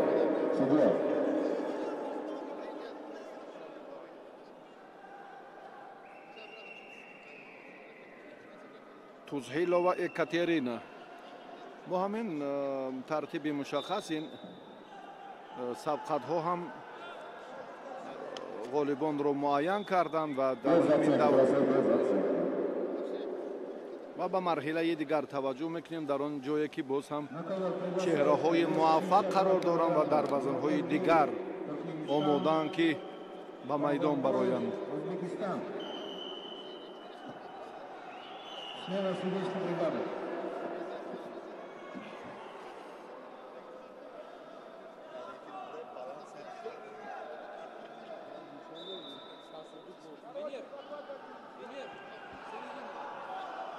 Бросаем вперед.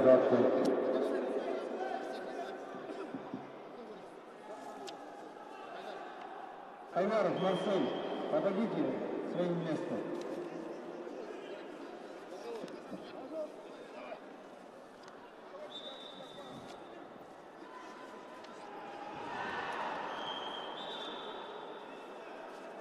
Какое ваше мнение? Что за цель?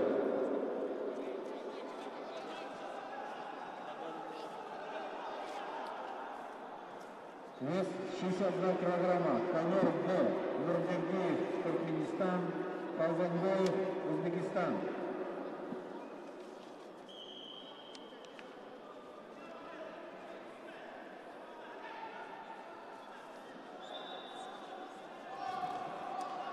Два балла красному.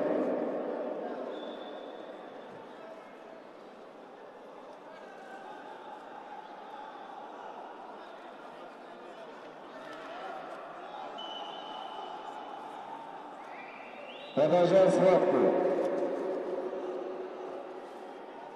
Приготовиться после этой схватки Наурыдинов, Россия. Россия, Мусин, Россия.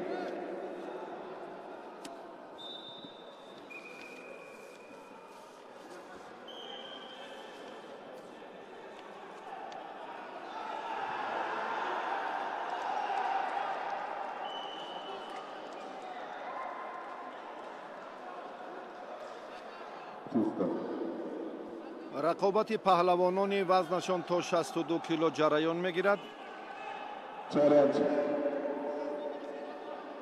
аз марҳилаи чорякниҳоӣ мо ба марҳилаи ниманиҳоӣ мегузарем.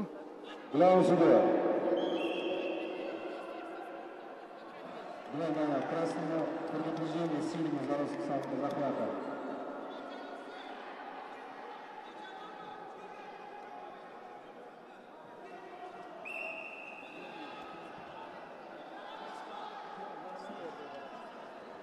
После этой встречи на ковер А приготовится женщина весовой категории 76 килограммов. Красной формы. Тулип Бергенова, Махиянова.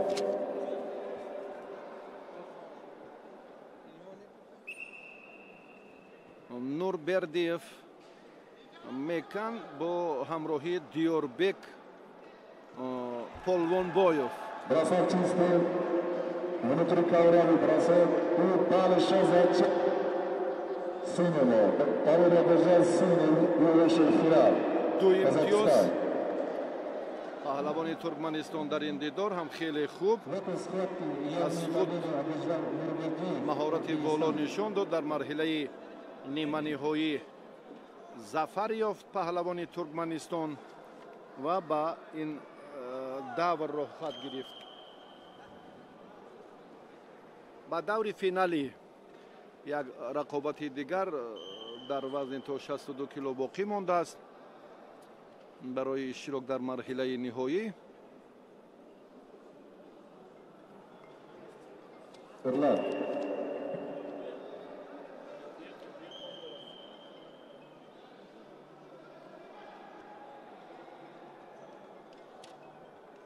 ду паҳлавоне ки чун гуфтем дар бораашон инҳо ҳам ҷаҳду талошашон бештар буд. акнун варзишгарони Федератсияи Россия ба майдон мебароянд. Руслан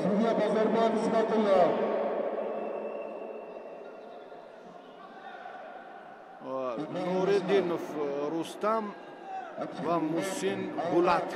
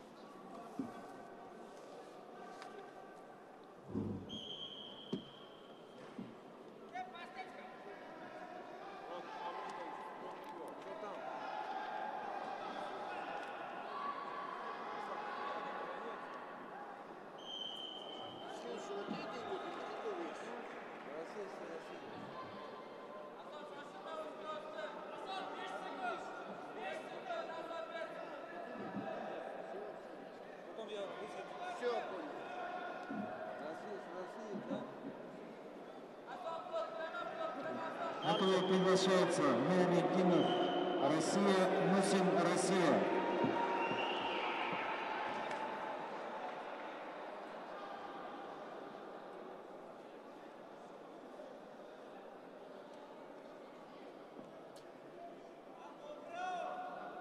Пускай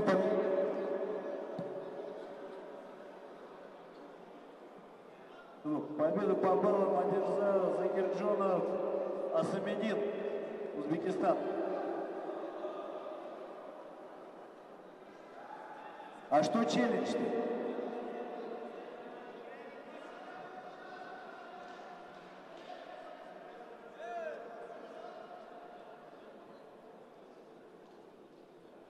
Повторно приглашается ковер Б. Вес 62 килограмма. Науриддинов Руслан. Главный судья соревнований, подойдите к ковру А. Мусин Булат. Главный судья соревнований, ковер А, пожалуйста.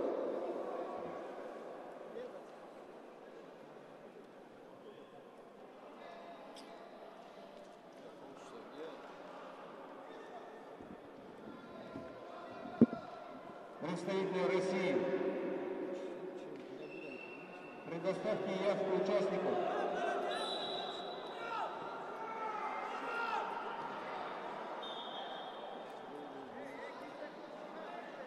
Два балла.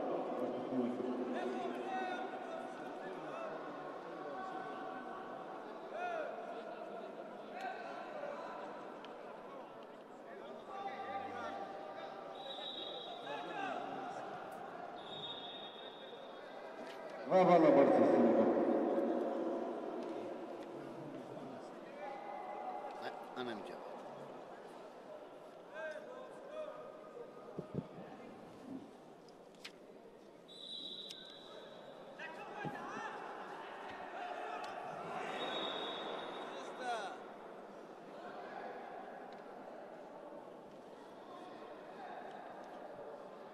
рақобати дуюми ниманиҳоӣ варзишгарони вазнашон то 62 кило ҳар ду аз федератсияи россиянд. Руслан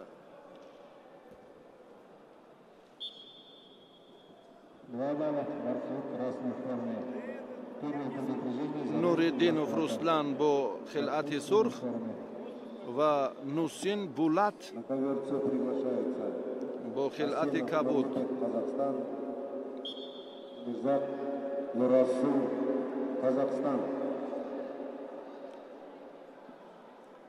ҳоло дар талоши паҳлавонони ҳамватан ягон афзалӣ нест. ҳолон ки фурсат доранд, яъне вазнашон чандон бузург нест, инҳо тобиши корро дар ҳолати рост будан бояд хуб анҷом диҳанд. 2 имтиёз ба варзишгари хилати кабуд дошта.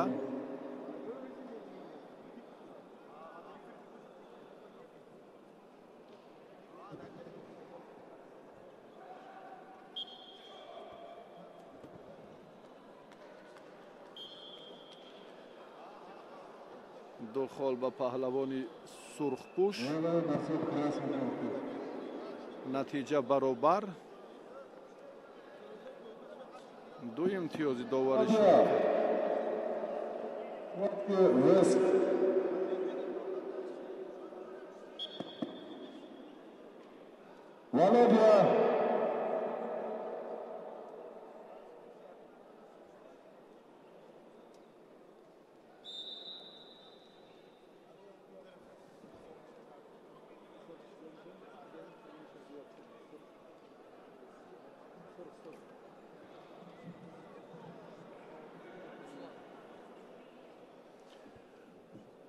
Руслан Нуриддинов хилаташ сурх аст.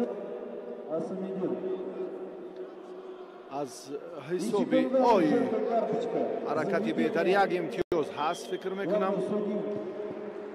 бале, Руслан боз ҳам соҳиби як холи дигар шуд. Назарова Джанова, Таджикистан, Семенова, Олесия, Россия, после пускать приготовиться к конверсии.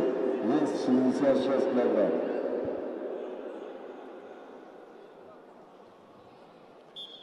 рафти сабқати паҳлавонони Россия акнун шиддат мегирад. Натавонист ин маротиба ҳам Руслан аз вазъи ба амал омада беҳтар истифода кунад. аллакай як хол аз ҳисоби ана ҳамон дарёфти фурсати ҳолати рост будан 5-2. Первое предупреждение под красным триком.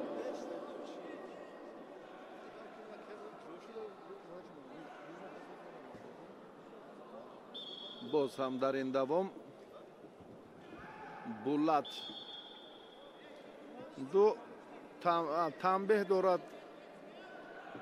танбеҳи сеюм малакай таҳдидаш мекунад. ҳам шумораи холҳояш камтар аз паҳлавони хилъати кабу дошта мусшид буладро.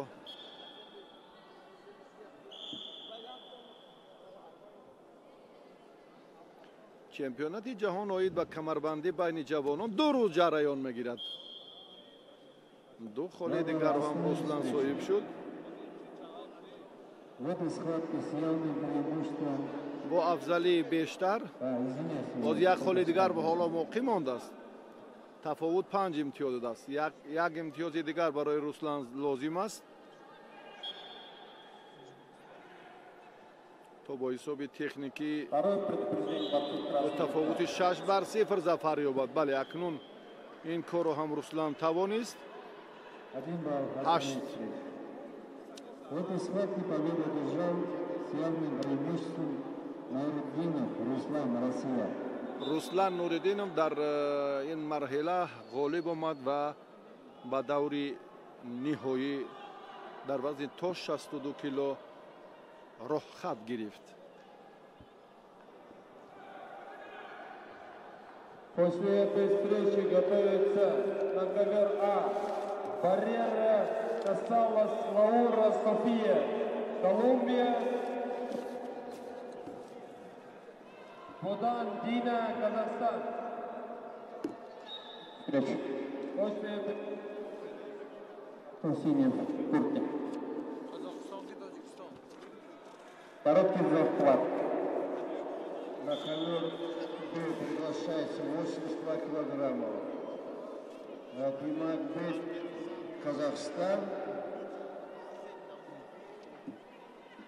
МЗК Таджикистан. 82 килограмма. Красный. Борис Красный. На середину давай. 2 балла синему. Короткий захват.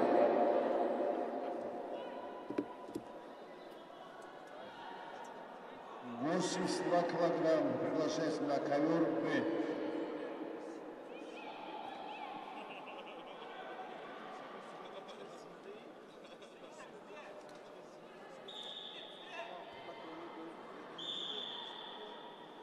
Бал синему.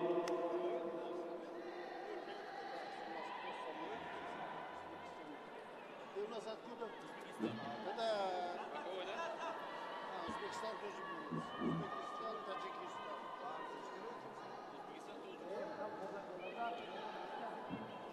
Встаем, красный. Казахстан, все тогда.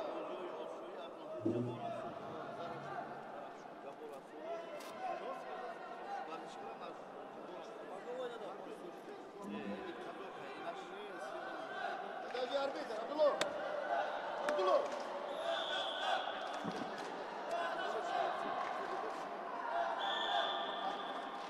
Борцы. Нет, Стоп. Подойдите сюда. Борцы. марҳилаи ниманиҳоии вазни ғолибони вазни то 82 кило сурат мегирад. варзишгароне ки то ин муддат муваффақ буданд. Остановите, челлендж.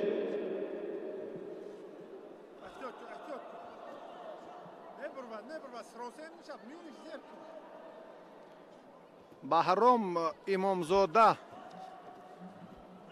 ҷоизадори чемпионати осиё. баҳром рафти ин сабқадро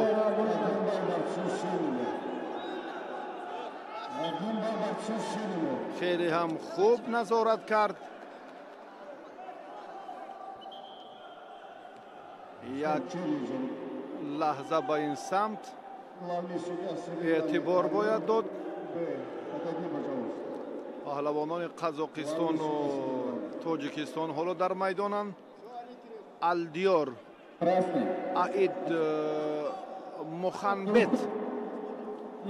عید مخنبت از قزاقستان است.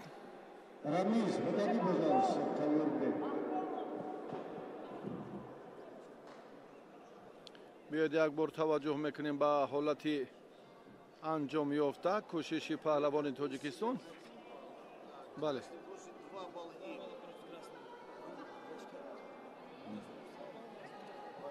پهلوان خلعت سرخ داشته اینجا هم حرکتش اندکی افضلتر بود. الدیار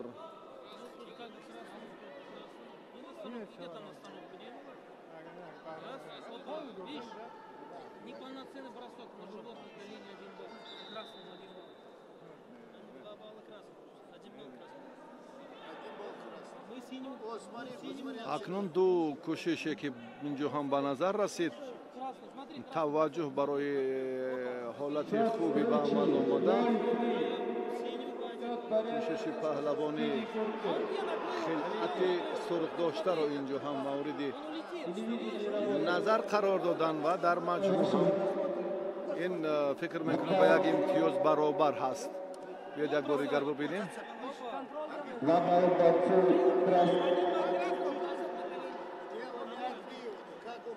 اول خود میافتد و بعدا رقیب رو با اون کناری چپ هوا میدهد.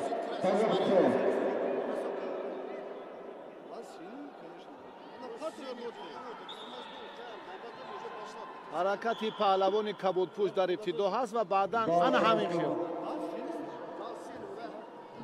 پهلوان خلعت کبود داشته صاحب یک امتیاز شد.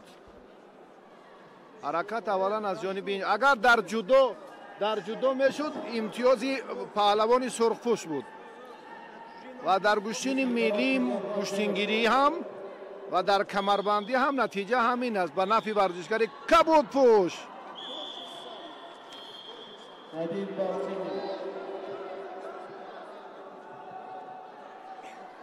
اکنون بسیار هم حالتهای بحث برانگیز به عمل آمده ایستادند، به میان آمده ایستادند.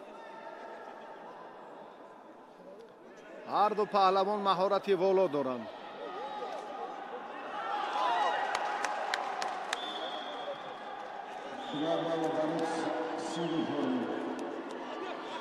چهار خال به نفع پهلوان تاجیکستان است.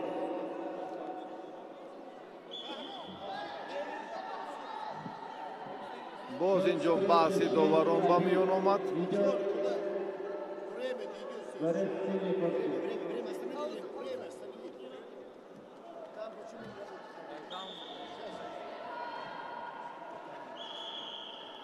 اینجا 100% عمل پهلوان کبودپوش است. بیاید یک بار دیگر هم ببینیم که خیلی خوب و با مورد و سری وقتی بود.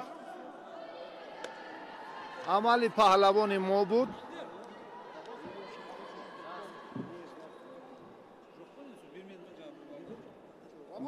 بهرام امامزاده اینجا ببینید یک حرکت خوبی خود را نشان داد. مبارزه اکنون ادامه می‌یابد. مرحله نیمه نهایی پهلوانان وزن تا 82 کیلو جریان دارد.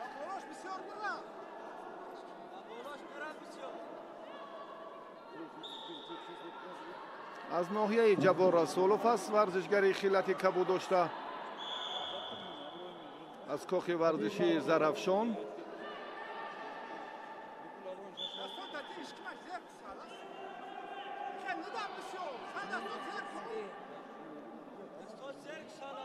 به مرحله نهایی پهلوانی ما هم نزدیک شد. خیلی خوب، یک امتیاز هست.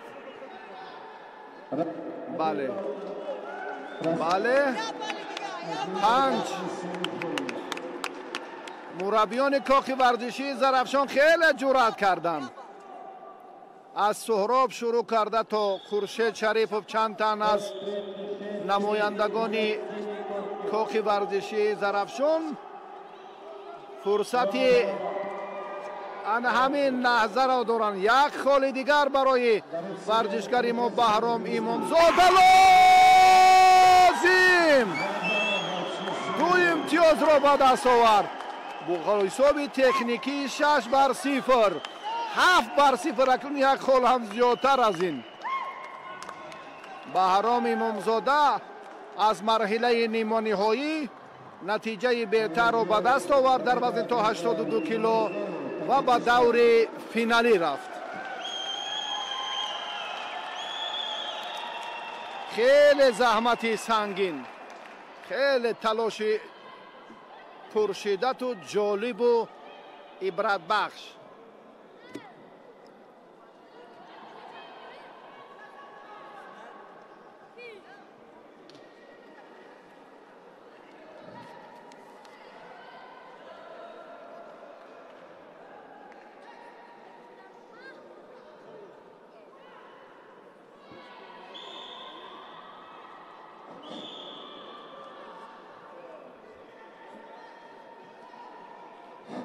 На ковер приглашается 82 килограмма. Низамуддин, Узбекистан, Айламов, Туркменистан. Ковер 82 килограмма.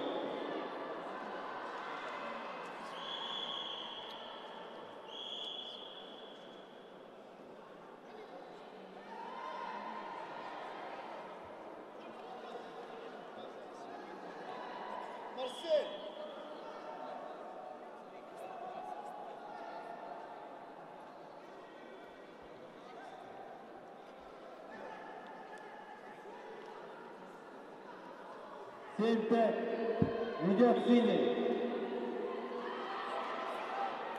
Чисто, остановить схватку.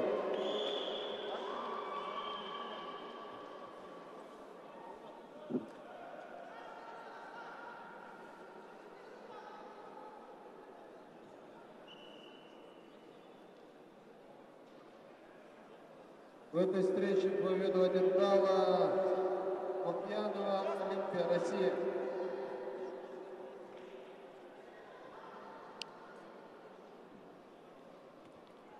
рақобати дуюми марҳилаи ниманиҳоии вазни то 82 кило шурӯъ мегардад.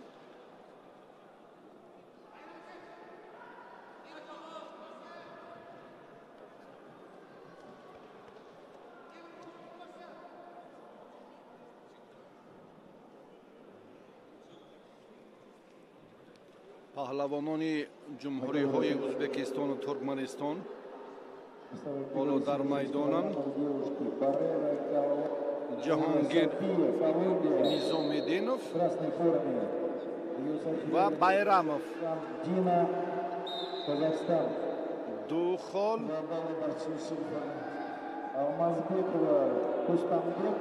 Кирвен Байрамов соҳиби ду имтиёз шуд.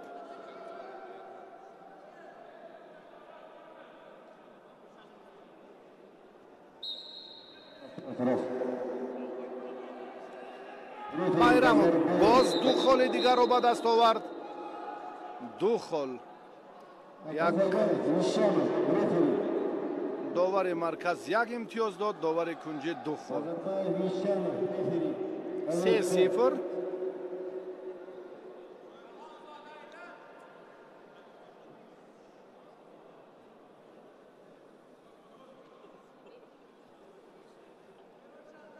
Мишанов, Серик.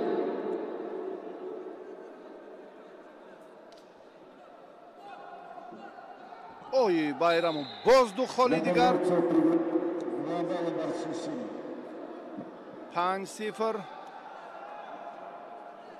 66 килограммов Назарова, Таджикистан, Симонова, Россия приглашается в КВРЦ. Внимание, участников 16 чӣ хел 5 имтиёз гирифт ва ба осонӣ ду холро аз даст дод. Уважаемые спортсмены, кто завтра будет бороться авҷи рақобатро як лаҳза манзур кард ва баъдан ба осонӣ ду имтиёзро аз даст дод. ой ду як ду хол аст. Алмазбекова Адинай, Кыргызстан, Кустанбек Кузу Фируза, также Кыргызстан. Завалова Мирзема Мудова, приготовиться.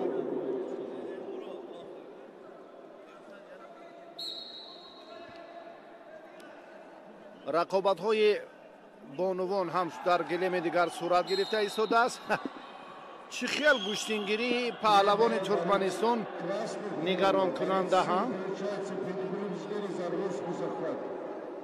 5 имтиёзро дар 40 сония ба даст овард. 4 холро дар 26 сония аз даст дод. ин чӣ гуфтани гап? ой, 2 холи дигар. ана ин тарзи партов хеле ҷолиб буд. 8-4. дар гилеми дигар ҷонона Назарова як тан аз чеҳраҳои номвари гӯштини ҷудо миллӣ ва камарбандӣ рақобат дорад дар марҳилаи ниманиҳоӣ бо варзишгарбонуи Федератсияи Россия. ой боз ҳамин паҳлавони Туркманистон ҳамин тартиби пешинаро ҷорӣ кард. ой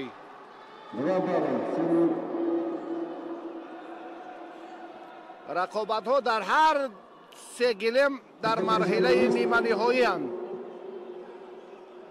6-8. ҳоло палкбармиёни Туркманистон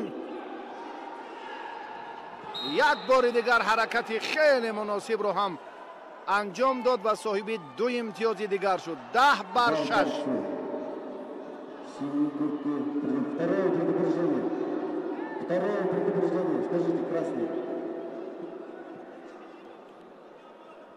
огоҳии дуюмро ба паҳлавони на ин мутааллиқ аст ба гилеми дигар.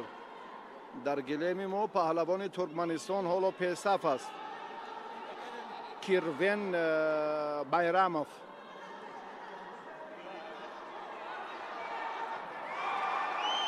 ҳоло гулдухтари тоҷик дар гилеми аввал яке аз хеле нафарони қавии узви мунтахаби Россияро дучори шикаст карда истодааст. дар ин майдон ҳам паҳлавони узбек боз як холи дигарро ба даст овард. бисёр сабқатҳо шиддати тоза гирифта истоданд. 8-10.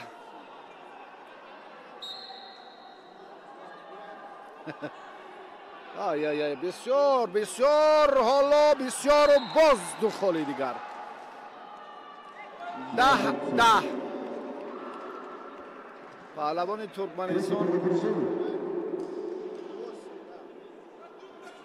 паҳлавони Туркманистон соҳиби 2 холи дигар гашт. сеюмин огоҳиро ба варзишгари мо доданд дар гилеми дигар ва ҷонона аз марҳилаи ниҳоӣ аз ширкат дар марҳилаи ниҳоӣ маҳрум гардид.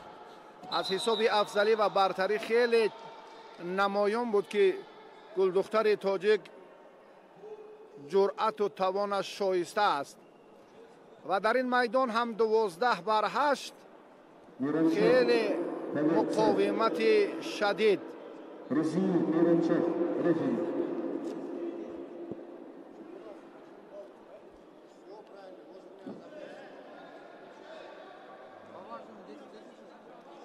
На ковре в красной форме Алмазбекова Адинай, Казахстан, в синей форме Кустанбек Кузу Фируза.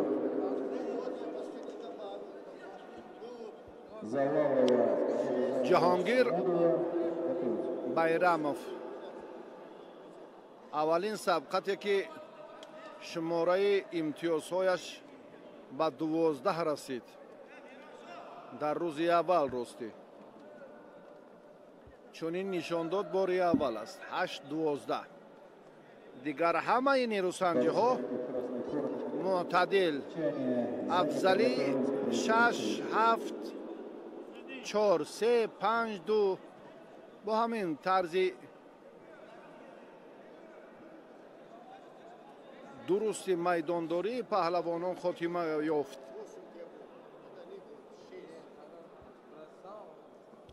8-12 ҳоло инҷо ишора доранд.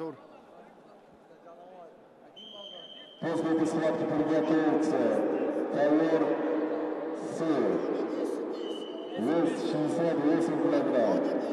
Османалиев Мардан, Киргизистан,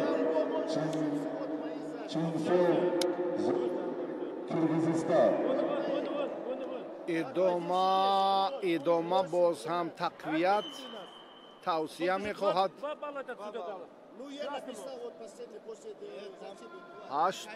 эътироз доранд ки ду холи паҳлавони ӯзбекистониро сарфи назар карданд. аммо роҳбари гиде мегӯяд ки инҷо иштибоҳе нест. 8-12 ҳамоно рақобати марҳилаи ниманиҳоӣ хотима наёфтааст.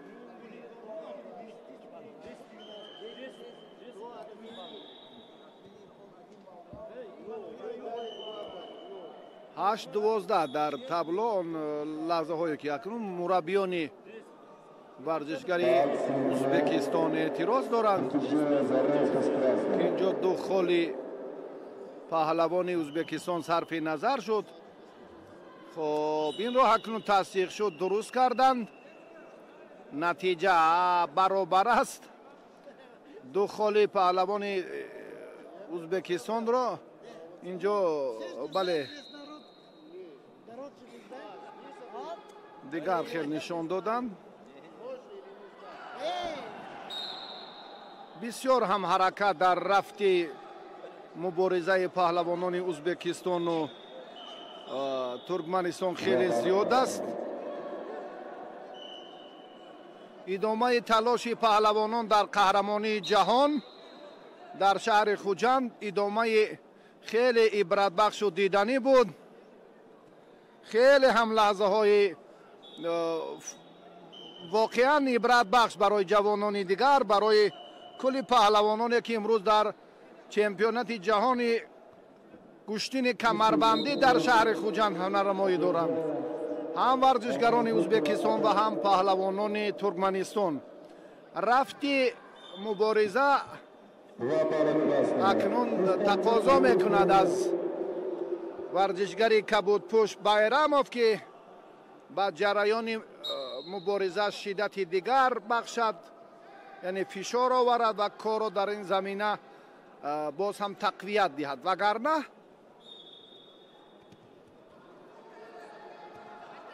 умедворем ки ин мубориза боз ҳам хубтар ва ҷолибтар сурат мегирад.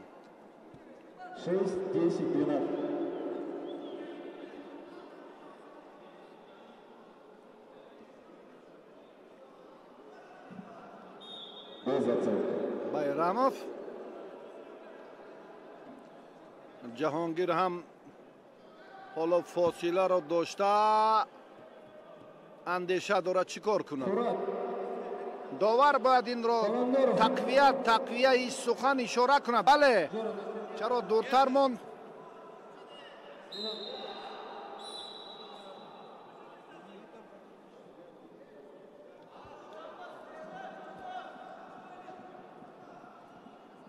Завалова, Россия. Мирза Махмудова, Узбекистан. дақиқаи охирин паҳлавони туркманистон осебаш ҷиддӣ аст. назди духтури мусобиқа рафт ҷаҳонгир низомиддинов. паҳлавони ӯзбекистон Вес до 75 килограмм мужчины. дар аввал 5 имтиёзро паҳлавони туркманистон соҳиб шуд. як холи дигар лозим буд ки бо ҳисоби техникӣ зафар ёбад. Барояш муяссар нагашт. Сипас корро Ҷаҳонгир авҷи тоза дод, натиҷаро тағйир дод ба даври дигар, ба марҳилаи баъдӣ, ба фурсатҳои хеле ҳассоси ин давр рафт ва ҳарду ду имтиёз. Ковер 57 килограмм готовится. Мужчины 57. Не 75, а 57. 12 бар 12. Килограмм откладывается в связи с протестом. Бросок без оценки.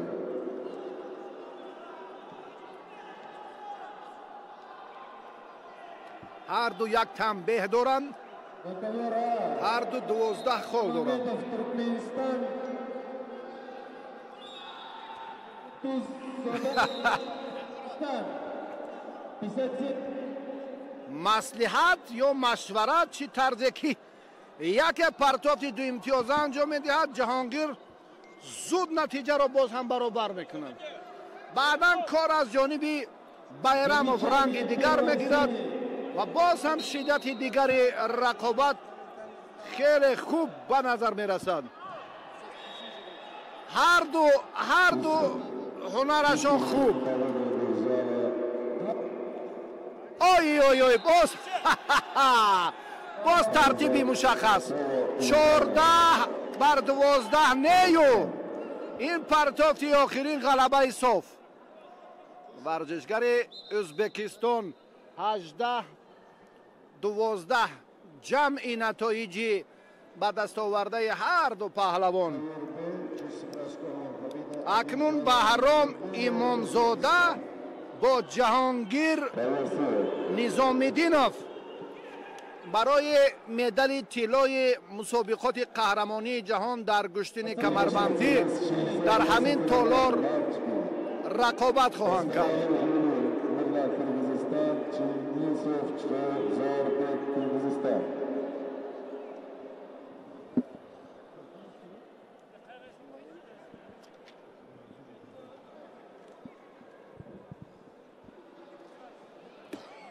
Смена судейской бригады. После этой схватки приготовится вес 100 килограмм. Гурсевак Синг, Индия, Убайдуллаев Джамшид, Узбекистан.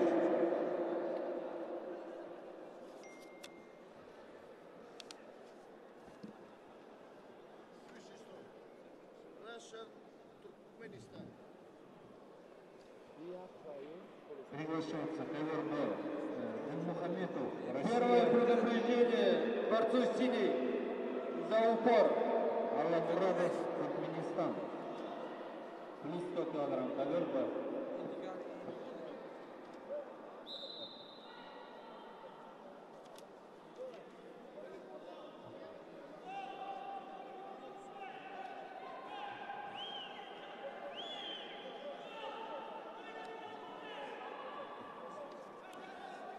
акнун муборизаи паҳлавонон дар марҳилаи ниманиҳоӣ вазни ҷамъи 100 кило сурат мегирад.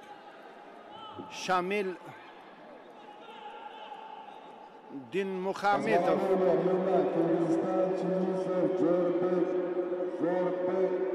аз Россия ва Гурбанияз Алламурадов аз Туркманистон.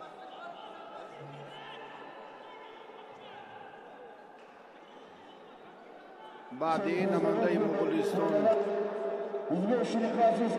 Миям Сурен, паҳлавони Қазоқистон Зангар нерӯ хоҳад санҷид.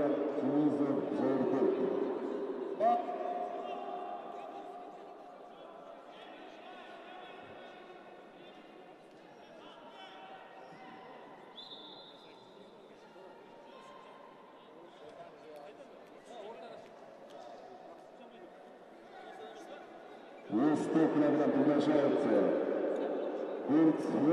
Гурсевак Синг, Индия, Убайдуллаев Джамшид, Узбекистан. Арбитр, остановите схватку. Челлендж.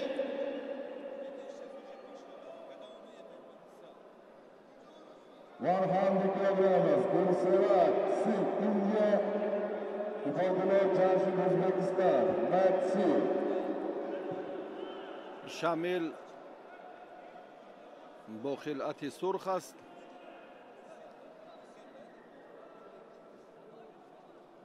گربن نیاز با خلعت کبود از ترکمنستان. مرحله نیمه نهایی سبقت پهلوانان در وزن جمعی 100 کیلو. گربن نیاز کمربندش رو چون درباره این گفتیم که باید درست باشد، با قفس سینه اندازه که همین شکل است، یک مشت دیگر همین طور اضافه می شود، چون که برابر تپیدن یا داشتن اینجا هم باید مشکلی به وجود نآید. حجم کمربند هنگام بستن از سر قفس سینه ورزشگر معین می شود و هنگام دور زدن کمربند در حجم یک مشت گذاشته می شود و بعدا بسته می شود.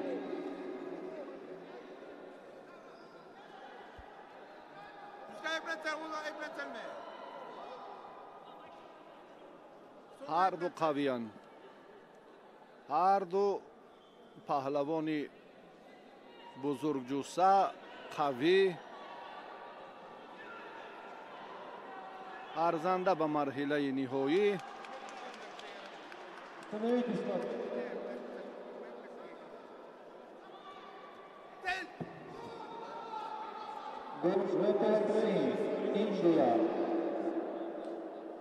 Минимальное преимущество выиграла Мирза Махмудова, Узбекистан. یک خال به پهلوان روسیه شامل داده شد. دین محمدوف.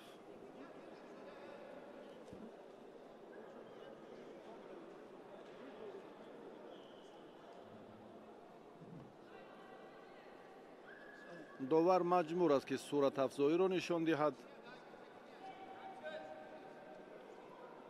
رفت تلاش پهلوانان رو باز هم جالبتر سازد، چون که گرانوزن وزن ها از کمر داشته بعدا انتظار می شوند. حالا بسیار هم فشار سر وقتی بود، خیلی خوب، خیلی هم در سطح بلند پهلوان ترکمنستان.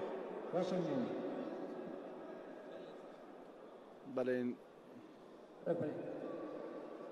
پرتاف رو داوران غلبه صاف می شمارند، اما سونیا سنجی ورزشگری فدراسیون روسیه اعتراض دارد که این حالت دیده برآمده شود. بسیار هم پرتافت عالی هست، بسیار هم پرتافت عالی است. بدون مبالغه باید با فریز و با سلطان سپاس گفت. این لحظه ها این فشرده ها را با برادران کارشناس معروف فدراسیون روسیه، مغولستان و ازبکستان پیشنهاد کردند و تصدیق مشخص خود را آنها برآوردند. بسیار هم خوب و جالب و عالی. На ковре весовой категории 57 килограммов. Красный футболист Байрам Мамедов, Туркмения. Абдул Кудуз Заба Булбудали, Таджикистан. Приглашайтесь на ковер А.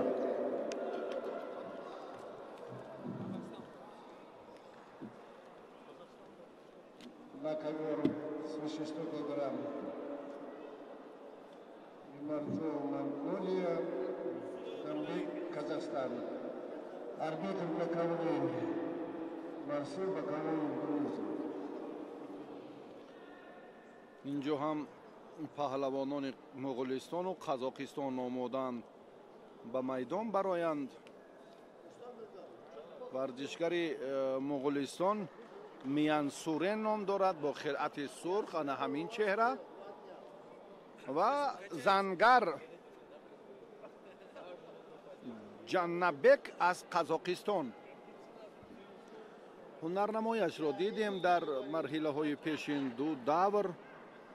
хеле ҳам чобук моҳир будани худро нишон дод ва акнун марҳилаи ниманиҳои барояш чӣ гуна анҷом меёбад. ҳоло тафтишот ё назорати ҳамон камарбанд бале паҳлавони қазоқистон барои тартиби дурусти ҳамон камарбандӣ назди мураббияш меравад.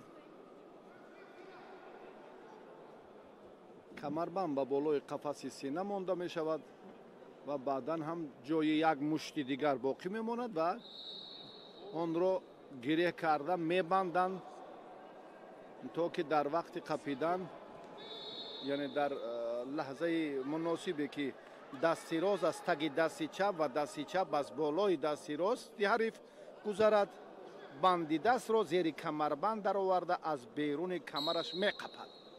ана ҳамин тарзе ки мебинед ва баъдан муқовимат шурӯъ мешаваду ҳар ки заҳмату меҳнатҳои пайваста кард ғалаба ҳалолаш буд. ду имтиёз паҳлавони муғулистон Миян Сурен пешсаф шуд.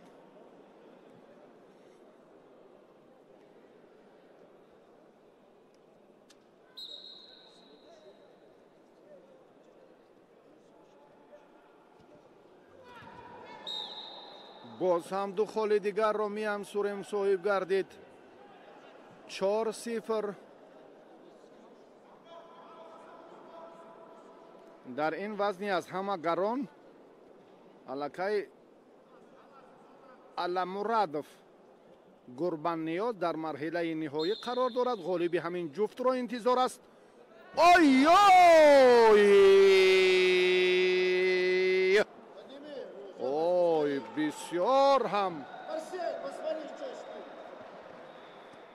бисёр ҳам ҳаяҷон, бисёр ҳам партофтӣ бо суръату саривақтиву олӣ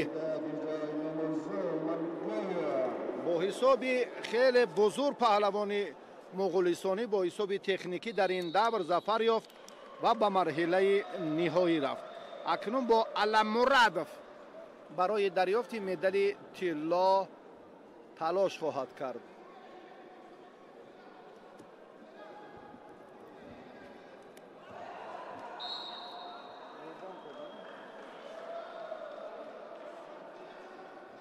Смена судейской бригады.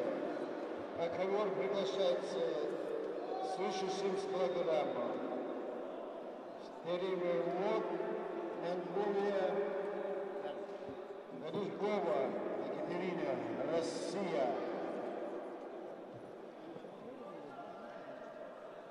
После весовой категории 57 килограммов мужчины на ковер А приготовится вес 76 килограммов женщины.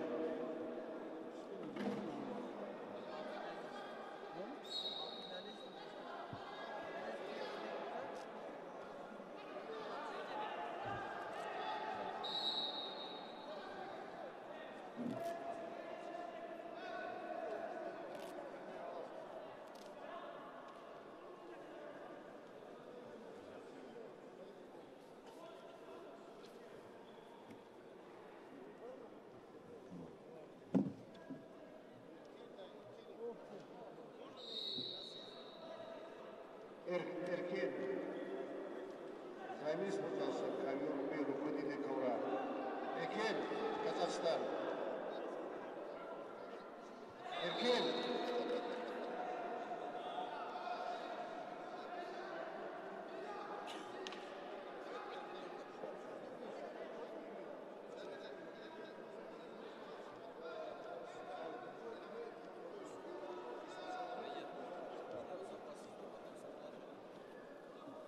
Не должно стоять.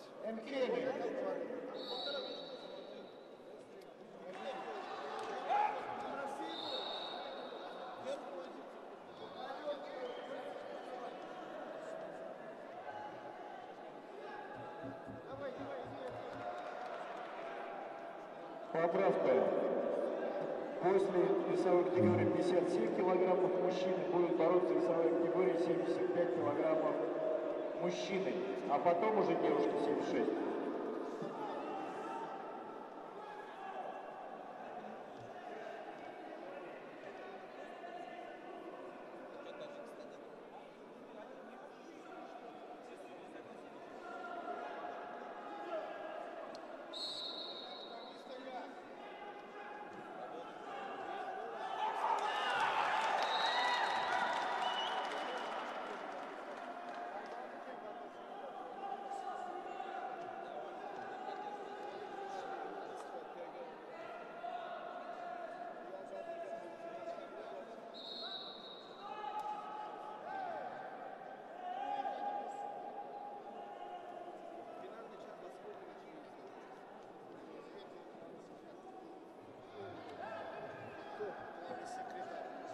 Внимание, девушки 76 килограммов будут бороться на ковре С. Повторяю, девушки 76 килограммов в полуфинальной поединке будут проходить на ковре С.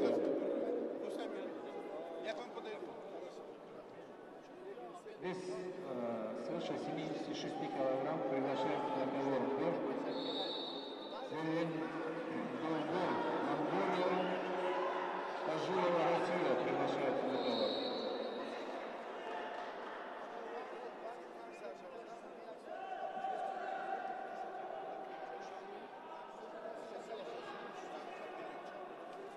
Если работа... Монголия, Тажилова, Екатерина, Россия. Розе. Розе мефам. بعد چند دقیقه؟ خبر انگلیسی میتونم. یک ساعت. 10 minut. میشینم نمیایم اخی. یا سیچ کردن اینجا. میایم. یا باشه که تیار پخش می‌سازم. بله. عکس ببینید. Bu neyse. Никогда мы думаем, не будет нашего.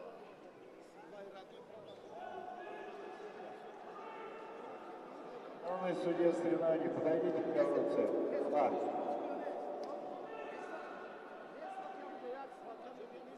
Помощник главного судьи соревнований.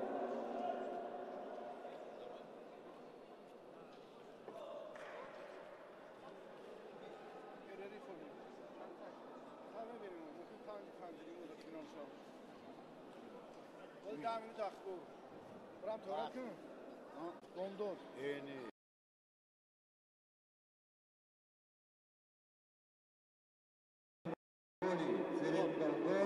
Finaloda korkmamızdaki barıklar. Oziçko kayb korkula sari ben megreyim. Sari omadana seplan autar seplan aysi amira yaplan moşini isodabiş ve milihama bilgi balı filmon. Hakan'ın iyi oluşustu. Oy sari. Sar kati barvaq mexezimi. O pagam neymi. Hakan işmo rejisörü mekni da. Sot tamam meçki mar. Приготовиться, Юлдашева Закиева.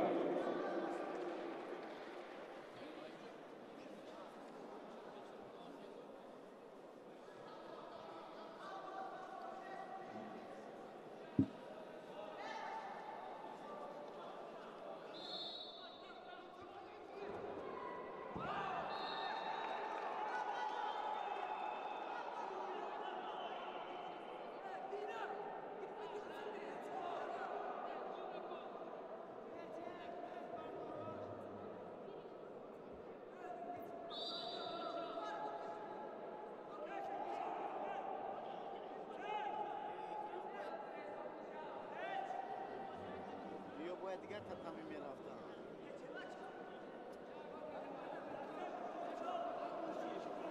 اکرم خسته رفتن نیست نگیرید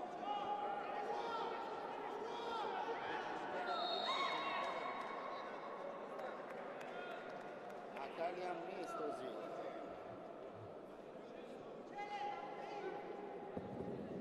گو Счетом 10-4.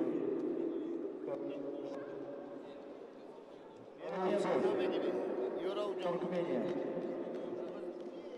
Ковырцы приглашаются в весовой категории до 76 килограммов.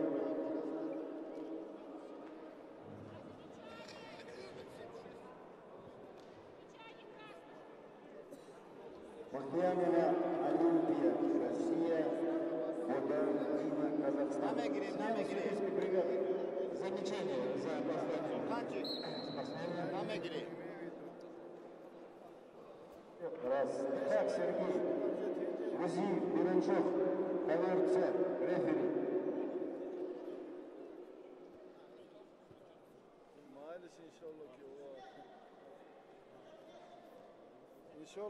Грузин, Биранчев. یه بچه تو بیایی که خیلی چی داخل بگایی جدا تشکیل جدا اون یک بار تمام شد مسئله نکنیم همون چی در فریل در بود کوی با اونجا آدم بسیار اونجا ممکن است یکان جایی هم فریل زور هم ماهیش بود با مزه بینیم که کجا با میشه یکان جایی نست بشه تشکیل میکنیم آدم بسیار زیاد است یک آدم Бабцев в красной форме обменяется на позиции за неведение борьбы. Не.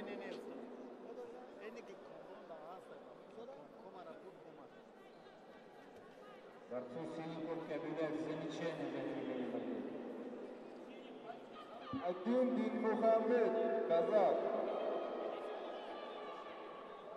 Ковер С, рефери.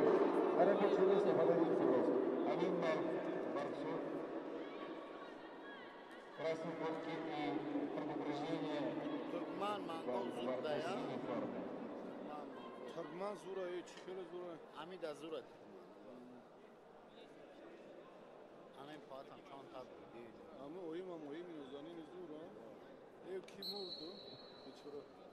Что-то ур бриде сабут ки хансо кима кишо.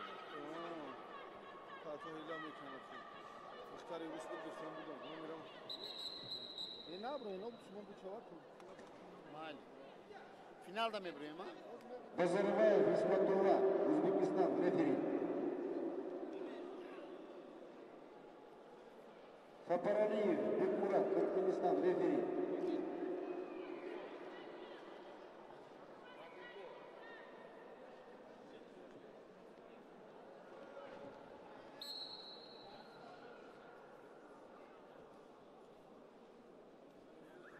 Тахил, Тхак Сергей.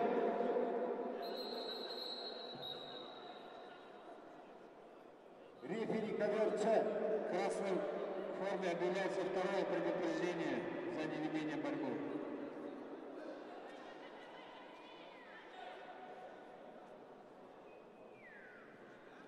Куршет, Шарипов.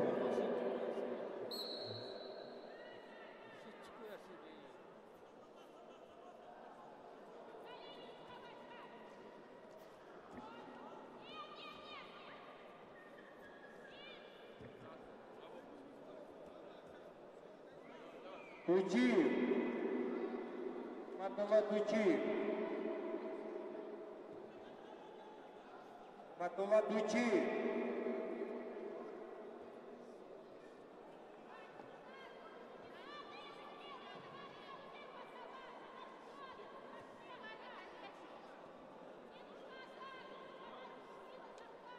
есть ковер. Бакиев Шамилов, Россия, Аден Бенмухаммед, Казахстан.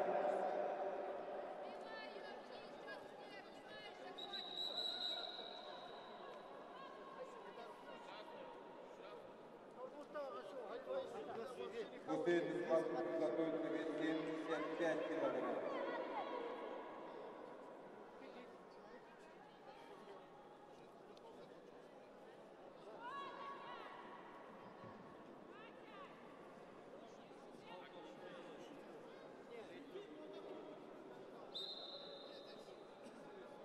Раз.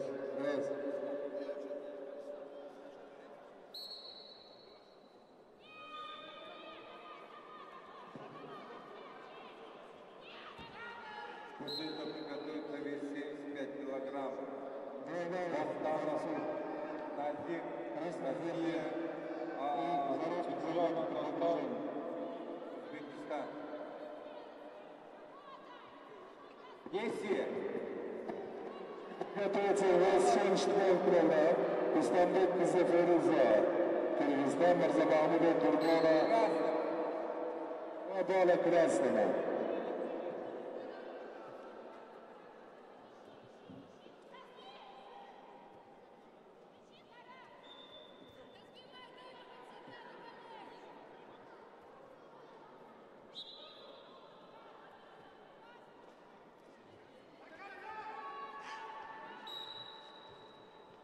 Назарценко, прием сказал.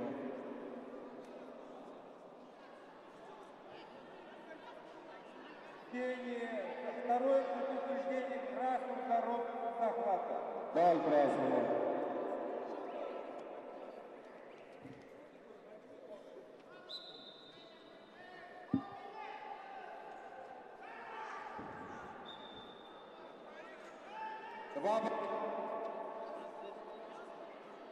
Счет 0-5.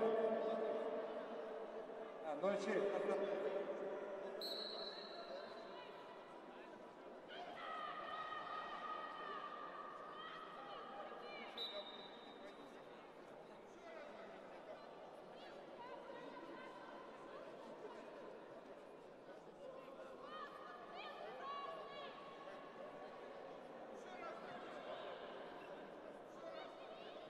Бал красного.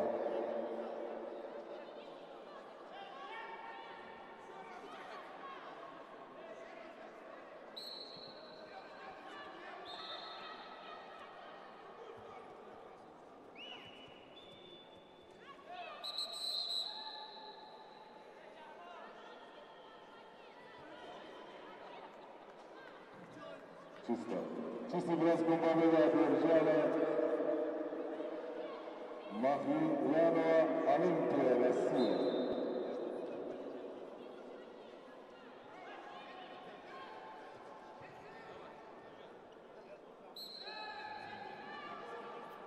Вес 7,66. Феруза, Кыргызстан, Узбекистан.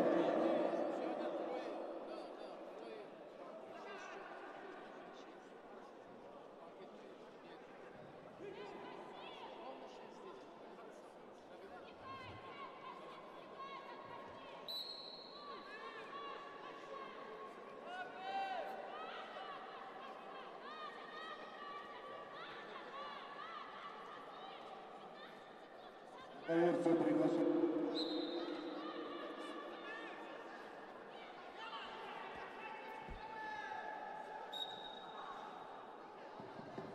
Кустамбек Кузянова,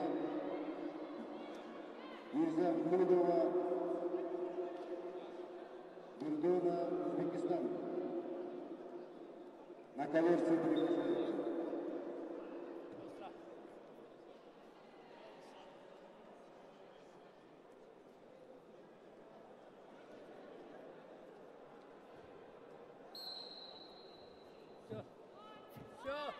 Время. В этой схватке победу одержала Фердинанд Байгор Санджитман, Монголия.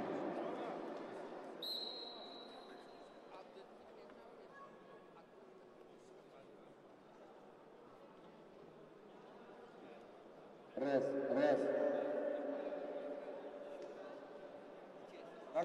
Ковер приглашается. Вес 75 килограммов. Подстанов, Назим, Россия. Биджонов, Достамбек, Узбекистан. Судьи.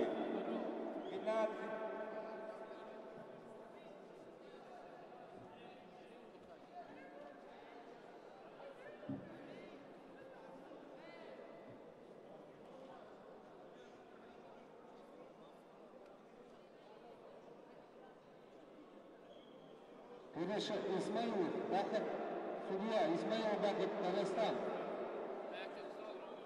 Повторно приглашается Тахмурадов, Джмет, Тахмурадов, Хушбек, судьи Таджикистана.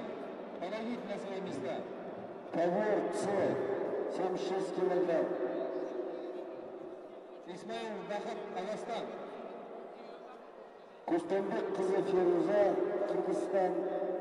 Мирза Махмудова, Гурдена, Өзбекистан.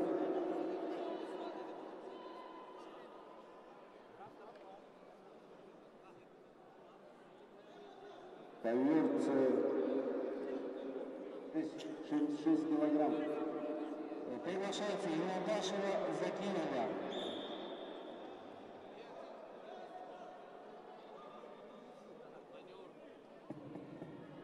Мирза Махмудова, Гурдена, повторно приглашается.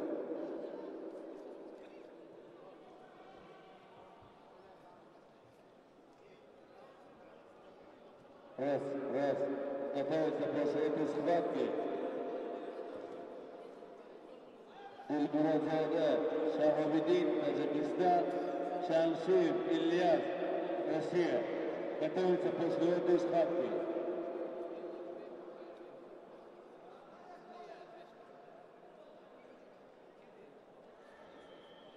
Печенье синька, красная. Бал синему и за распуск предупреждение красный.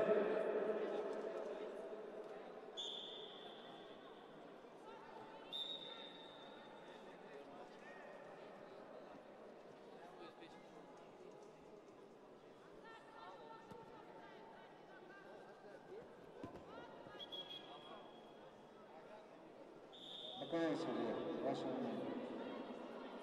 Один дает написано.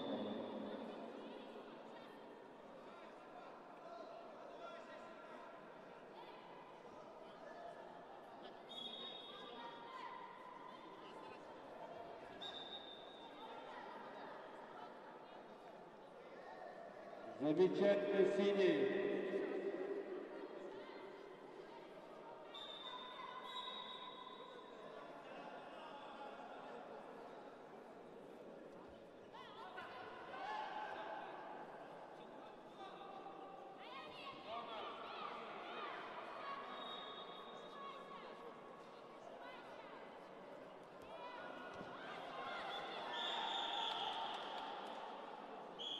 Бросок после свистка.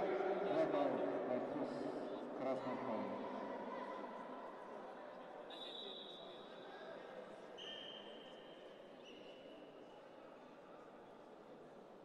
Врач.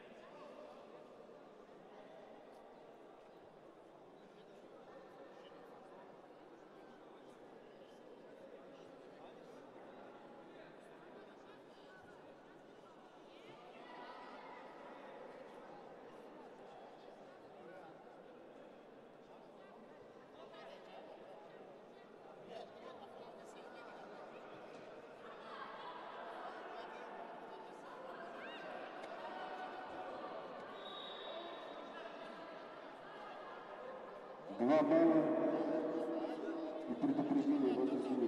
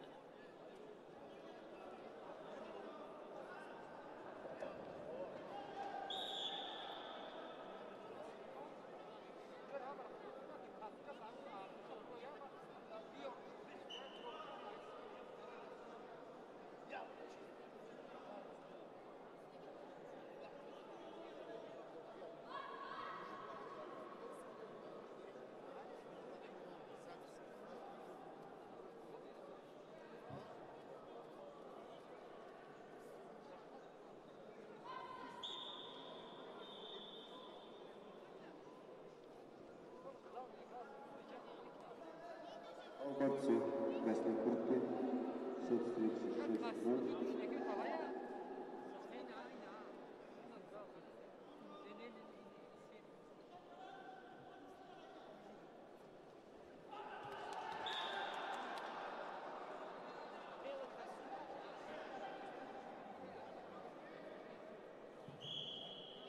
Победу с явным преимуществом одержала Кустанбек Кызылфируза, Кыргызстан.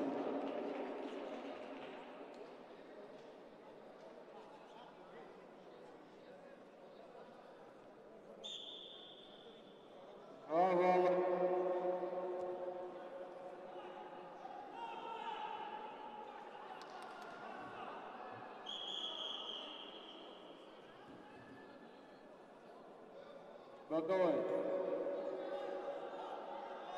Боковой себе.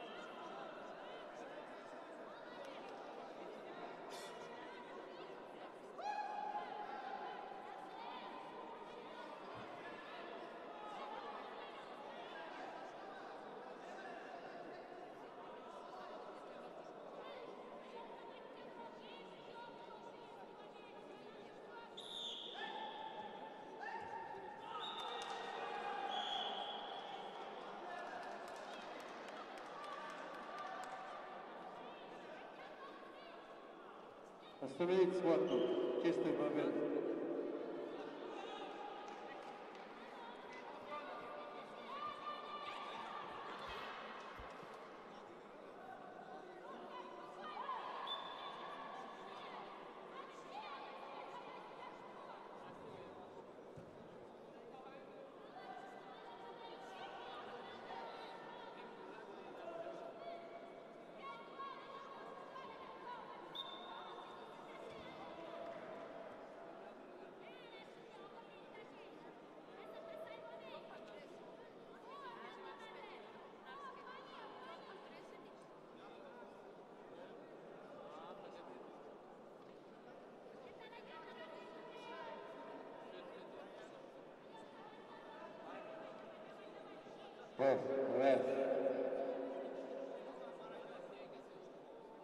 Полиборозовда, Шаубедин, Таджикистан, Шамир, Ильяс, Россия.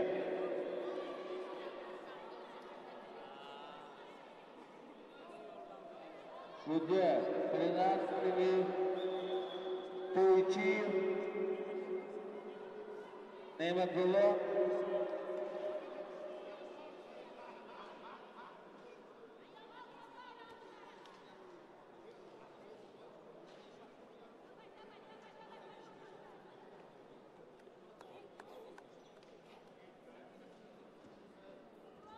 Жагал.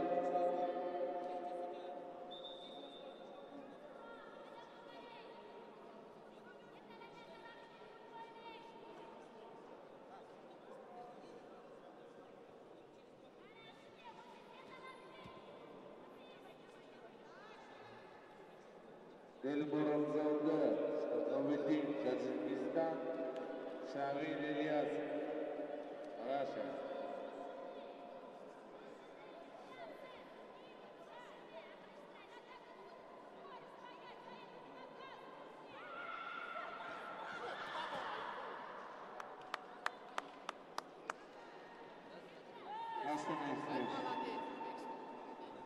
В этой схватке явное преимущество победы выражала Юлдашева, Узбекистан.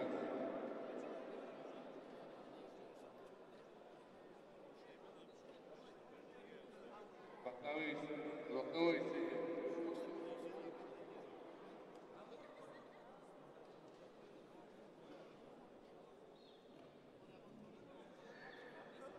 Вес 62 килограмма.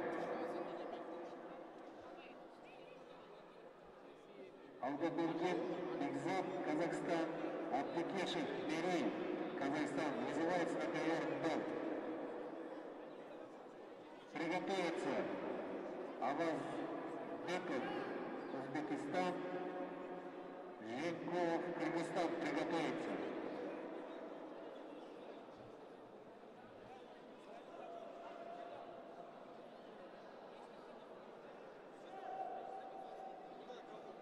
Ислам Магомедович.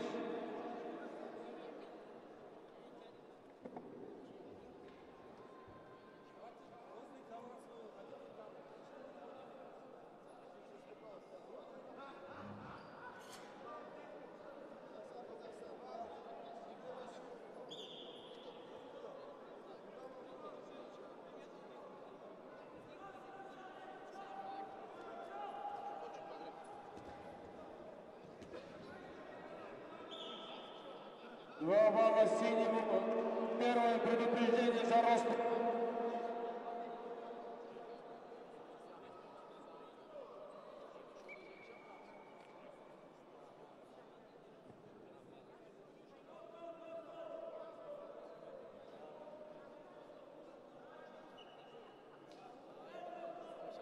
Врач на ковер, врач.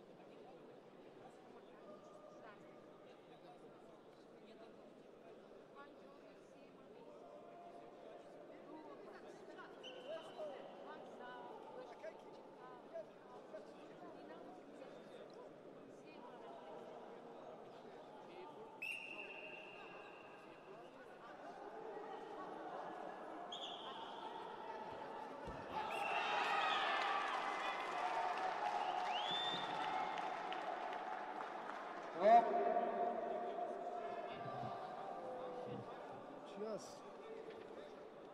Полуфинал.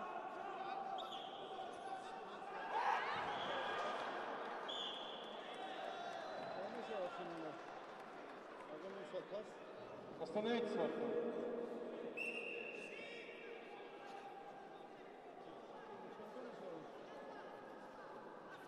Что, чихемекли?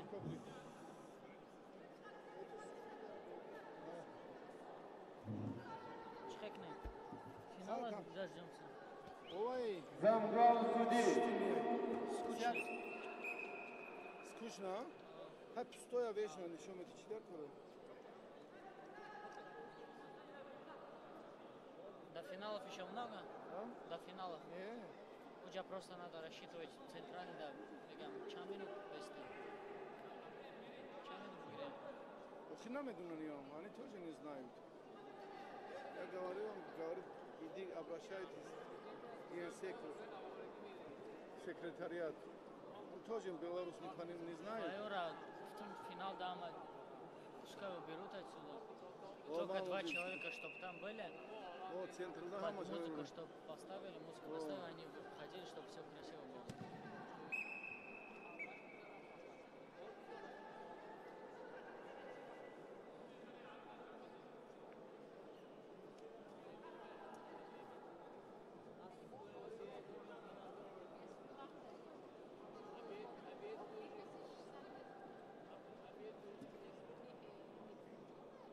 Да, так хамда саркем, а? Çorlu çanda bu ya dışarıda 5 minut. Hadi belirteyim. Sarı çanda belirteyim. Sada. Открытие бабу, да, а мы 10 saat kadar. Yozda где-то kalkıyor. Sevnim saat belirledim. Sevnim 5 saat. 6 saat kalıyor. Kроме финала еще. Ustaz squadka. Ага, бисёр тарафаша. Арц яхна. Яхна. Ага, бо мегам подиум мемонанд, экрано мемонанд. Грандиоз кадешна.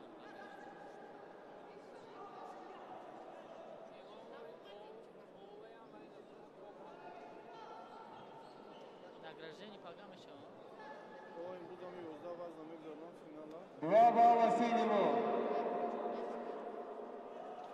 Счет 4.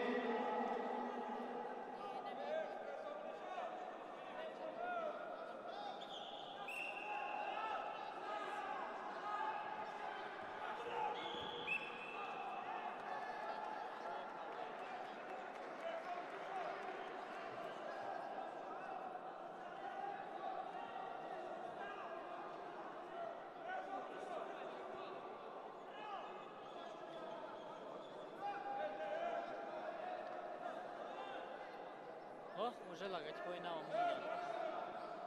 Ай варзиш логотипой на оварда. Шеф аю жарой кар гуфтам ёрамони. Мы не сняли. 2 балла синему. У нас перерыв пока. Перерыв же у нас есть.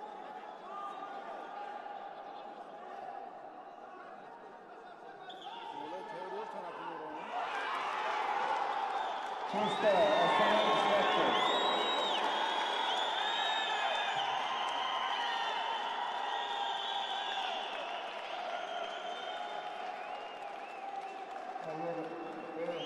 Победа одержал Абукеров, Казахстан.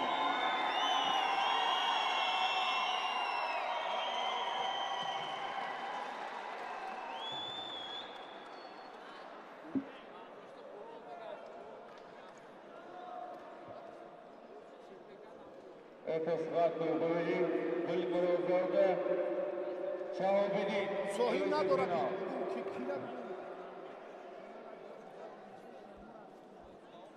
На ковер приглашается 62 килограмма. На разбегу Узбекистан, Шеленков, Киргизия. Ковер Б приглашается 62 килограмма. Камера. Технический перерыв.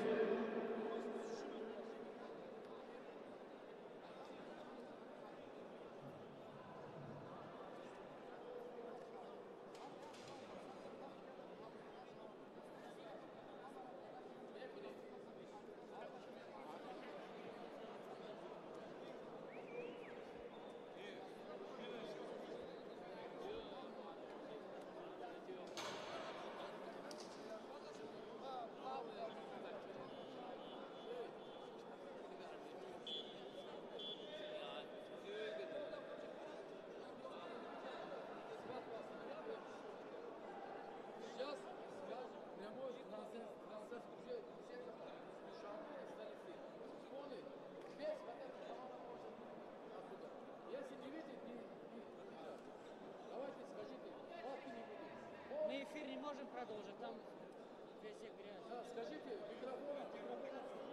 Уважаемые спортсмены, освободите, пожалуйста, все спортсмены уходим.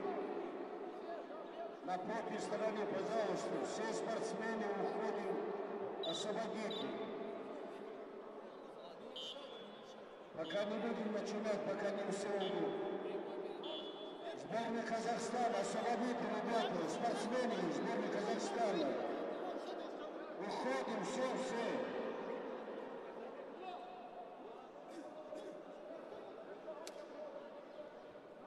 Все уходим.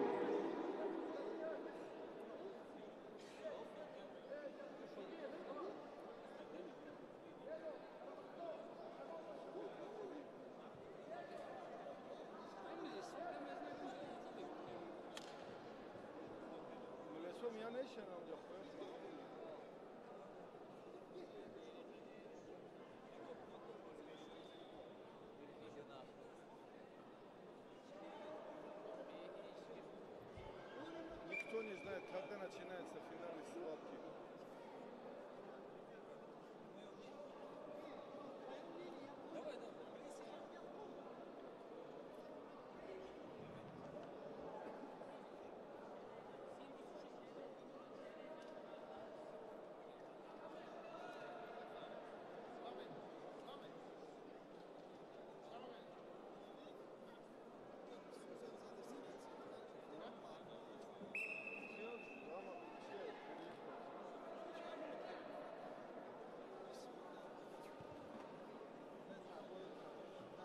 Очки деси.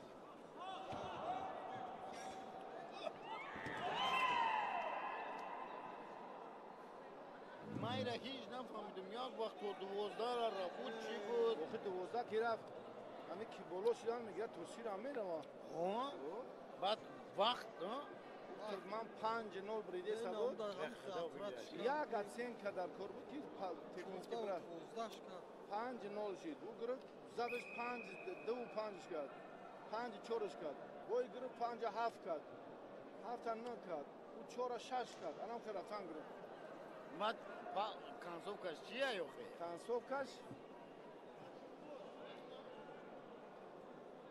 вақт буд шава очкои зиёд мебра. Разница 6 хол боша агар чизи победа. Састой ки бросок кунад, тоза бросок кунад чисти победа. ҷонона ҷанҷол кам барои ҷонона мега ки диста чӣ кард? Şey kamabran garaf mega diğer bu işte bu megiram mega dışa. O muhtaç da gay. Diğer bit. Agane garen ilçi ay bile. Agane zadura. Final ani mezad. Final kaybedecek. An bega. An bego. En bego yağmur final da tamam mı? Yürüz ya. Yürüz namışa. Ha, nokta o. Yozda vazmeşa final olsun. Final hamaşa mı?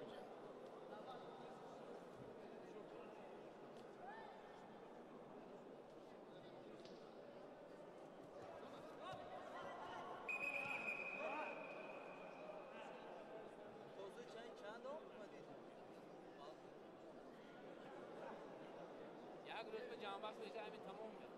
آگو با هم بگو تو بگو. آگو هم روز یک شنبه بعد فینال میشه. آگو جانباز. که جانبخش میشه. دولتی مر نمیسنجین دکتر کیه؟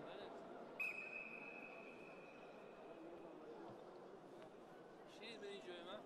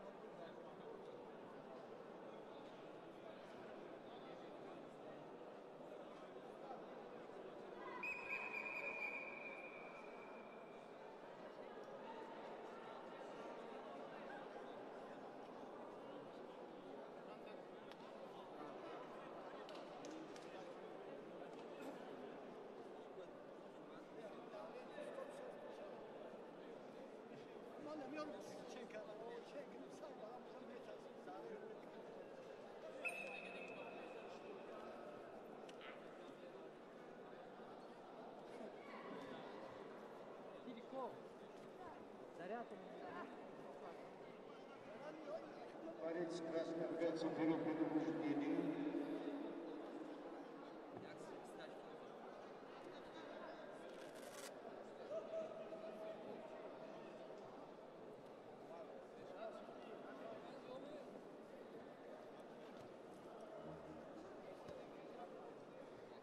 Борец синий получается предупреждение.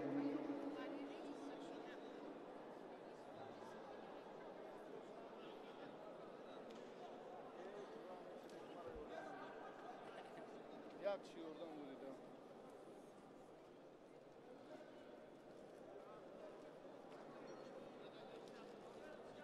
Борис получается второе предупреждение.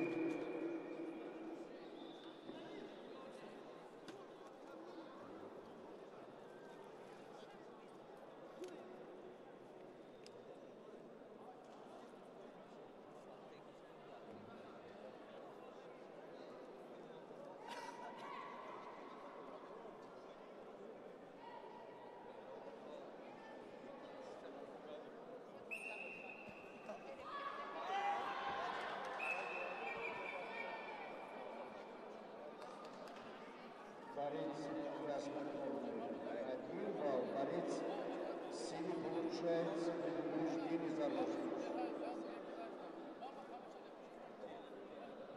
Внимание представителей НКР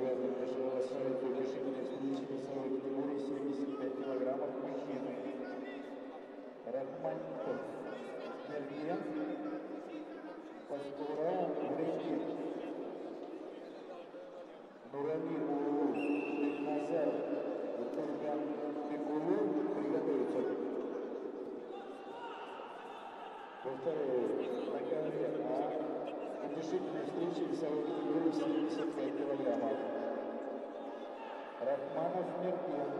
Туркмения. Паскаров Валентин.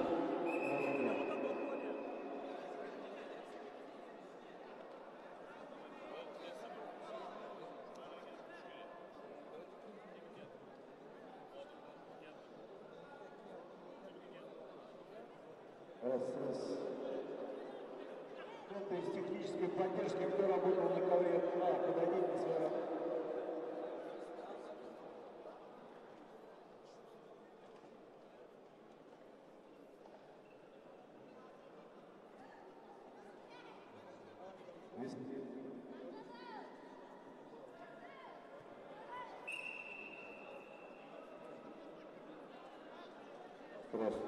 Весовой категории 75 килограмм.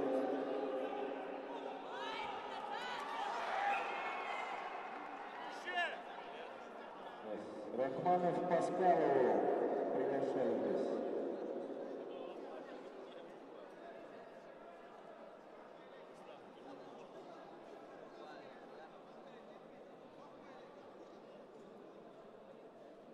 Рахманов Паскалов. Андрей.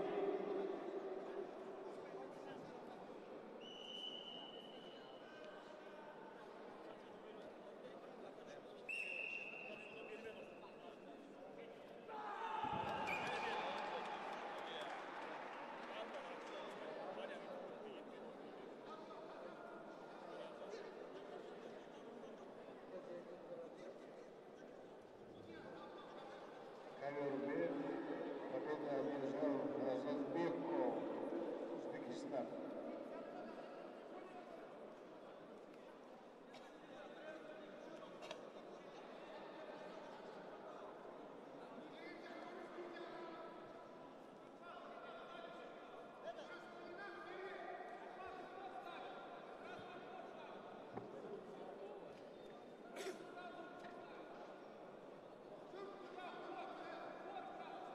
На ковер Б приглашается 82 килограмма. Зарипов, Таджикистан. Иван Бекбеков, Узбекистан. 82 килограмма. Ковер Б.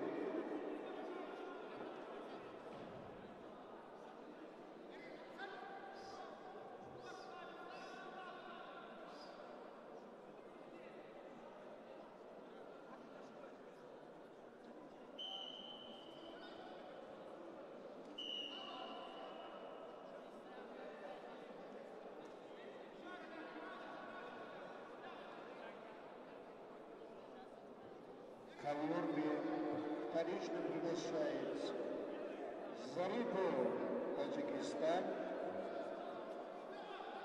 Янгубе, Узбекистан.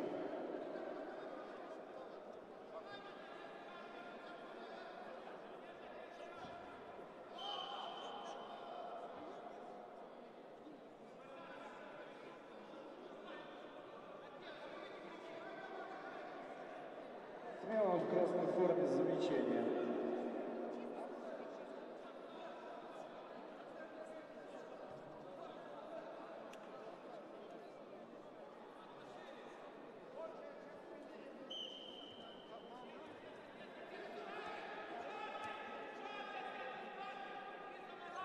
Стоп.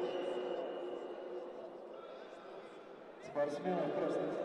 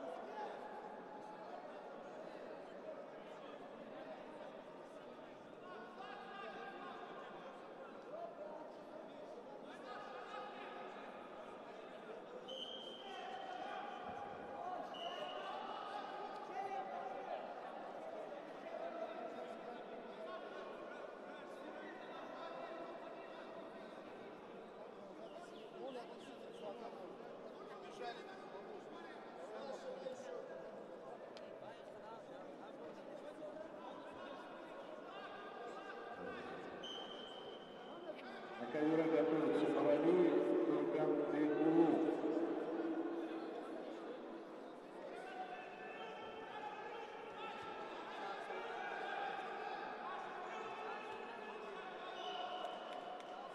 В связи с равной победой присуждается Лимонбек Узбекистан.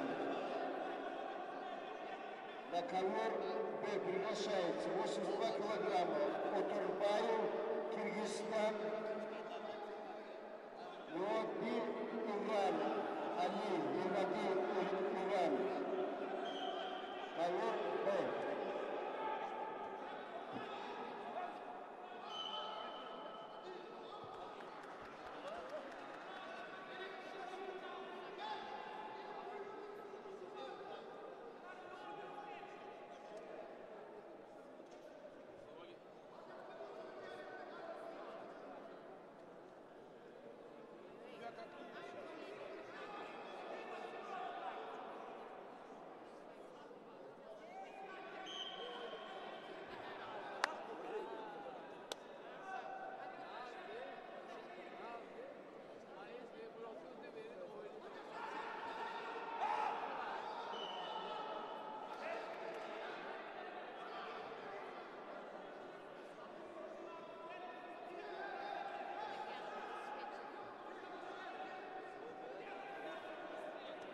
Середина борцы.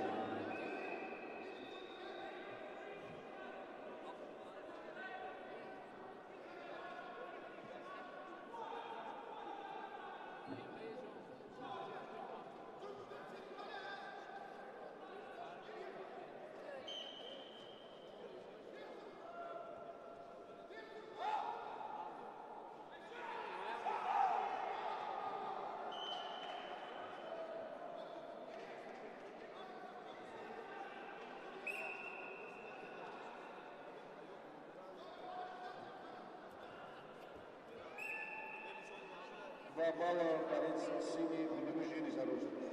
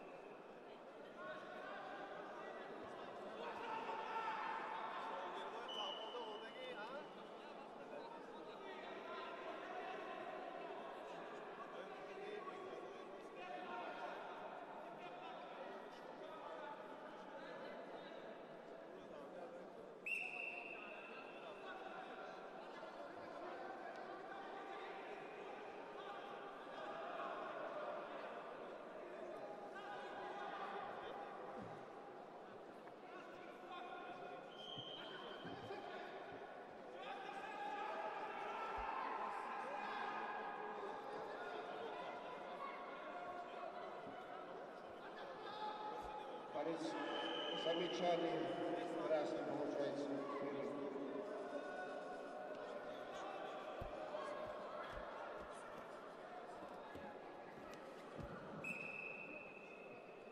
Два балла борец в синей форме.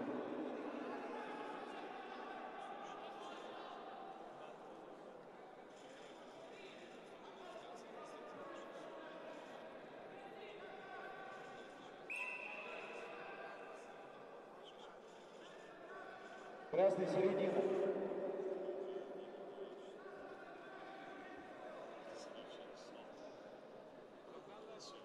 Красный стал.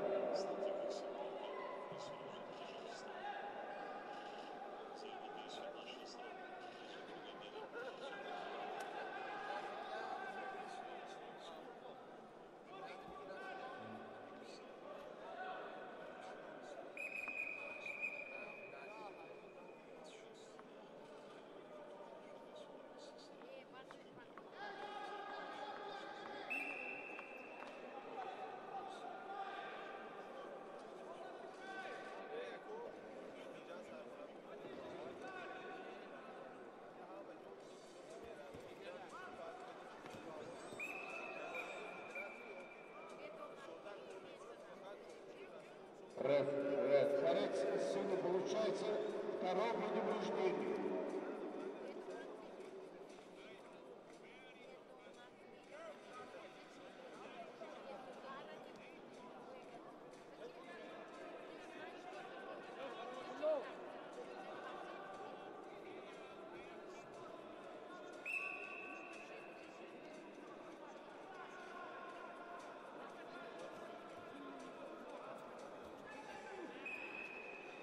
Реф.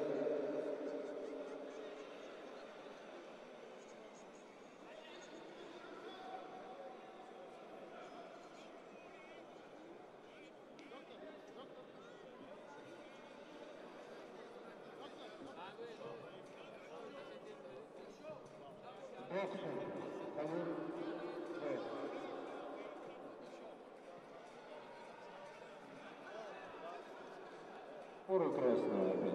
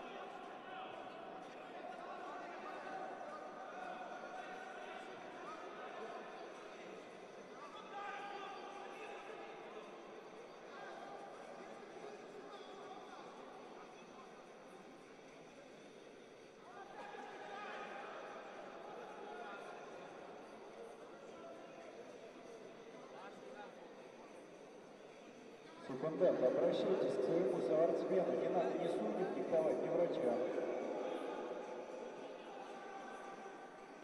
Андрей, остави встречу. Секундант, спортсмену в синей форме с желтой карточкой.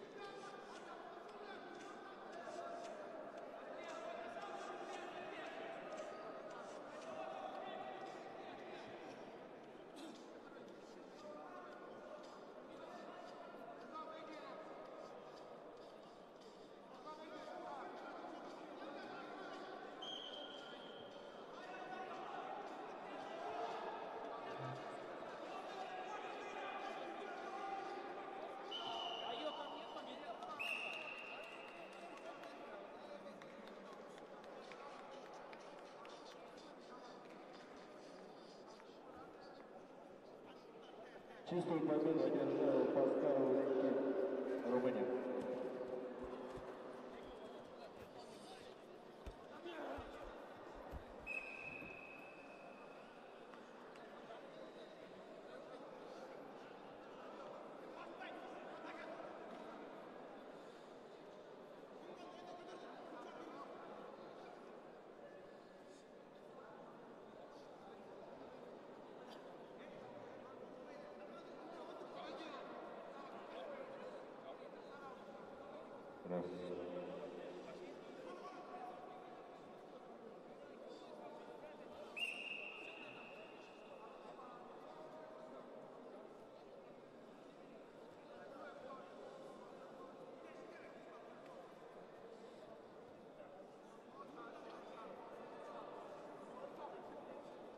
Рез. Нурали Ulug'beknazar,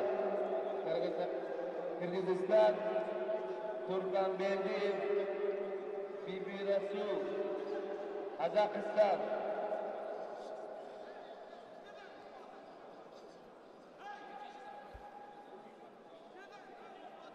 Приглашаем Мурали Улугбекназар,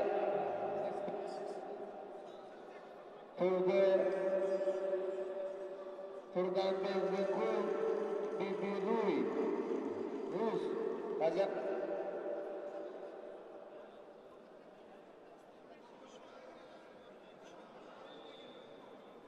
Раз.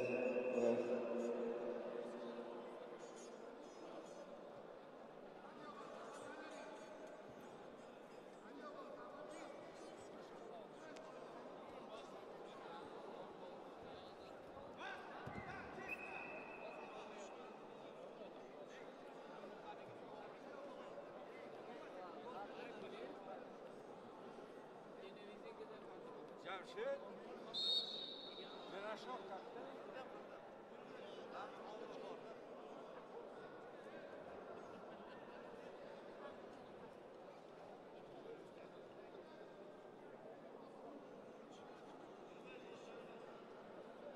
Синий бонус замечание на Шадуков.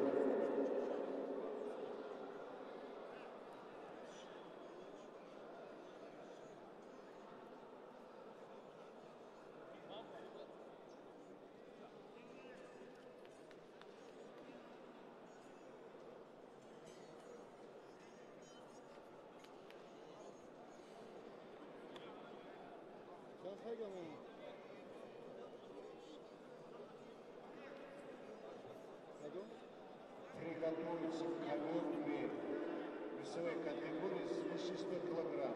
Минимум был вынесен Акбарали, Кыргызстан, Казил, Россия. Приготовиться к колонке.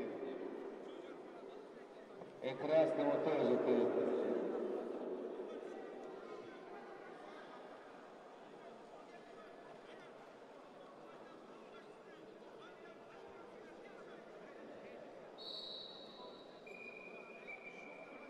Второй дружбы.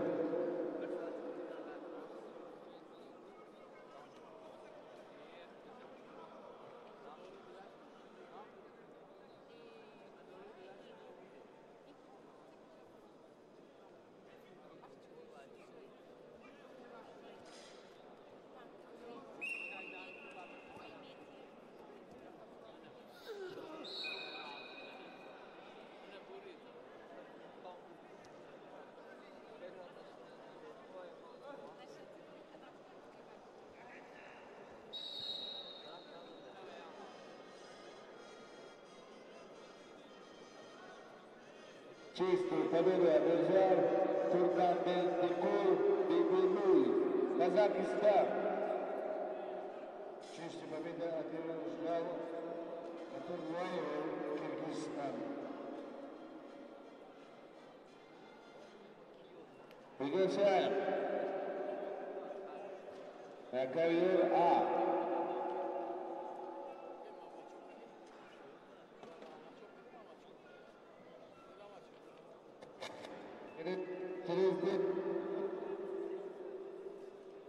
Через 10 минут готовится.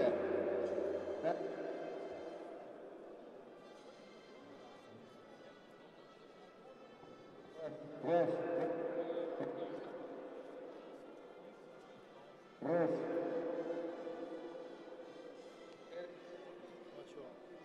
Muzika da, gol vakti ne bu? Раз. Через 10 минут готовится. На ковер А. Паскаров, Валентина, Восторов, Назим, Россия. Через 10 минут готовится.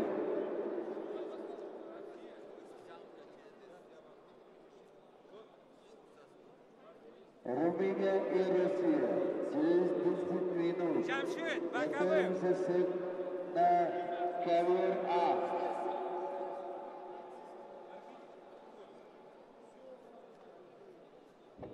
На ковер Б приглашается вес плюс 100 килограммов.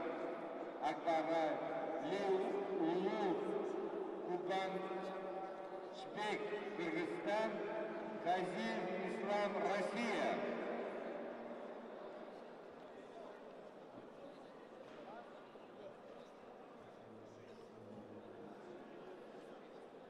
Ковер Б плюс 100 килограмм, мужчины.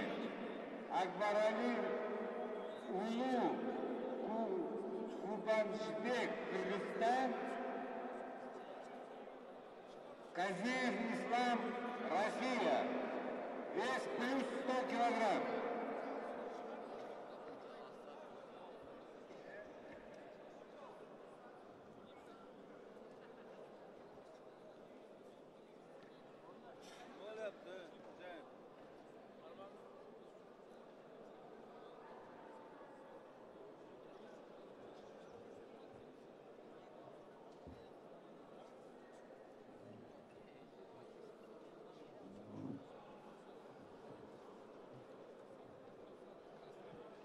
Повторно вызывается ковер Б плюс 100 килограмм. Акбарали Улу Кубаншбек, Кыргызстан, Казир Ислам, Россия.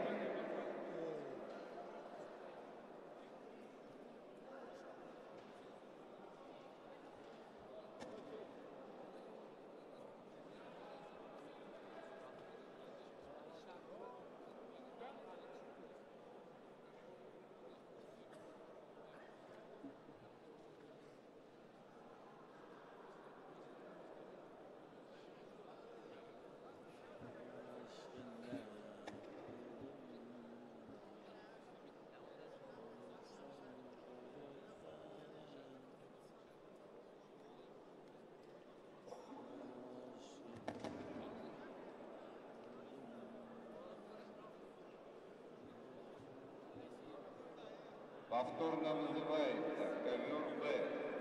Акбарали Улу Кушанбек, Кыргызстан, красный. Казир Ислам, Россия.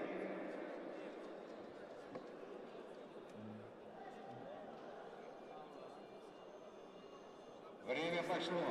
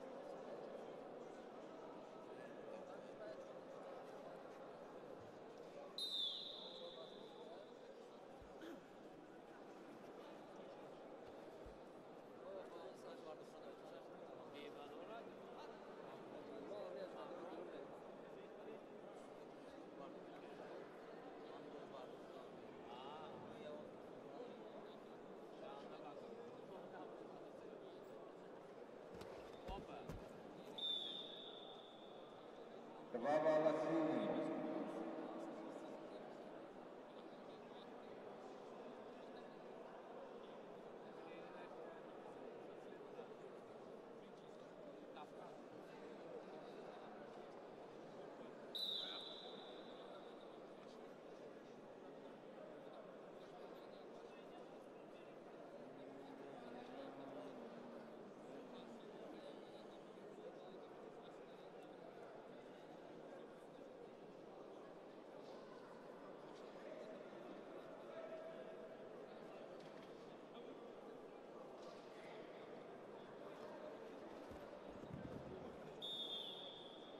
Два балла синему.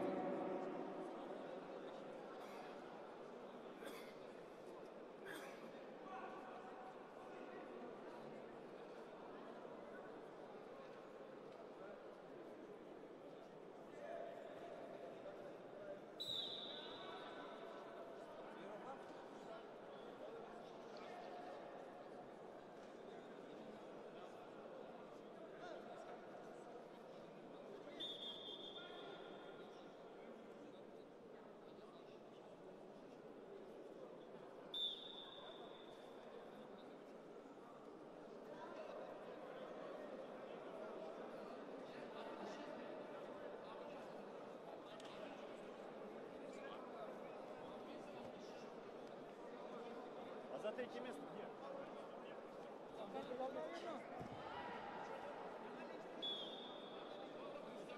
Спартака.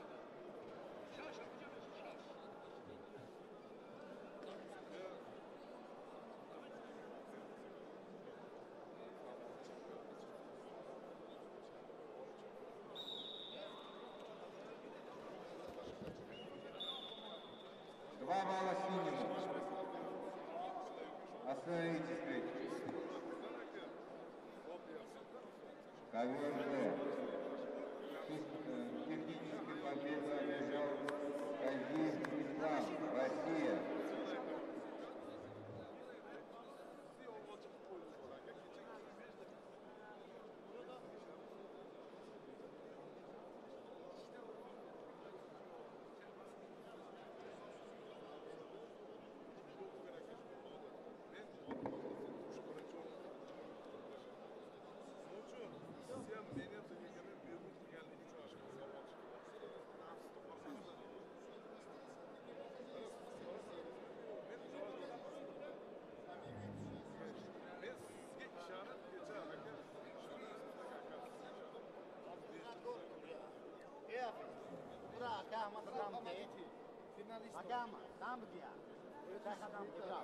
Хорошо, ладно, ничего. Сейчас он сейчас печатает.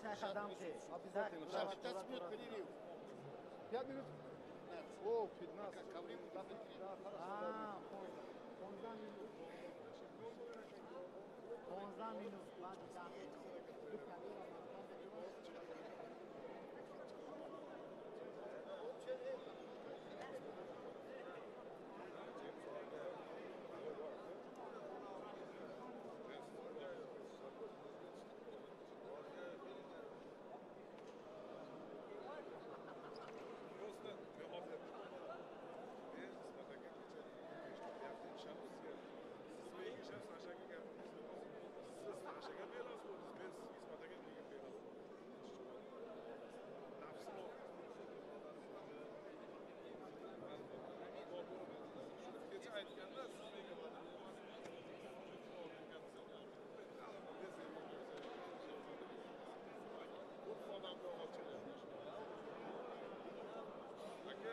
Ковер А, вес до 75 килограммов.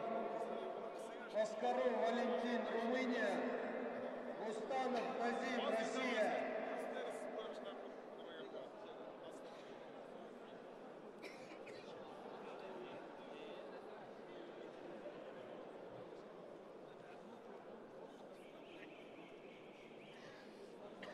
Судья Тучиев, Иматула.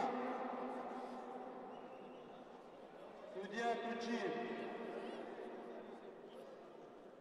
Ветром.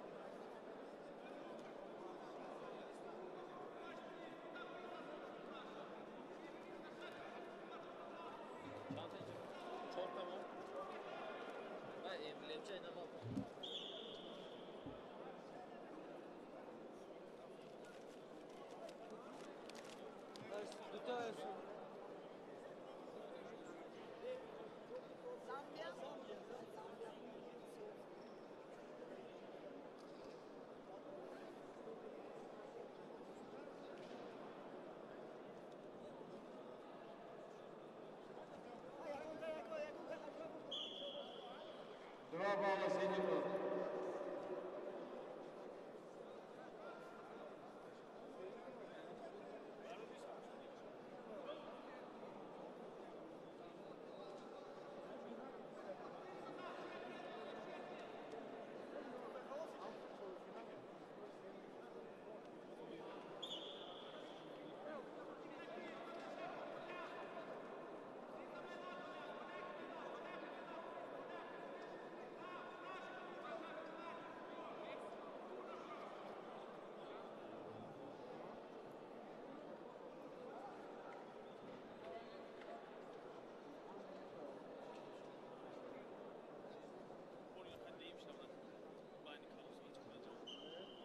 Два балла Сенегал.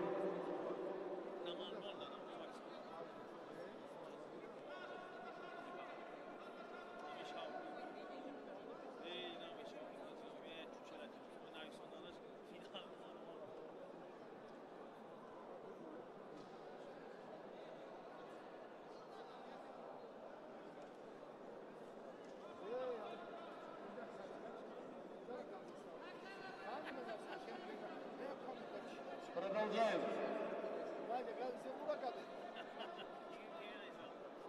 Кто давал?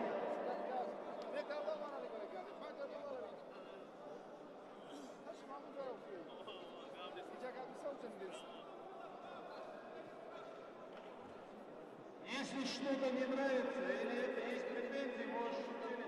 Продолжаем. Арбитр. Дайте нам финалистов.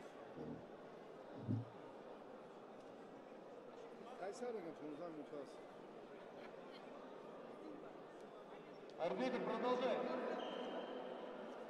Bazı şaşırdı. Bu polufinalı şey.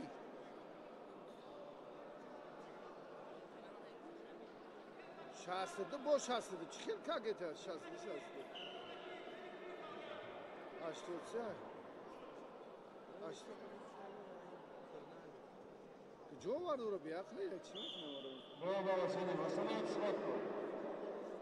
В этой встрече явным преимуществом победу одержал Установ Казим, Россия. Karaca şeyin oradaki final anlaşılır mı? Çıkma.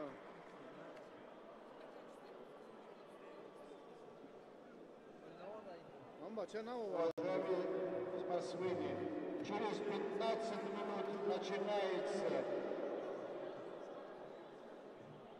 закрытое место и финальную встречу. Через 15 минут начинается на 2 коврах. Закрытую и финальную встречу. Через 15 минут начинается.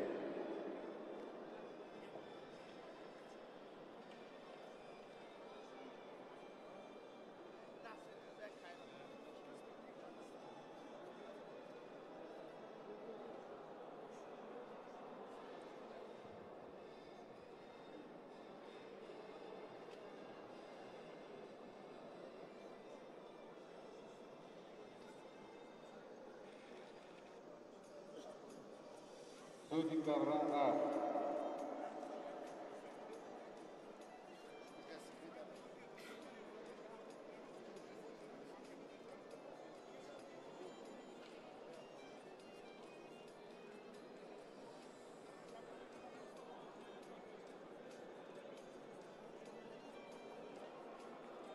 Спортсмены, все, вот все уходим за ковер. Впереди сидячий. Гамбатов, Монголия. Все на трибуны тоже освобождаем. Все. Будет сейчас прямая трансляция.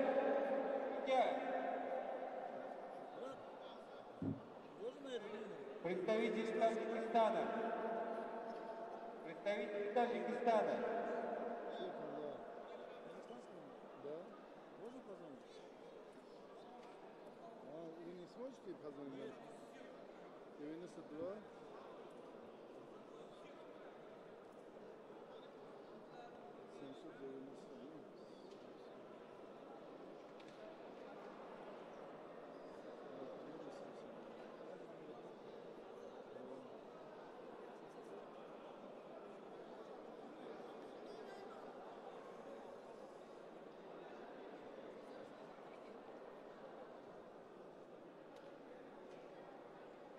Освобождаем. Спортсмен. Алло. Алмаз, это Бакут, Казахстан.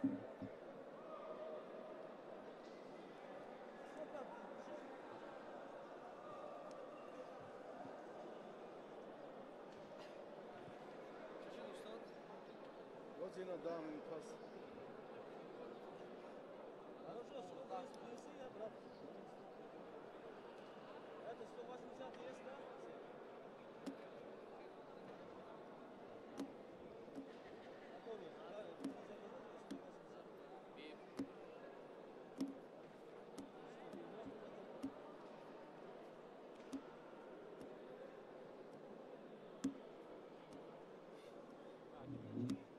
Какой разный ресурс?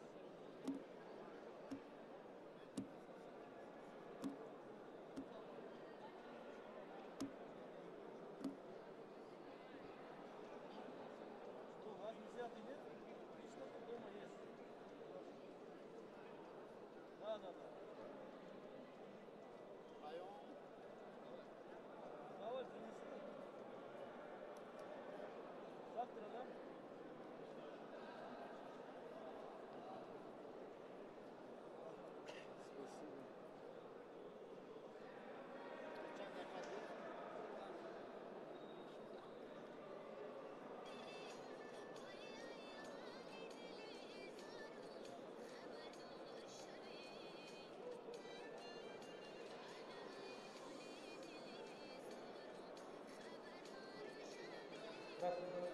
Уважаемые судьи, просьба собраться с центрального ковра. Уважаемые судьи, просьба собраться около центрального ковра.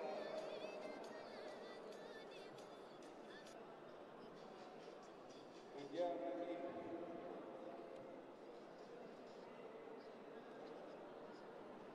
Судьи, просьба собраться около центрального ковра.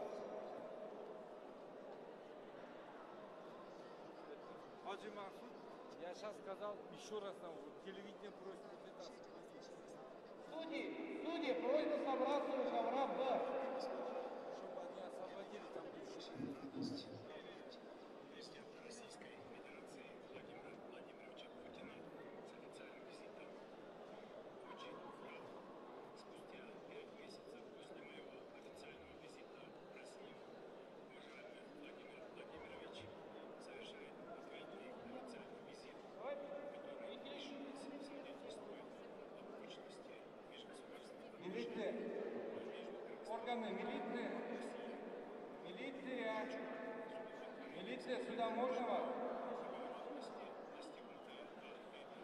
Нашей московской встречи уже реализуется.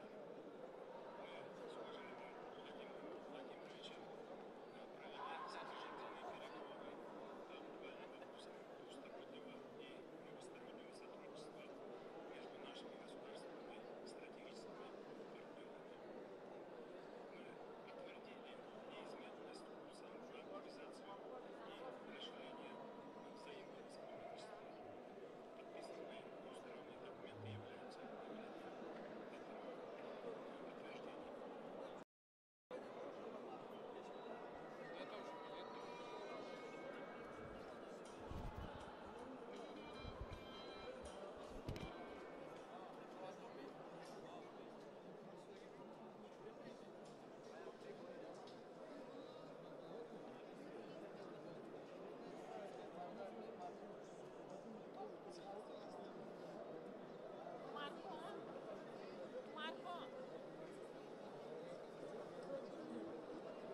Спортсмены,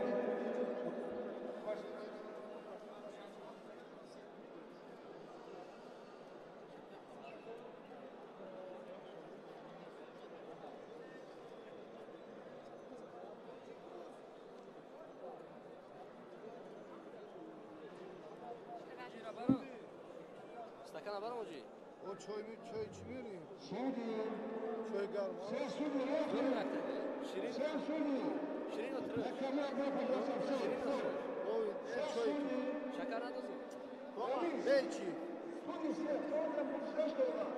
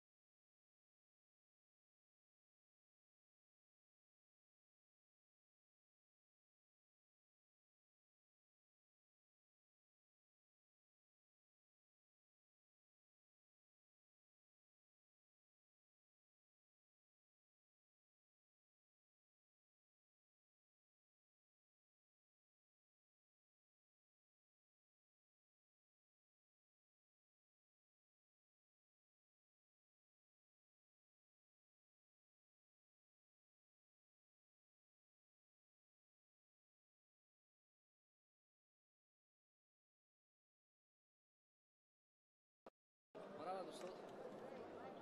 Сипос.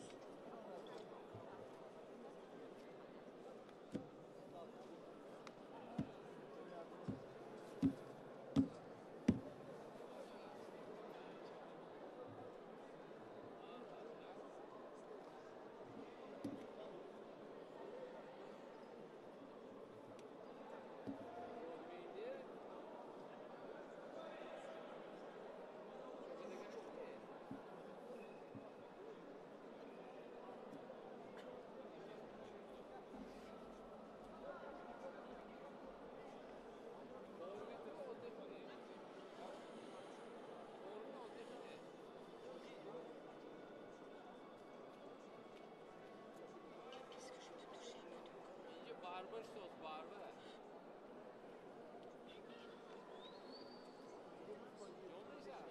Stadion? Ah, ecco, sei critico.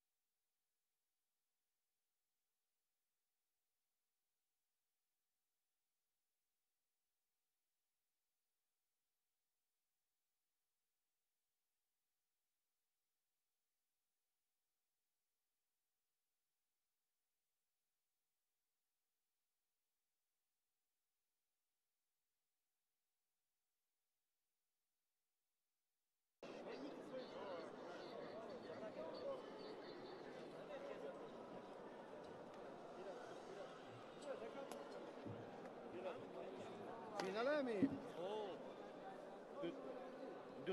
دو تا سه یا فینال دو سه یا فینال هم خیلی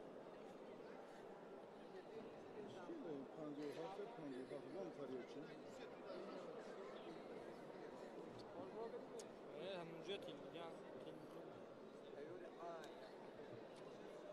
چشه دوستا چند دقیقه